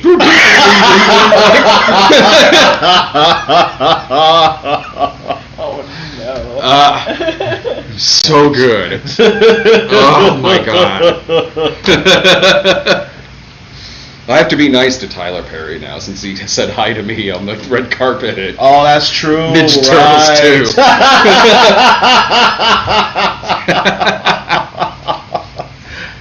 Okay. So now you definitely can't cross Alex Cross, you know. That movie, God. Fuck. Let's see. If we reach up to $40,000, which it's looking like we should, and with $40,000, yeah, the movie will definitely get made. It'll definitely get made with Ryan as director. Like I asked Ryan, like, okay, for you as director, what's the lowest that the campaign can go? And Ryan said, if I condense a lot of stuff, we could do the movie for $40,000. So it's looking like it's going to hit that pretty soon. Sweet. So if it came under a cost that Ryan wouldn't be able to direct it, the movie still would have gotten made, but I would have been directing it instead. Right. And the movie wouldn't have looked nearly as good. Whatever. Spook of Pure Flicks, I guess it doesn't have to look great. So if it reaches $40,000 during the stream, we have this 19-year-old can of Michael Jackson Mystery. And if it reaches 45, which we got, let's see, 4.5 hours. So 4.5 hours, if it reaches 45,000, a 30-year-old bottle of Jolt Cola. There you go. If it reaches 50, the source is 7.5 million Scoville. It still won't hit 30. It's over 35,000. It's already over 35. I don't mean 35,000 tonight, which would bring it to like 60 or 70,000. I mean in general, 35. If Brad hits 40,000, I demand a video of Brad swimming in a pool of dollar bills. Okay. I can't swim, so I don't know how to help. I can't. There's one guy who keeps just throwing out racist stuff to try and be like a shock jock, and they're just getting lazy with that. They just throw out the N-word and that's it. Yeah, yeah. Like before, they were like trying out some stuff, like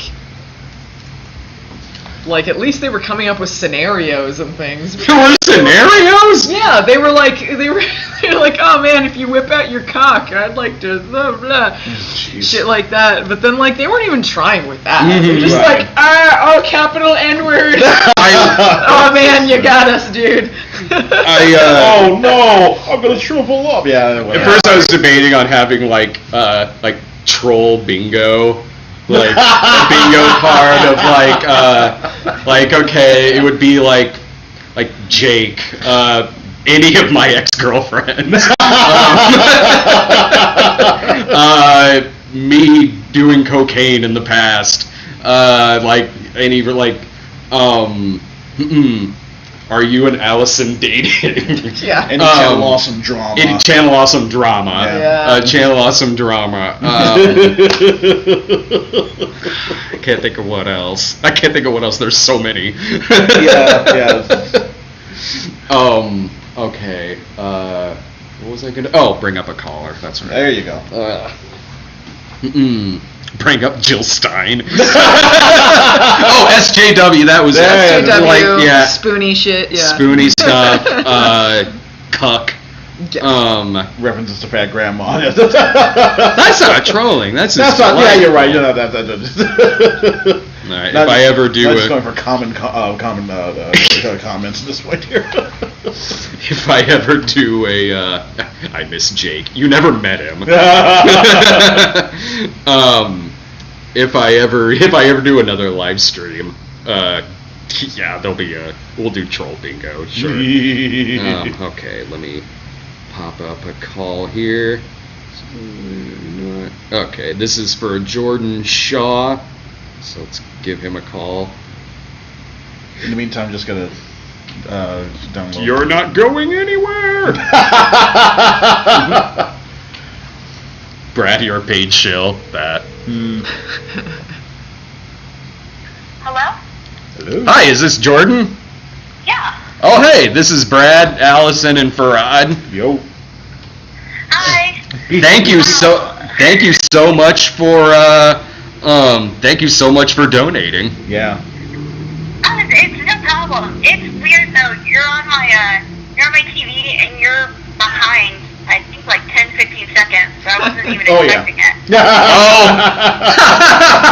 That's right. There is like a 10-15 second like lag or something. Okay. And you're like, I think I'm gonna make a phone call, and my phone started ringing. I was like, that's weird. Oh, great. Who the fuck is this? Click. Are you having a good night? Yeah. I got off work not too long ago, and I got just in time. You guys were at like the 30,000 mark, so yeah, doing pretty good. Yeah, I think we're nearing 40. Yeah. I think so. I haven't checked it in a little bit. But do you have a question for us? Yeah, kind of. I feel bad because the previous callers, they're like, oh, I've been watching since the 4th season, or I've been watching since your YouTube videos. Oh, yeah. I literally just started watching. Like, my first episode was Kirk Cameron Saving Christmas. That's a good one to start with. Like, Nice. I'm totally fine with that because I hate my older stuff, and I'm like, man, if you've been around, if you became a fan with the older stuff, right on. Like, cause man, I don't like going back and watching the older stuff. You've seen some shit. That was kind of my question. Yeah. Because once I got through the YouTube episodes, the ones that were cleared on YouTube, Yeah. I went to the site and I saw the older ones, and I was wondering, are there any older ones that you're like, okay, yeah, that was fine for what it was, or is it like anything pre, I don't know, 2014, or you're like, nope, not watching. Nope. I don't really go back and watch them. I don't, like, even the newer ones, like, I don't really go back and watch. Honestly, if I rewatch anything that's on the site, it's usually like a,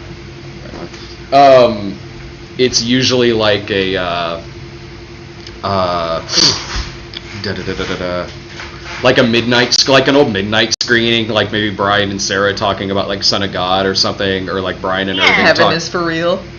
Oh, with me and Dave.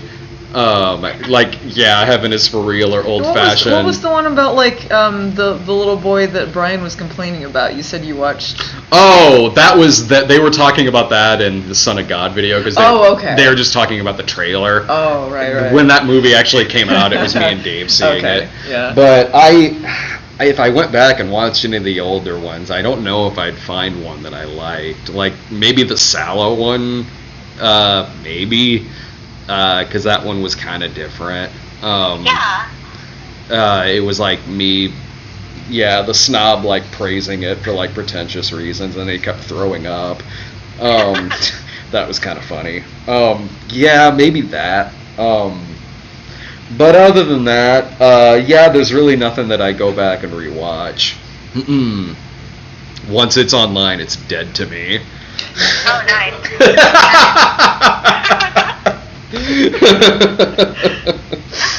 But did you have any other questions for us? Or what about you? Like, would you have like a favorite of like any of your older episodes? God, anytime.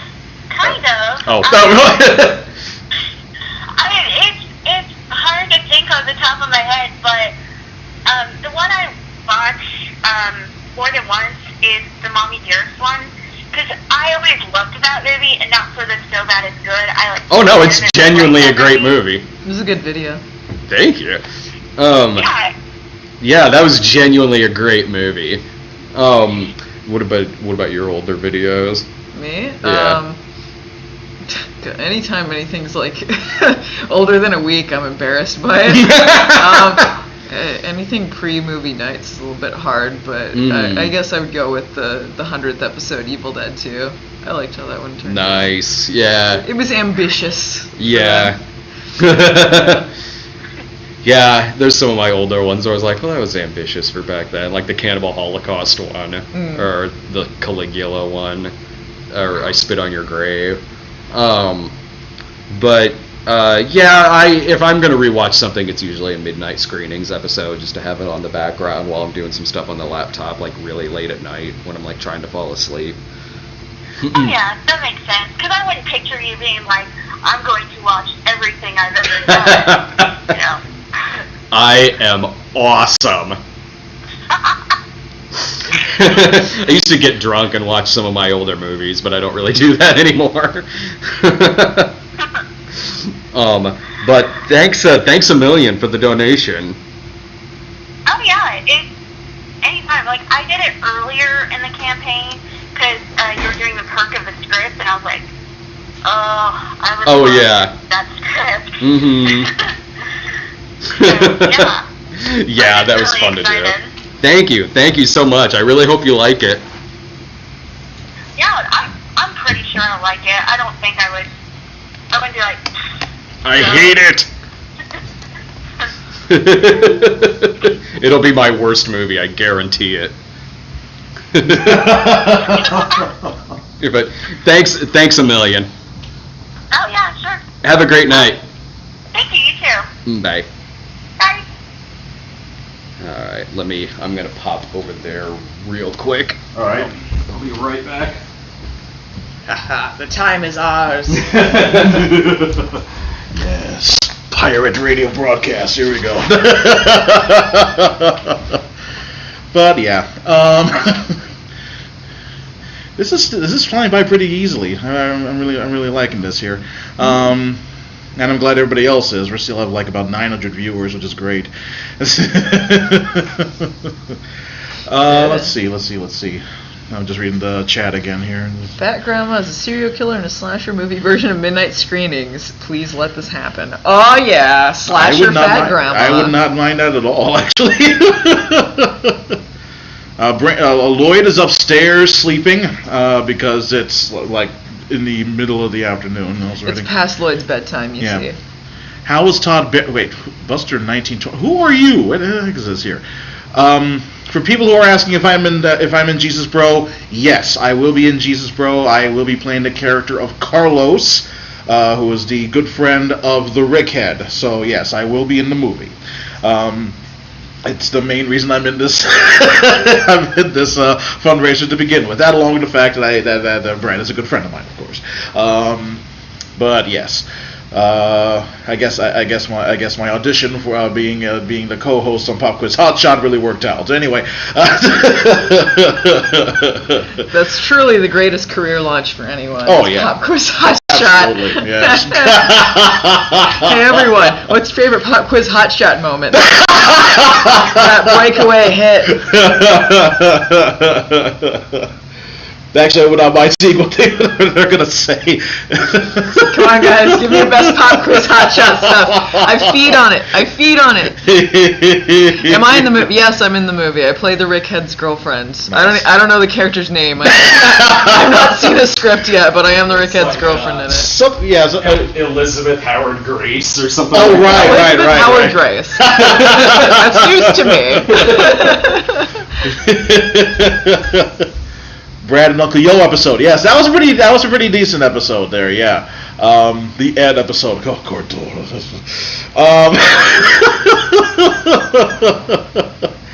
But yeah, I kind of miss Pop Quiz Hot Shot myself. It was a pretty interesting show to work on and all that there. But let's see, I never Pop Quiz Hot Shot. I don't know what that means. Oh, you never saw Pop Quiz Hot Shot. That's all right, Gerald. You guys are talking Pop Quiz Hot Shot without me? Yeah.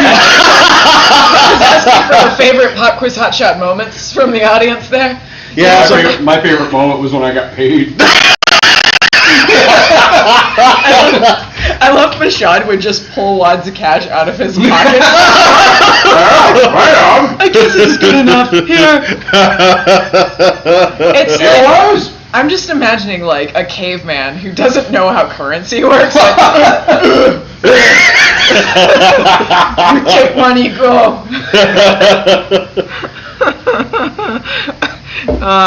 When the man turns his head and the sound disappears. What? Huh? Yeah, we're at a bit over 35,000. Yeah!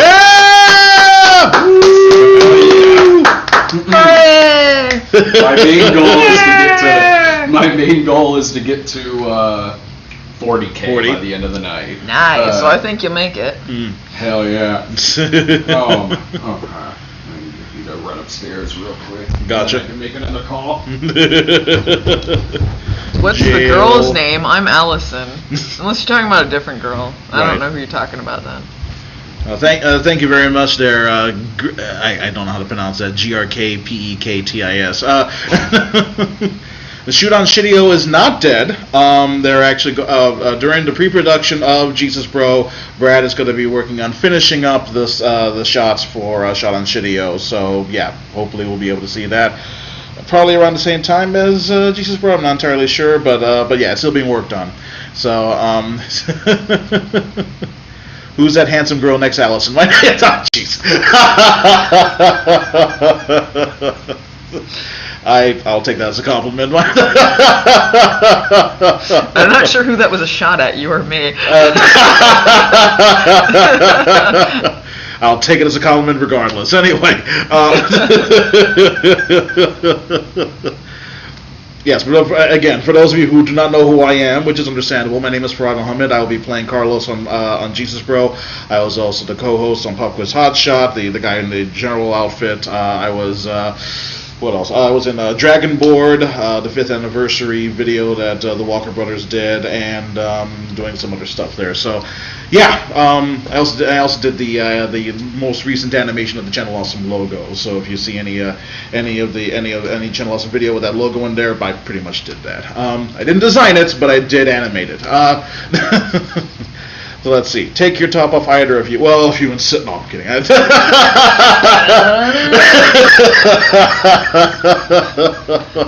Where is Phelan?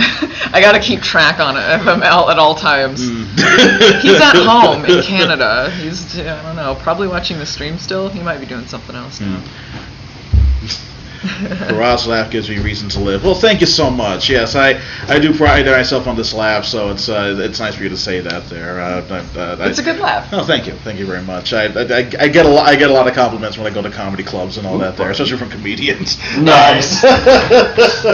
And then when I go up on stage, there isn't my laugh in the audience, so I have actual laughs at that point here. Do you live in Canada, Allison? Oh, gee, no, I don't. Is Shot on Shitio being recut to exclude J? It's really hard. It would be incredibly hard. Oh, yeah. It's like, yeah. No, it's not. Just it'd be like Garfield without Garfield. As funny as that would be, it just makes my character look fucking insane. No, just like extra footage just has to be shot, and some things have to be re-edited to kind of work around that. There has to be a little bit of rewriting going on. So I'm hoping, fingers crossed, that like in September I'll be able to shoot like take like a week and shoot like about a half hour's worth of footage for it to get it into like movie length and finally get that released. So that'll be fun, I'm sure. Hey, Bubba. There we go. Here's the real star. The star of the live stream. There you go. Hey, big About boy. Time we got some pussy on this stream. You needed to say it before the commenters. Got you, Belly. Tickle, tickle, tickle. And Miss Chloe. She's like, Lloyd's getting attention. Here, right well, now. Lloyd's the detective. You're just the secretary. Why'd she get the secretary job? She's the dumbest one. Because she's the girl. I make fun of you too much, but you don't care because you're so dumb. Was that? Oh, that was. That's just my iPad. Oh, sorry. Nah, it was precarious. Hi, Lloyd.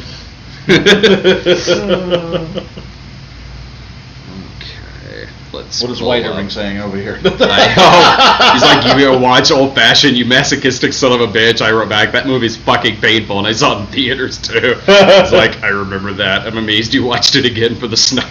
At least when I watched it again, I knew what to expect. So it wasn't, I mean, it's still painful, but like, I knew what was going to happen. I knew what to expect when I watched it again for the snob, and I was also taking notes on it.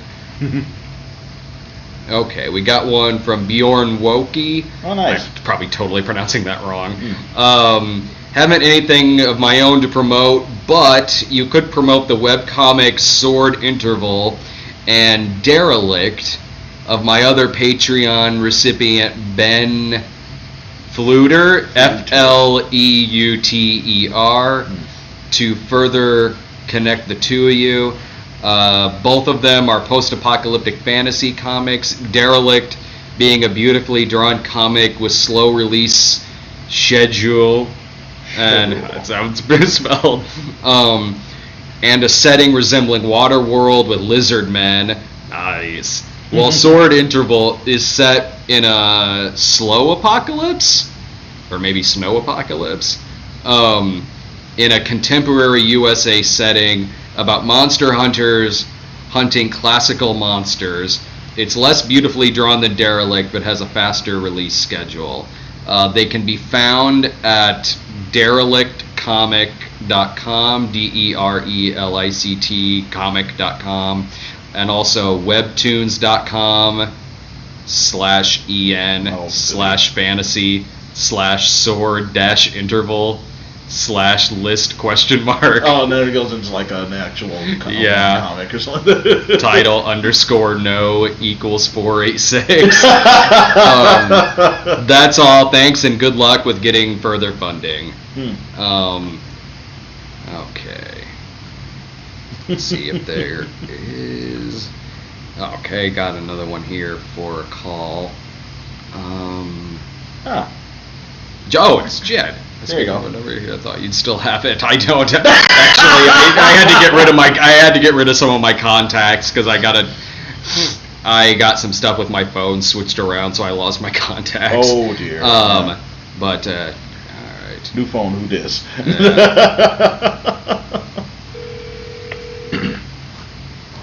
No, me and Jillian didn't have a falling out. She's still on the site.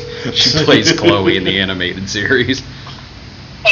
Hey! Actually, I do still have your number on here because it says Jen once I put in the number. I think I was copying and pasting email addresses. So I think I just randomly copied and pasted that and threw into the email chain. That's cool. How's your night going? Going. I've been working, doing all the overtime so that I have money for Chicago next week and Fan World.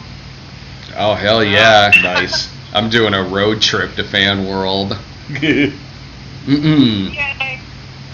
That'll be. We'll be seeing you there because we got the. Your voice changed. Hey, Mike. Oh yeah, Mike's here too. So how you guys been? Working hard. It's not hardly working. Just, going to all these conventions and getting all these panels up and everything like that. So Yeah. Filler lately, but. Nice. We've been surviving. What? I said we've been surviving. Yeah. Yeah. I've just been doing same old. Huh? I said all work, no play. Right. This is gonna be the first time that I have off in like a month and a half, so I'm definitely gonna be taking advantage of different scenery and seeing you guys and whatnot. Nice. Yeah, that'll be a lot of fun. I won't be able to do Wizard World this year, but Fan World will be a lot of fun. I've not done that one before. You willing to go across the zip line over to Niagara Falls? Yeah. Oh, that. If you get me drunk enough, I might. Well, of course, when we see you, of course, round of drinks on us. Sold. A round of drinks? Yeah, I'll jump off Niagara Falls. I didn't kill my wife. I don't care. Bushwhacked. It feels. We definitely wanted to donate for the movie and. Well, thank you. 100 call and say hi and. Thank you so much. I was gonna say, it feels weird to ask since we hang out, but do you have any questions for her?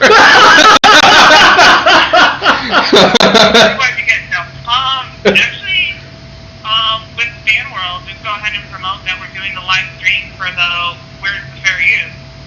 Oh yeah, totally. Yeah. Yeah. The Fan World is the 26th through the 28th over in Buffalo, New York, and it's me, Doug, James Rolfe, I think Dante Bosco is a guest too, I think.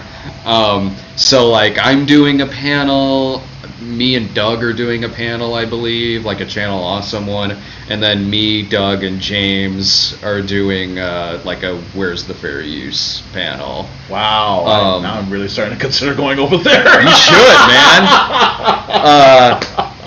I don't know how much I can say about fair use. Hey, yeah, Warner Brothers shut down one of my videos, and then I got to turn it back on.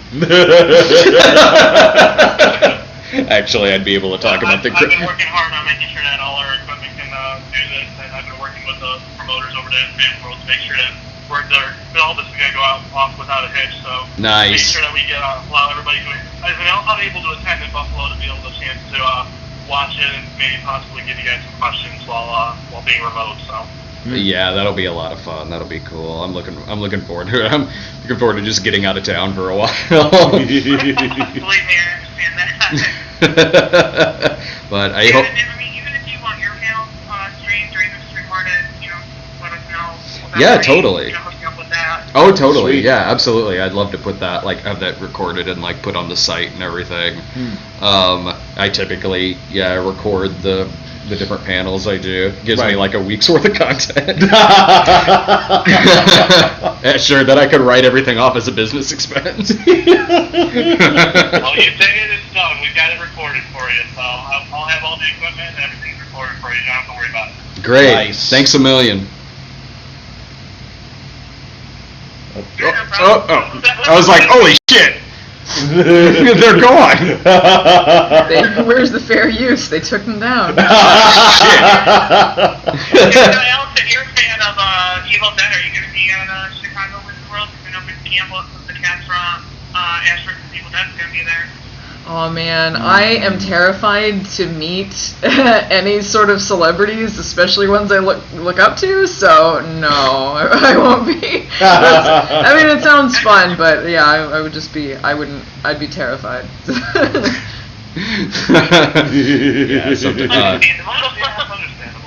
I'll mention on here in a second the only celebrity at con I met who was kind of a dick. But no, thanks a million. I'm looking forward to seeing you guys again. Yeah, looking forward to seeing you, and probably we'll see you Thursday in Chicago, or? See you Thursday, yeah, pretty much. If not Thursday, then definitely Friday. Alright, that's good. Fantastic. Have a great time in Chicago. Alright, thanks, and have a great time with your movie. We're looking forward to it over here, and believe me, maybe I'll do a review on it myself. Thank you so much. I hope it's really harsh. See ya. We'll try. Alright, see ya. Alright. The only person I met at a con who was like kind of a dick, and earlier I got asked the question too, like if I ever had like a never meet your heroes moment. Honestly, not really. Like anyone that I've met that I've always really looked up to, like has been like, I met Joel Hodgson one time and he was probably the nicest guy I ever met at any of these conventions. But this was, I mean, you were there at this particular convention when one of the guests was Lou Ferrigno.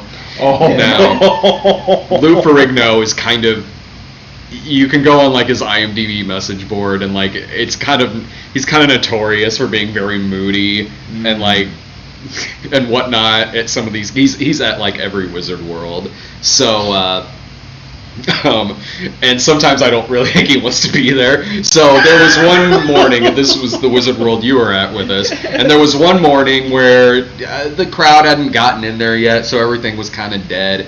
So I was like, okay, well, I just gotta know.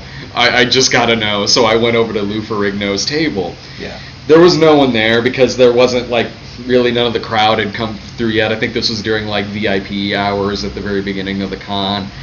And Lou Ferrigno was just kind of standing there, and I said to the guy standing up by the entrance, I was like, is this table open? And he's like, oh yeah, just go up to him. I'm like, okay. So I went up to Lou Ferrigno and I was like, hey, it's nice to meet you. Can I get a picture with you? And he's just like, $40. And I'm like, oh my god, it's true. The Hulk is being a dick to me. This is awesome. So I was like, okay. So I gave him the $40. And he did the pose. It was actually a really good picture. Like, it's on one of my Facebook pages. It's actually a really good picture. Like, his arms are as big as like my fucking waist. Pretty much.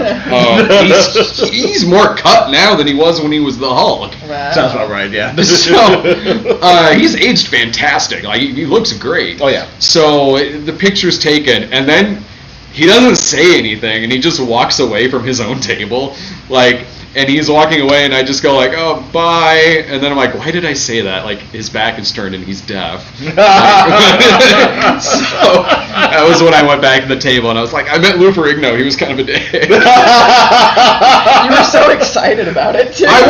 That was why I went up there. I was like, I mean, sure, like, if he was super nice, I wouldn't have been disappointed. Like, I wouldn't have been like, he was nice. But,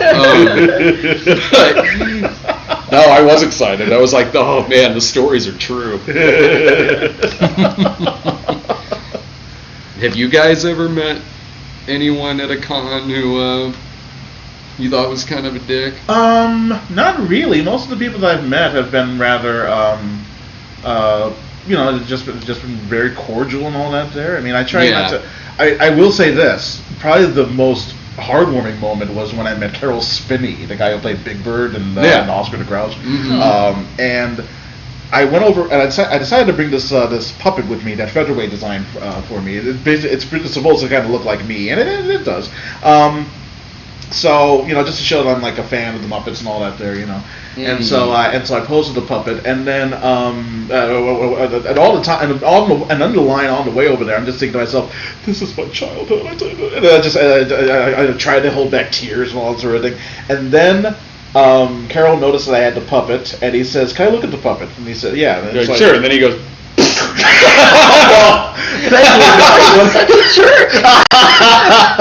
But no, he takes a look at it, and then he puts it on. And I thought, "Oh my God, Big Bird is." And so when you said, "Oh my God, Chloe's masturbating," oh jeez, you cut that out now. That pussy's licking her pussy. No, jeez. So yeah. Anyway, so that was Anyway, sorry at the masturbation and breaking the. It's alright. But so I pretty much just went back to my car and pretty much cried for about a good 10 minutes. People walking by the car like, what the fuck? And I was crying with a puppet on his hand. I don't know what the heck is this hand. But no, it was great. I was so glad to have met him. But yeah, I mean, most of the other people that I've met in a convention have either been, either they just say, "Hey, here you go, thank you very much." Like, there's ones that are like talkative, like Joel Hodgson and a few others, and then there's ones that are nice because they're good at being nice in that setting. Right, you know what I mean? Yeah. Like, and then there's the Lou Ferrigno situation, but like even that, like I've heard of far more dickish things happen than that. Yeah. Like I've heard like Anthony Daniels is kind of notoriously sort of dickish at conventions. He's another one who's like message board on IMDb is kind of filled with stuff like that, which again makes me really want to meet him. What about you? Have you met anyone who was like, you were like, eh?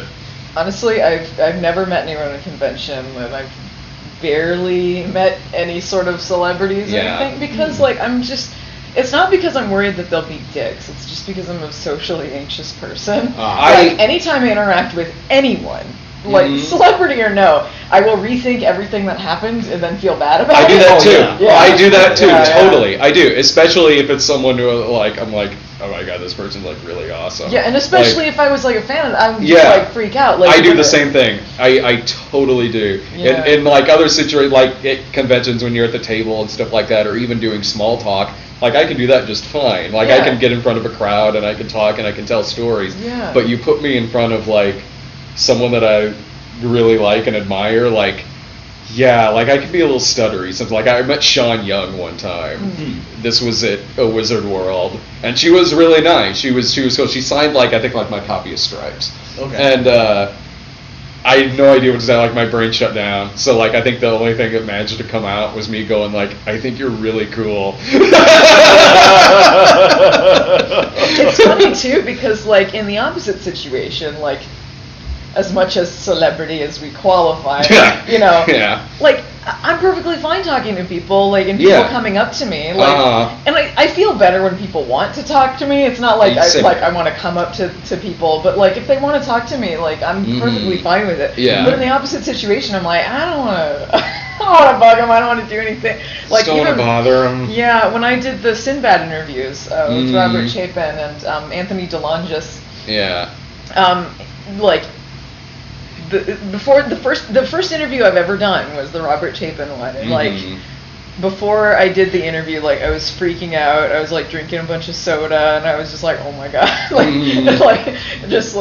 it took a lot to actually do that. So no, I've never gone out of my way to like meet anyone I look up to. I'm just too terrified. I've been freaking out for like a couple of days because I finally got I got that email from Eric Freeman.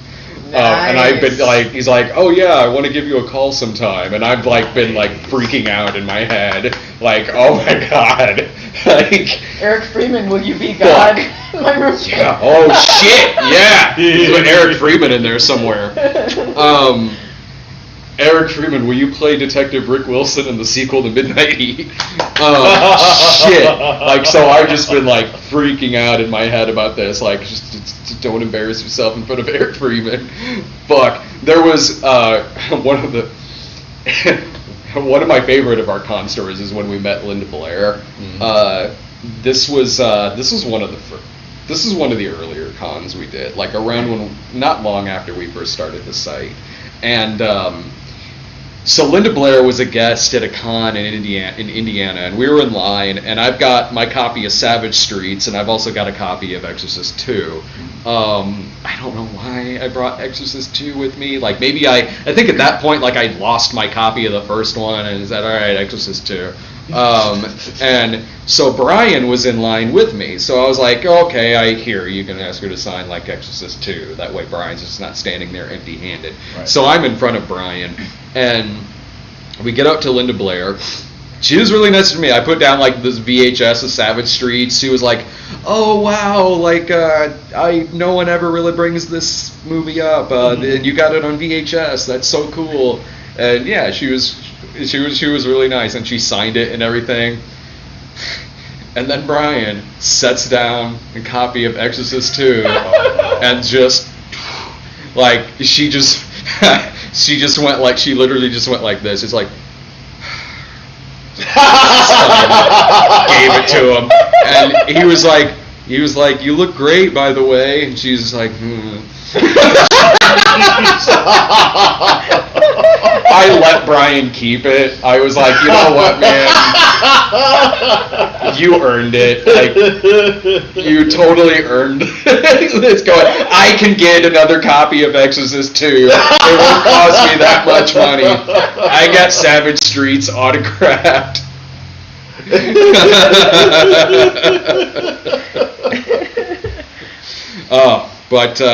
Okay, so yeah, just to say again, we got 4 hours left.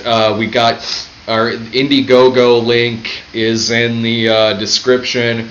If we get to $40,000, there's that 19-year-old can of. If we get to $40,000, there's that 19-year-old can of the Michael Jackson energy drink. If we get up to $45,000, I doubt we will, but if we get up to $45,000, there's the 30-year-old Jolt Cola. If we get up to $50,000, which if we do, awesome. I don't think we'll hit $50,000 tonight, but we got the Source hot sauce over there. And yeah, now it's over 35, so I'm pulling for at least 40 tonight. That's kind of what I was shooting for. I didn't think we'd get the full 50 tonight or anything like that. But if we get up to 40 in the next 4 hours, hell yeah! If you donate between $50 and $99, we'll promote whatever you want. And if you donate $100 or more dollars, if you donate $100 or more dollars. Thank you. If you donate $100 or more dollars, we'll here, I'll get it. $100 or more dollars will bring you up for a phone call, where you can ask us a question and everything. I assume that's the one you were going for. No, I was going for the George Lopez one. I'm not a fan. So you're really happy when they canceled Lopez tonight? Oh, you have to click on that? Okay. There we go. You should do this again tomorrow. No thanks. Maybe on like the last day of the thing. Maybe. And if that's the case, I'm taking the train. I'll buy your ticket. Thank you. Yeah, no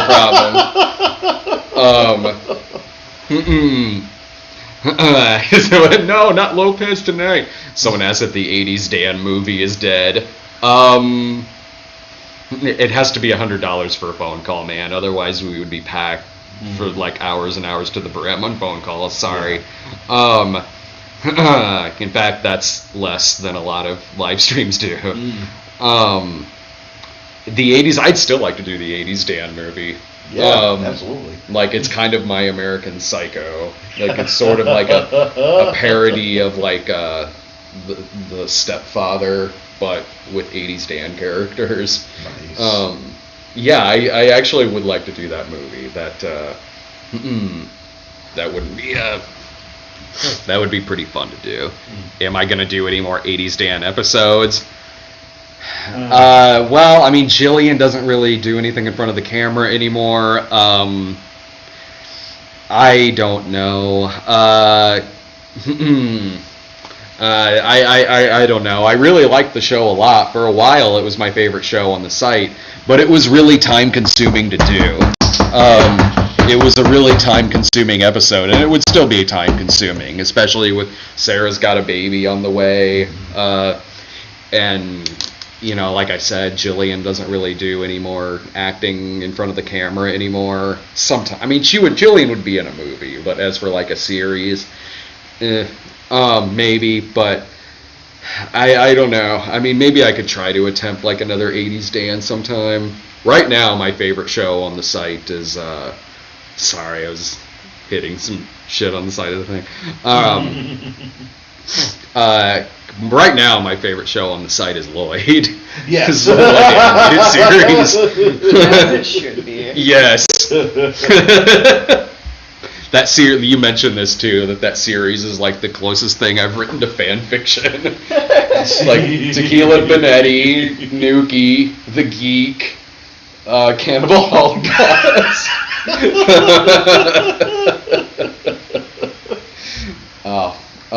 And if someone wants to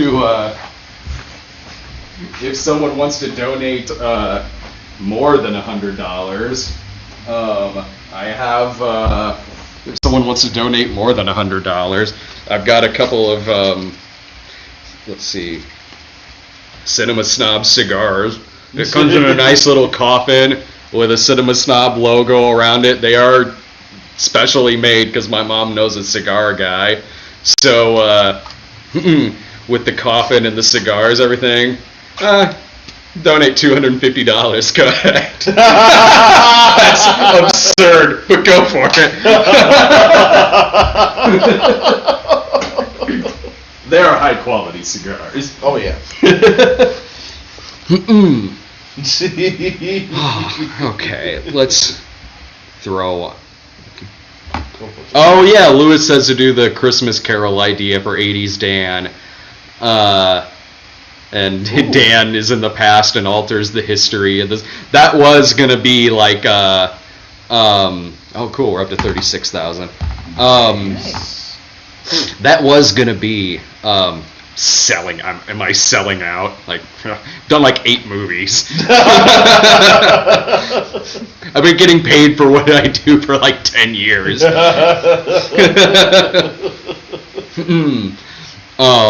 donate $1,000 if Brad takes off his top and dances. All right. Pay up first. That was from David something. So, yeah, okay. Right on. What was I saying? I think you were brain fart. Oh, there was going to be an 80s Dan Christmas Carol.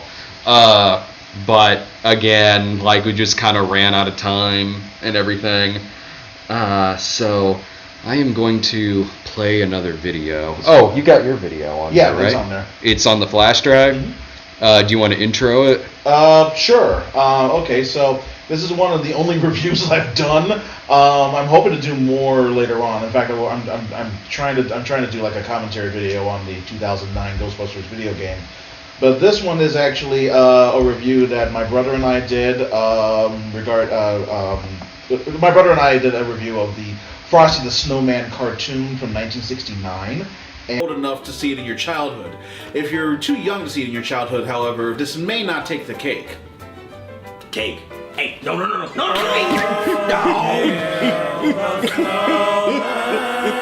Happy April Fool's Day. Did you know that? Get your granola yourself out of here. Oatmeal. Go. Hey, scram. Stop. Go. No. I'm a holiday Get out icon. of here. Move. Scram. Move. Get out. Oh, oatmeal wiping me out. Didn't get the chance to play my harmonica, which means I gotta come back next time. That's right. That's what we're gonna do then. Well, in the future, we're going to be covering one of Rankin Bass's other cinematic treasures, Rudolph the Red-Nosed Reindeer. Dusty? Where'd you go?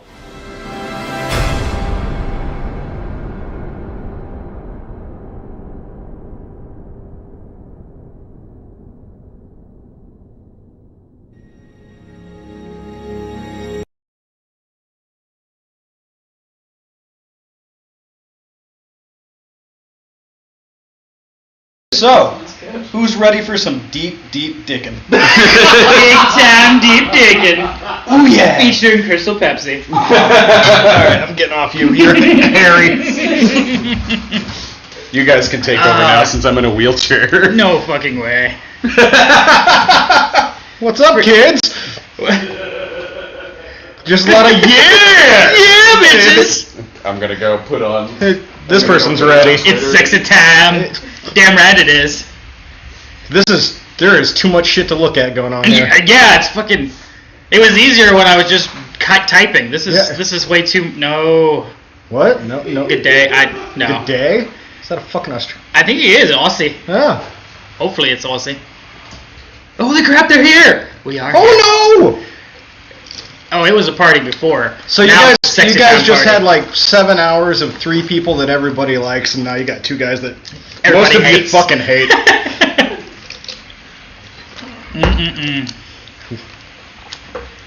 Do a striptease. You know what? I'll get fully nude if you guys donate 10 grand. I will. I'll do it. I'm not ashamed to say that. You know what? If we had Dave on Irving Action for 90K. I've done more for less, so. I mean, hands only. for 90, hands only. But it's but that over the goal isn't going to the movie. That's therapy. And you know the court costs when our wives divorce us. Shit. Nice. Oh no, they can do without me. Sorry. What I gonna say? Hey, the chat is so fast, but I saw it. Rape is not funny.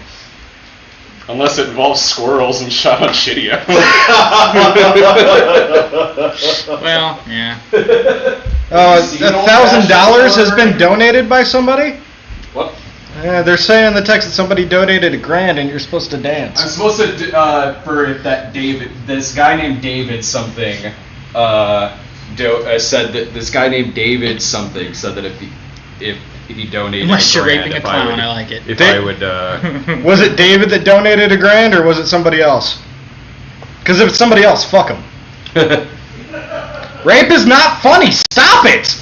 Clown rape is fucking funny. That is correct. I've seen vulgar. Yes. It's like somebody was first in line for gay fest one time. I like that when David Irving shows up, instantly goes to rape. Goes right. Rape and there's some racism in there. There was something about bestiality. Well, mime rape. That's silent. That's silent rape. It's the silent killer. I showed the picture of that Brian sent me of Klansmen on the. Oh my god! That was. You're right. We are better than Jake any day. We are better than Jake, aren't we? I mean, it takes 2 of us. Then Jake Ryan from 60 Candles. Nobody is better than Jake Ryan from 60 Why are we Candles. talking about porn? Why aren't we always talking about porn? Yeah, I mean that's just everyone should always talk about porn. It's the rule of the internet. It's seriously everything. Jake got AIDS. Wow. Ooh, man. If I could be a missed the boat on that one. Well, that sucks. Not only do I, when I really shot on Shitia, now I gotta dedicate it to him. So, Klansman rape might be funny, but it depends on who's being raped. Depends on which Klansman. Yeah. Well, yeah, it'll be sad if it's like Robert Byrd because he like denounced his Klan status. But if it was David Duke, yeah. Why isn't Brad in the frame? because I needed a break past like fucking 8 hours. Irving and I are in charge now. See, he's gone completely. And done. Oh, good I'm not showing you my tits, and they are tits. I mean, You showed your ass in Cheat. I showed my ass in a lot of things. Honestly, I think the only place I haven't been naked is the internet. No, because it shows your ass. I like that. Wait, no, I think I cut the ass shot out of Cheat when it went to the internet. Oh, really? I think I did. Was it still in Freak Out? Your butt crack is in Freak Out. Your butt, like, Cheap is what had the full ass shot. I want Dave and Irv to be my dads. Aww. Get ready to get naked. You got 10 grand? I better see that 10 grand pop up. Yeah. How can we tell somebody donates 10 grand? I've got on the PC. I've got the list of donators pulled up. That's an easy one. You want to shave me for 20 grand? Sure. Dave, suck on Irving's man nips. You sent me that text about Old Fashioned. Have you seen that movie before? No. No, I just know. I was just like, I'm like, but this is the first time I had not watched the Snob episode. Yeah. So I'm going through it, going, what the fuck is this? Why does this exist? I was by myself at that one because it was only showing at like 4:20 in the afternoon. Just fucking. Of course, it was showing at 4:20. That's what I said in the video. Yeah. Do Caligula shit. Open your mouth. Do you have a giant tub of lube or? Do I have like an ass on my stomach? Yeah. Wait, it's no fair that you're not both virgins. Yeah. Damn. Caligula, I thought you didn't like virgins. When did 55K get brought into it? You donate first, and then we'll show our dicks. What does the Rickhead masturbate to? Oh, what does the Rickhead masturbate to? I kind of like My Little Pony. Yeah. Yeah, I think My Little Pony. I mentioned I mentioned earlier, like, don't you have like a story where Peter Mayhew got you drunk? He didn't get me drunk. He tried to get me drunk. Oh, okay. I was fucking 13 years old. I was 13 years old, and it was I think I was 16. I can't remember. It was the year they re-released the trilogy, the special editions. I always say something offensive. 97. 97. Oh, okay. So you would have been 14? Yeah, 14. And my brother-in-law was at it's Wizard World Chicago now. It used to be the Chicago Comic-Con. Right. And I went up there with my brother and my sister, and apparently at the San Diego Comic-Con a couple weeks before, they had become friends with Peter Mayhew and Kenny Baker and all those guys that were doing that signature line that year. And later that night, my brother-in-law and my sister, they snuck me into the bar. We were hanging out with Peter Mayhew, and he kept trying to sneak me drinks. No idea. Yeah. And it works. One of the workers in the bar caught on to kick me out of the bar because Peter Mayhew was trying to get me loaded. I know the kids with you. He was a really nice guy. I think the entire weekend he was just falling down drunk, though. We saw him at one of the Wizard drunk. Worlds, where he was just kind of chilling there. One of the Wizard Worlds we were at, he was there. Well, eventually he couldn't walk around very well either, so he was probably just sitting around because he couldn't When we go. saw him, it was fairly recently. Yeah. It was within the past few years. I feel like he's next to go, unfortunately. Can you tell your Margot Kidder story? Oh God. We were telling con stories earlier. Okay, the Margot Kidder story. I can't remember what year it was, but it was the same con. It was Chicago Comic-Con, and I was walking through the aisle, and I was young enough to be, still amazed to be at a con. Not like, I'm at a fucking con again. But I was walking down an aisle, and someone shoulder checked me, and it's like, okay, it's busy. I'll just keep going, and I just hear this woman's voice, "Fuck you, you fucking piece of shit, you piece of shit!" And I just turn around and go, "Fuck you!" Margot Kidder. That woman was insane. She was so mad. Well, this was late 90s Margot Kidder. So. She was still on the coke and then. Yeah. Oh shit. Yeah. So somebody asked how we all met. That's That's a complicated story. We've known each other since you were born. Right. Yeah, Brad and I have been friends since we were infants. His grandmother was my babysitter, and long before either of us were born, babysat my brother and sister when they were kids. Yeah. You and I went to high school school together. and middle school too? I can't remember. But we didn't really know each other till high school. No, it was high school. Yeah. We met through hanging out at Brew House. Yeah, the first night I ever got drunk. What? That was the first night you ever got drunk? Yes. I didn't know because I was probably drunk. Yeah, they thought it was fucking hilarious because I was like, man, I think I'm starting to feel something. It's hard to tell the story of how we all know each other because it's 30 fucking years of history. Yeah, I mean, it's it is. everybody's brought in different ways. I mean, Brad and I have known each other the longest. And then I've known Buford and Mike since high school. I introduced you, and then you went to grade school with Nick. Yeah. And we went to high school with Nick, and so on and so Ryan I met because he was working at the radio station. when I Right, was right. working. Ryan was an intern when I was working at the radio And station. Jake was his buddy. Yeah. At the time. Jake was also an intern Yeah. briefly. Very. And me and I met Sarah and Brian at Aaron's when we were watching Yeah. The Wall and it was both of them, right? The Oh, Wall yes. and Dr. Strangelove. And yeah. Aaron, who we met through Bianca, who she and I dated for a while, but before that we met her through Alex when they were dating. Yeah. So it's fucking Springfield. It's like the smallest town, and it's fucking weird and incestuous, but it works out. Yeah. For the most part. It all works out fine in the end. How did we meet Jared? Somebody asked that. I was like, At the bar. Was it? Yeah. Yeah, it he was was at the bar because he was. Because we like to make fun of him even then. The first time I met Jared, I had to ask him if he had a fucking volume knob. Yeah. I think I ended up. I got him broken up with his girlfriend and pissed off one time because he wasn't supposed. He wasn't supposed to be at the bar because he didn't have a car and he took her car from wherever outside town, outskirt town around here. So he comes in and she calls. So he takes a walk outside the bar and I come out yelling, "Hey, come back in! The stripper's getting ready to take off her G-string." And she goes, "Where are you?" And he shoots me the dirtiest fucking look I've ever seen in my life, just going, "What the fuck was that?" I'm like, "Wait, no, don't put this on me. You're the fuck took somebody's car without permission. It's your ass, not mine." I thought it was fucking hilarious. That's your ass, not mine. Okay.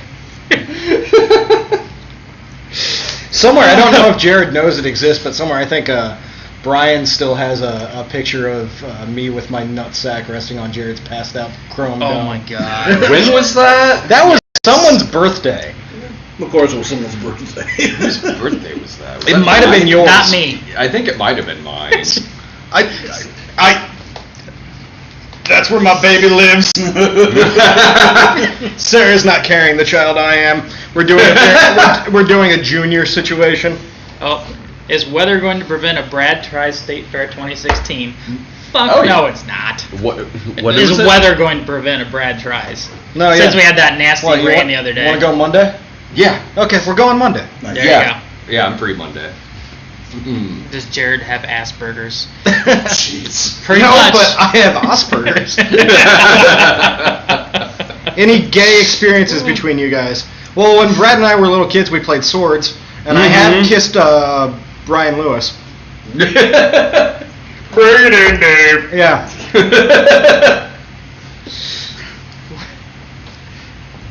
Sadly, we can't afford Kirk Cameron. I wish we could. But we almost got Carmen. The Christian pop singer, Carmen. Oh, yeah, yeah. What? I was talking to his agent. On his Twitter account is like an email for like his agency, and I emailed it and said, "Hey, I'm interested in pursuing Carmen for a role in this movie," and I briefly kind of explained it. The agent got back to me and said they'd give me a call, and Carmen's very very Italian. Like his name is like Carmen. I'm level 21 on Pokemon Go. Carmen is like, his full name is like 22. Carmen Licciardello, and he's from Jersey, so he totally comes across as this Jersey guy. So I was kind of expecting something like that to call me, and it wasn't. It kind of sounded like I was talking to Tammy Faye Baker. It was actually really surreal. Like, bless your heart for calling.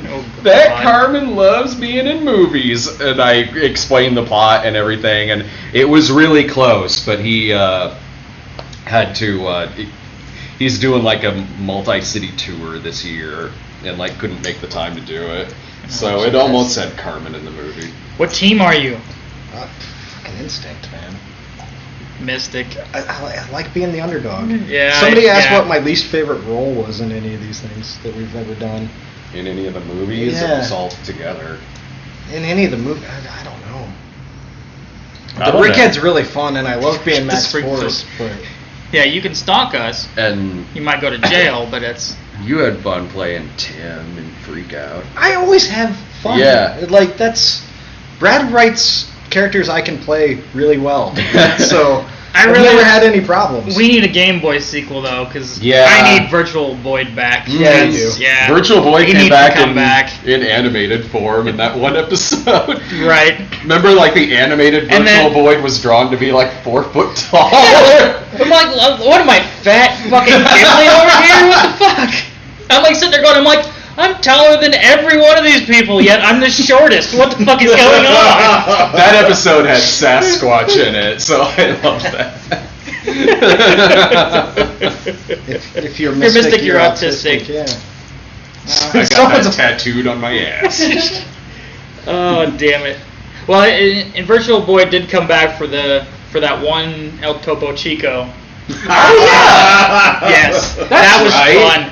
Yeah, I 'cause missed he doing that character. He supposedly cured him at the end of it. Yeah. Which, no, that's not gonna last. Someone's asking about Shot on Shitty again. It's coming. It's We've going to be answered shortened and different. It's We've coming. answered it a few times on here. Like, Yeah. basically, while Jesus Bro is in pre-production, I'm going to be finishing up Shot on Shitty-O.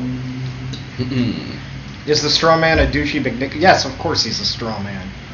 Because we all feel the way he's done. How did I feel playing Custer's Revenge? That fucking sucked. That was 8 goddamn hours. We didn't know, we were just going for 5,000. 8 fucking hours we played that goddamn game until we passed 5,000, and then this jerk off over here was like, let's see how far it goes. I'm like, motherfucker. It got easier though when you hooked up the Sega Genesis controller. Like, wasn't that easier for you than using the? It wasn't because I Oh, it switched wasn't? back. You did. I switched okay. back because I'm just like, because it was. I don't know. I mean, it wasn't bad, but the joystick was just a little bit. We did order a lot of Chinese food that night. Oh, So it was me, fucking you, shit. and Alex playing that for hours. I mean, Yeah. you were playing it the most because you were getting the score. And then the pimp juice. I needed the pimp juice. I'll never drink that shit ever again. But Dude. that was. There's some questions, like, these are going so fast. I want to answer them all, but, like, do we like Doug Walker? Yeah, Doug's a nice guy. Yeah. The first time I met him, he pissed me off to a level that I couldn't even comprehend, but he didn't know. Tell the So, story. Tell the story. Story time. the first time I met Doug, and it's one of those things that really probably shouldn't have pissed me off, but the first time I met Doug, everybody from Springfield was up at a con in Chicago, and this is when I lived in Chicago. And I had stayed up really late with everybody else hanging out. I had to work at 6 in the morning. I got up and I went to my shift at work where I managed a restaurant, and we did 300 covers in 4 hours in a 50-seat restaurant. It was really, Sundays were just insanely busy. And then I went and met everybody for lunch at a Chinese place, and all sat down. I ordered a beer, and Doug made some crack about me being an alcoholic, and I was furious. Because this is like, motherfucker, I've been at work for 12 hours. I want a fucking beer. He was just joshing. No, yeah, and I should have been angry at him. But yeah, he pissed me off the first time I met him. Since then, he's Doug an and I- exceptionally nice guy. Doug and I drank way earlier than that. Doug and I have gotten drunk many times. Oh, God. Have you played the Ratchet and Clank series, guys? I actually did after the movie review because I couldn't believe everybody was like, "Oh, this game, the movie is as good as the game," and I played the game. That game is a shitload better than that fucking awful piece of trash movie. It's awful, terrible, fucking That's my favorite terrible. comment right there. You want to see an alcoholic? You should meet my dad. Oh my God! That is a sad Daddy story. issues right there. Holy shit. Favorite channel awesome participant? Least favorite. Oh, least favorite? I'm not saying. That's no. We don't need to play that game. It's not worth pissing off people that I don't personally know that I might have to deal with in the future. It's honestly not worth it. You could probably fucking guess. The heck is a channel also participant? I never heard of that. Contributor. Oh, contributor. Like, okay. People who want nothing to do with the snob contributors. No. Shit. Sorry, did I say that Do out I loud? like Rob Zombie movies? He's made a couple good ones. Devil's Rejects. Devil's Rejects was great. I honestly thought his the first of the 2 Halloween movies he made was. I don't hate his Halloween movies. It was different. It's way too fucking long, but like he honestly loved the source movies. It's too. It gets a little too white trashy, which is really not needed for a Halloween movie. With the whole mom stripping and like William Forsythe is like white trash dad. You need to fuck over, you goddammit! Oh yeah, stop. Like that worked in the Devil's Rejects, not really in Halloween, but. No, like actually, I don't hate that movie. I don't even hate the second one. The first one's at least, whether you like it or not, it's ambitious. Yeah, no, it's quit trolling and saying that the original Halloween sucked because you know that's the original Halloween is it's a fucking classic. Without that movie, a whole genre of film is gone. Yeah, and it's actually it still holds up. I think. No, it does. Yeah, I saw it. really does. I saw a re-release in the theater last year, and totally. Honestly, the one that I watched the most is Halloween 3. Yes! Like, unironically, like, I think it's a great fucking movie. I honestly wish they had stuck with the concept of doing an anthology series, because Halloween 3 is fantastic. Halloween 3 is a great fucking movie, and honestly, even just as, like, a seasonal horror movie, like, it gets into, like, Halloween lore and imagery even more than the first Halloween movie does. Let's see. Somebody say something about games. You playing any games? Now? Yeah. What is this? They just remade GoldenEye? I think that was a fan thing or something. But you can play it though, right? Oh, really? Can you? Or do you know I don't about know. this? I hadn't heard about that. I knew they remade one of the Metroid 2 recently, but Nintendo shut them down real quick. Oh. I just finished the new Marvel Lego game. I thought it was a blast. I love those Lego games. They're mindless fun. I'm playing through Saints Row 4 right now because it was like on sale, and that's fucking ridiculous. I played through that. That was great. That was fun. That was when it opens with like. It's playing like you don't want to miss a thing. Yeah, he's like flying on a rocket. Yeah. Dude, you're gonna die. I don't care.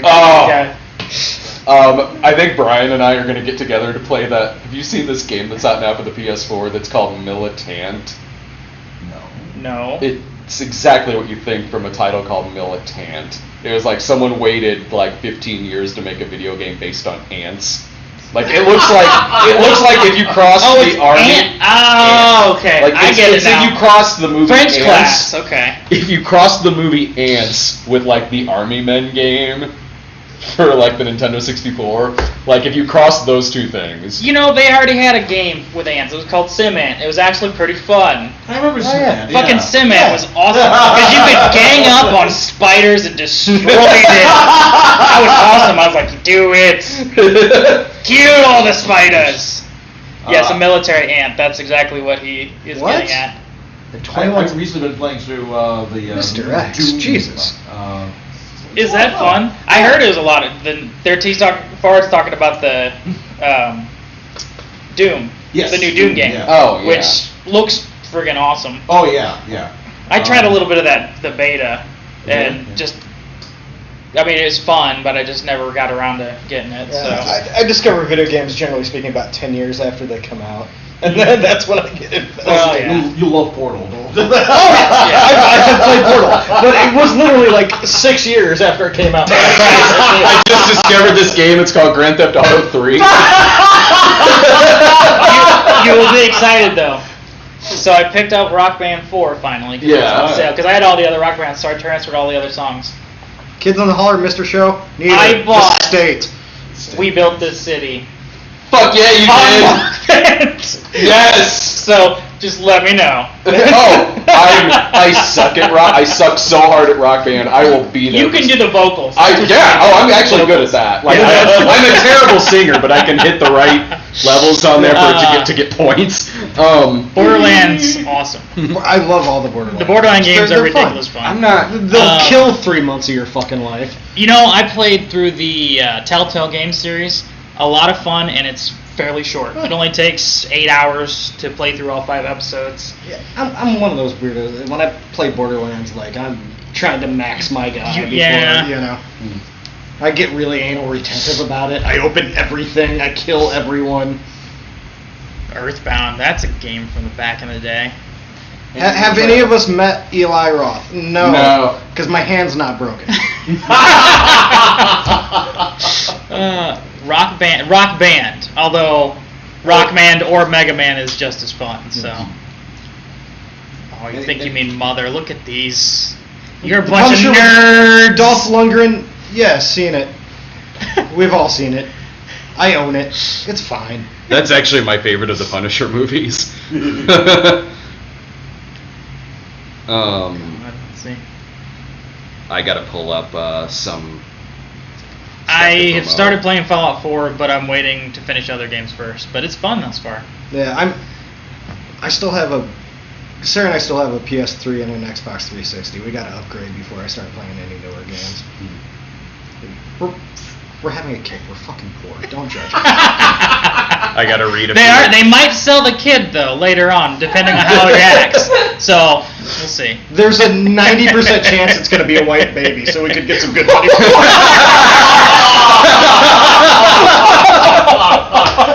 A 90% chance. I'm a realist. I know damn well that she's too good for me.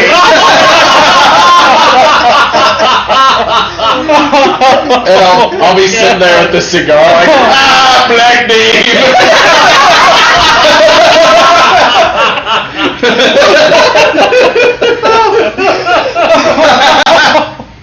It already takes 20 minutes to explain where all the fucking Asians in my family came from. What's a black baby? I mean... Alright, I gotta read a few of these promotions here. This is from Super Dude 1999. Quick question first. Any plans on reviewing the Oingo Boingo epic Forbidden Zone? It's a great movie. I doubt I'll do a snob episode on it though. Okay, and then they want to promote their website, The Reviewers Unite, which is reviewersunite.com. It's the premier source of film criticism. Also had to sit through 9 Lives, so you're not alone there. And a place where you can find surprisingly in-depth examinations of Sailor Moon, Sonic the Hedgehog comics, and My Little Pony, if you're into that. I've also been working on reviewing every episode of the 2002 Twilight Zone series with Forrest Whitaker as the Rod Serling character. And recently posted a recap of an episode where Katherine Heigl goes back in time to kill baby Hitler. That sounds like her best role. No, seriously, Yes, someone wrote that into a script, and they even got James Remar to play Papa Hitler. Of course they did. Right on. I'll watch anything with James fucking Remar in it. So that is reviewersunite.com. And then from Yvette Zavala wants to promote their Twitter, which also has links to their YouTube channel. But then she says, but mostly I use it to tweet at Donald Trump. That's what I primarily use my Twitter account for now. Also, people can help me decide my Halloween costume, 11 from Stranger Things, or Negasonic Teenage Warhead from Deadpool. Their Twitter account is at Imperatory Vet. That's IMPERATORYVETTE. Oh, Imperator. Gotcha. There's one more here.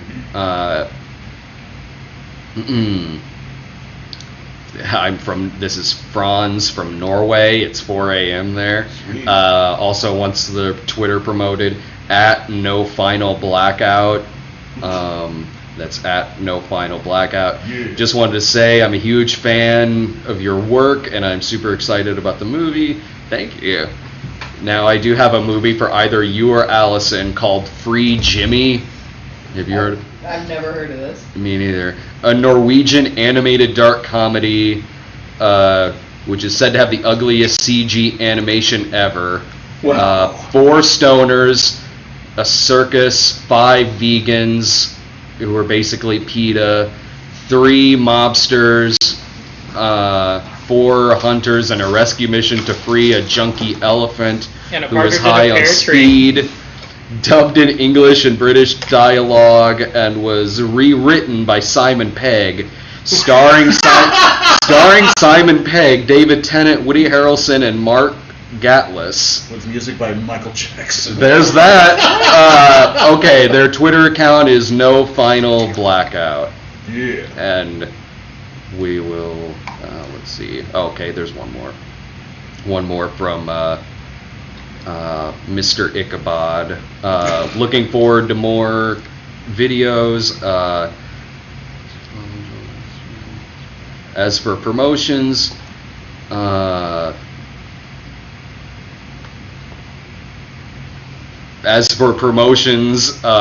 they're promoting us. More of the Snob, more of Allison's Radu reviews, Midnight reviews, Baywatching, Lloyd, Ninja the Mission Force, and in-character crossovers a go-go. So that's from James. Thank you so much. Thank you. Thanks so much for contributing. And Yes, thank you. Get to call Contribute here in a again. little bit. Hey, Yeah, Hagen's on funny, is no- on the chat now. Who is- Excellent. Who is? Diamanda Hagen. Ah, Oh, right, hi. us. Hi. Hey guys. Hail Hagen! Yeah, we've been here for like half an hour now, just wasting time, giving everybody a break. Thanks. The new Friday the 13th game coming out. You guys heard of this? Yeah. It looks fucking fun. I'm excited for that. One of you gets to play as Jason and the rest run around from him. It's a lot of. It sounds like a lot of fun. So, I hope it's fun. If I get to play as Shelly from part 3, fuck yeah.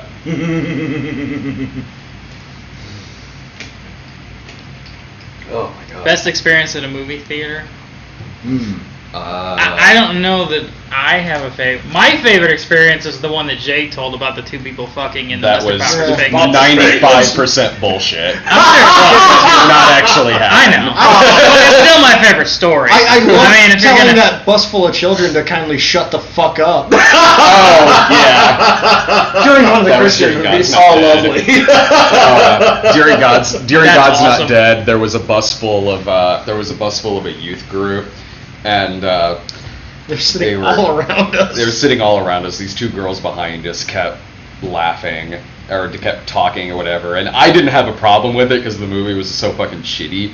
Then all of a sudden, Dave turns around and says, "Will you kindly shut the fuck up?" And they did. They didn't make a sound for the rest of the movie. Nice. I guess the funnest one I would say is, what was it? Was it Silent Hill, the second one?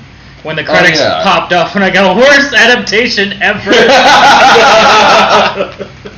That was fun. Other than most of my movie-going experience is pretty tame. I'm not going solo to a media Halloween. That's not fucking happening. No. You're not getting people sitting.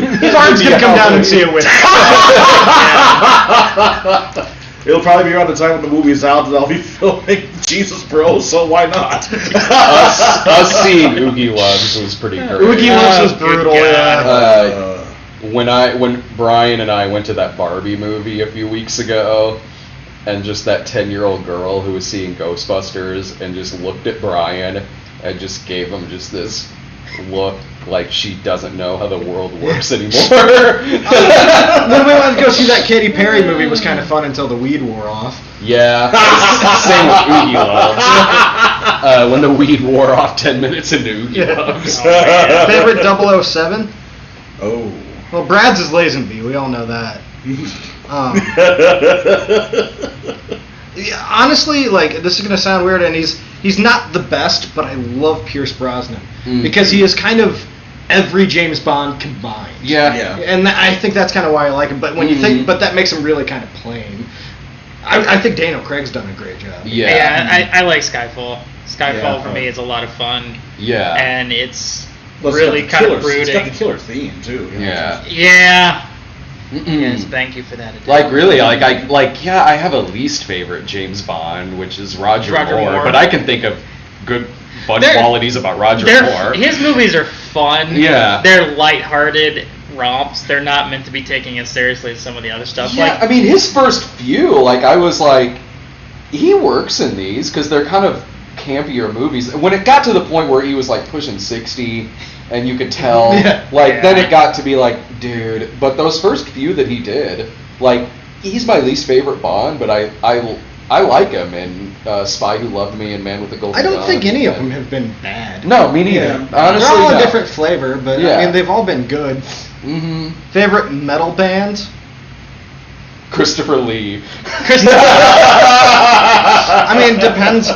Favorite fucking metal band? I'm not a metal guy, so I don't even know whether... I was just gonna go for the safe road and say Metallica, but old school Judas Priest. Van Halen.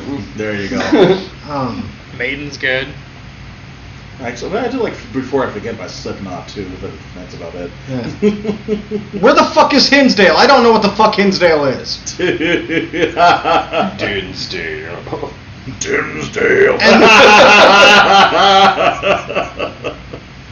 Blue Oyster Cult's not fucking metal.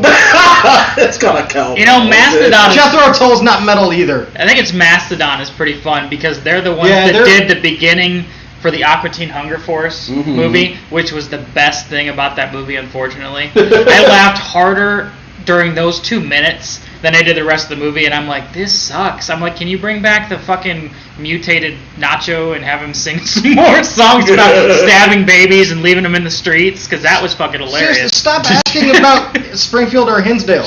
Listen, I'm in Springfield. I don't even know what the fuck Hinsdale is. Guess which is better. And I hate Springfield, but guess which is better. Did you ever see the comment that said, asking me why I like Trump is like asking me why I like Slayer. Both are totally fucking metal. What? I didn't ask. Pat Boone is the best metal. Yeah. Alright. Oh, God. Got it. Yeah, he's so metal and God's not dead, too. Jethro Tull's metal-ish, right? No. Also, actually, who is kind of a really fun metal band? Max Sabbath. Check out Max Sabbath. Black Sabbath. No. Are you not familiar with Max Sabbath? No. They're basically a metal cover band. Yeah. But they play dressed as all the McDonald Land characters as a version of Black Sabbath. like stoner ass came up with that. No, I thought it was Max Sabbath. No, Max Sabbath is fantastic. They're almost as fun to watch as Mini Kiss. Have you seen the local band Black Kiss? Yeah. There was a local band for a while called Black Queen that were a fantastic. Oh yeah, I remember them. Yeah. Anybody's thoughts on the 1990 version of Night of the Living Dead? Oh, that was great. That was, it was pretty much one of those shot for shot remakes. Not as Chainsaw. Not as fuck yourself. You fucking prick. Seriously, if this wasn't through a computer and we were in a live crowd, I'd get off the stage and beat the fucking snot out of you. You stupid piece of shit. Wow. What's going on? Wow, that's... You stupid piece of shit. Oh, and he was doing so good before. Chainsaw from Summer School's a dick. Fucking asshole. Oh, shit. No fucking patience for that shit. Most frustrating horror movie I've ever sit through. The Blair Witch Project. I like Blair Witch. Project, the first one I loved. I fell asleep to it. Yeah, frustrating. The one that angered me the most. Probably, what was that? Blair Witch 2. That's right. Alright, I'm taking a smoke break. All right. My wife's here. You guys should talk to her. We can't see. That's called throwing her under the bus. Oh, what just happened, man? I knew it was coming, so it froze. It's paused. I mean, like, that's just the live feed. Oh, that's the live feed. If I turned that on, it would, like, take up It'd freak out. shit and, the actual... if you want to see the actual... Hi. I like right there. staring at myself. I'm so egotistical like that. What porn do you like to watch during the snob? What? I don't understand. I think that you're working on the snob during the snob. What porn do I like to watch while I'm working on the snow? We all know. You know, I gotta have some porn on the TV in the background. I am 6'7". We all know Sarah likes Short Circuit. Short Circuit 2, yeah. Got no patience for the first one. Is it a boy or a girl? It's a girl, they tell me. Now they'll get even more in the black market. I am 8'7". It does make you look very big from that angle. That's just gigantic. Oh, because, it stretches. Top Gun or Mission Impossible? Depends on Top Gun. I mean, but sometimes I'm in the mood to watch. Mission Impossible. Yeah. Sometimes I just need a homoerotic volleyball montage, and Top in which case, Gun. Top Gun. Top Gun is awesome. I am not seeing Hillary's America. There's nobody left to go with. I'd have to go with myself. Yeah, Allison, you want to see Hillary's America with Sarah?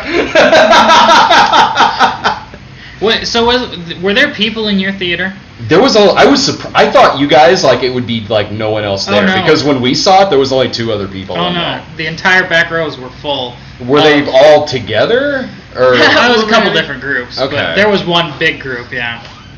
I couldn't believe that. I was just like, and at the end, you'd be like, it is early October. I couldn't believe. They're like, I really thought that about Hillary, but now I'm convinced. It's like, really? You just watched this movie?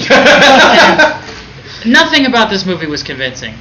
The only part that was really historical was the stuff that we already learned in school. Yeah. Everything, once it got to the Hillary stuff, it was all fucking hearsay. They literally had a conversation between Hillary and Saul Alinsky that apparently they were a part of, and somebody was a fly on the wall. Didn't you say it got to it's showing fucking the White House is like a fucking cat house with Clinton Bill is arm in arm with 2 girls, and then he sits down on the couch. So that would make me like him more. He did that shit, and it was also a fantastic economy in the 90s. Alright! It was a fantastic economy in the 90s, and Porky's was going on in the White House. Yeah, it was just, wow. It seems like the comments are just a lot of this person versus this person, who would conquer? Yeah. There's one that keeps going, Freddie Mercury versus Paul Rogers. That's not even a question! I don't know who Paul Rogers is, but definitely Freddie Mercury. Paul Rogers had his place. I am on fleek. Totally Freddie Mercury. When are you guys going to the fair? I think they just announced Monday. Monday, you want in on that? I'll have to check. I think I work. But No problem. Did Sausage Party? Sausage Party was awesome. It was incredibly juvenile, but it was so much fun. Yeah. What the hell set Dave off? People being racist, which is surprising, dude. Sorry. Sorry. I know I should ignore shit like that, but sometimes I can't. They want you to yell at them, That's fine. Now donate, you piece of shit.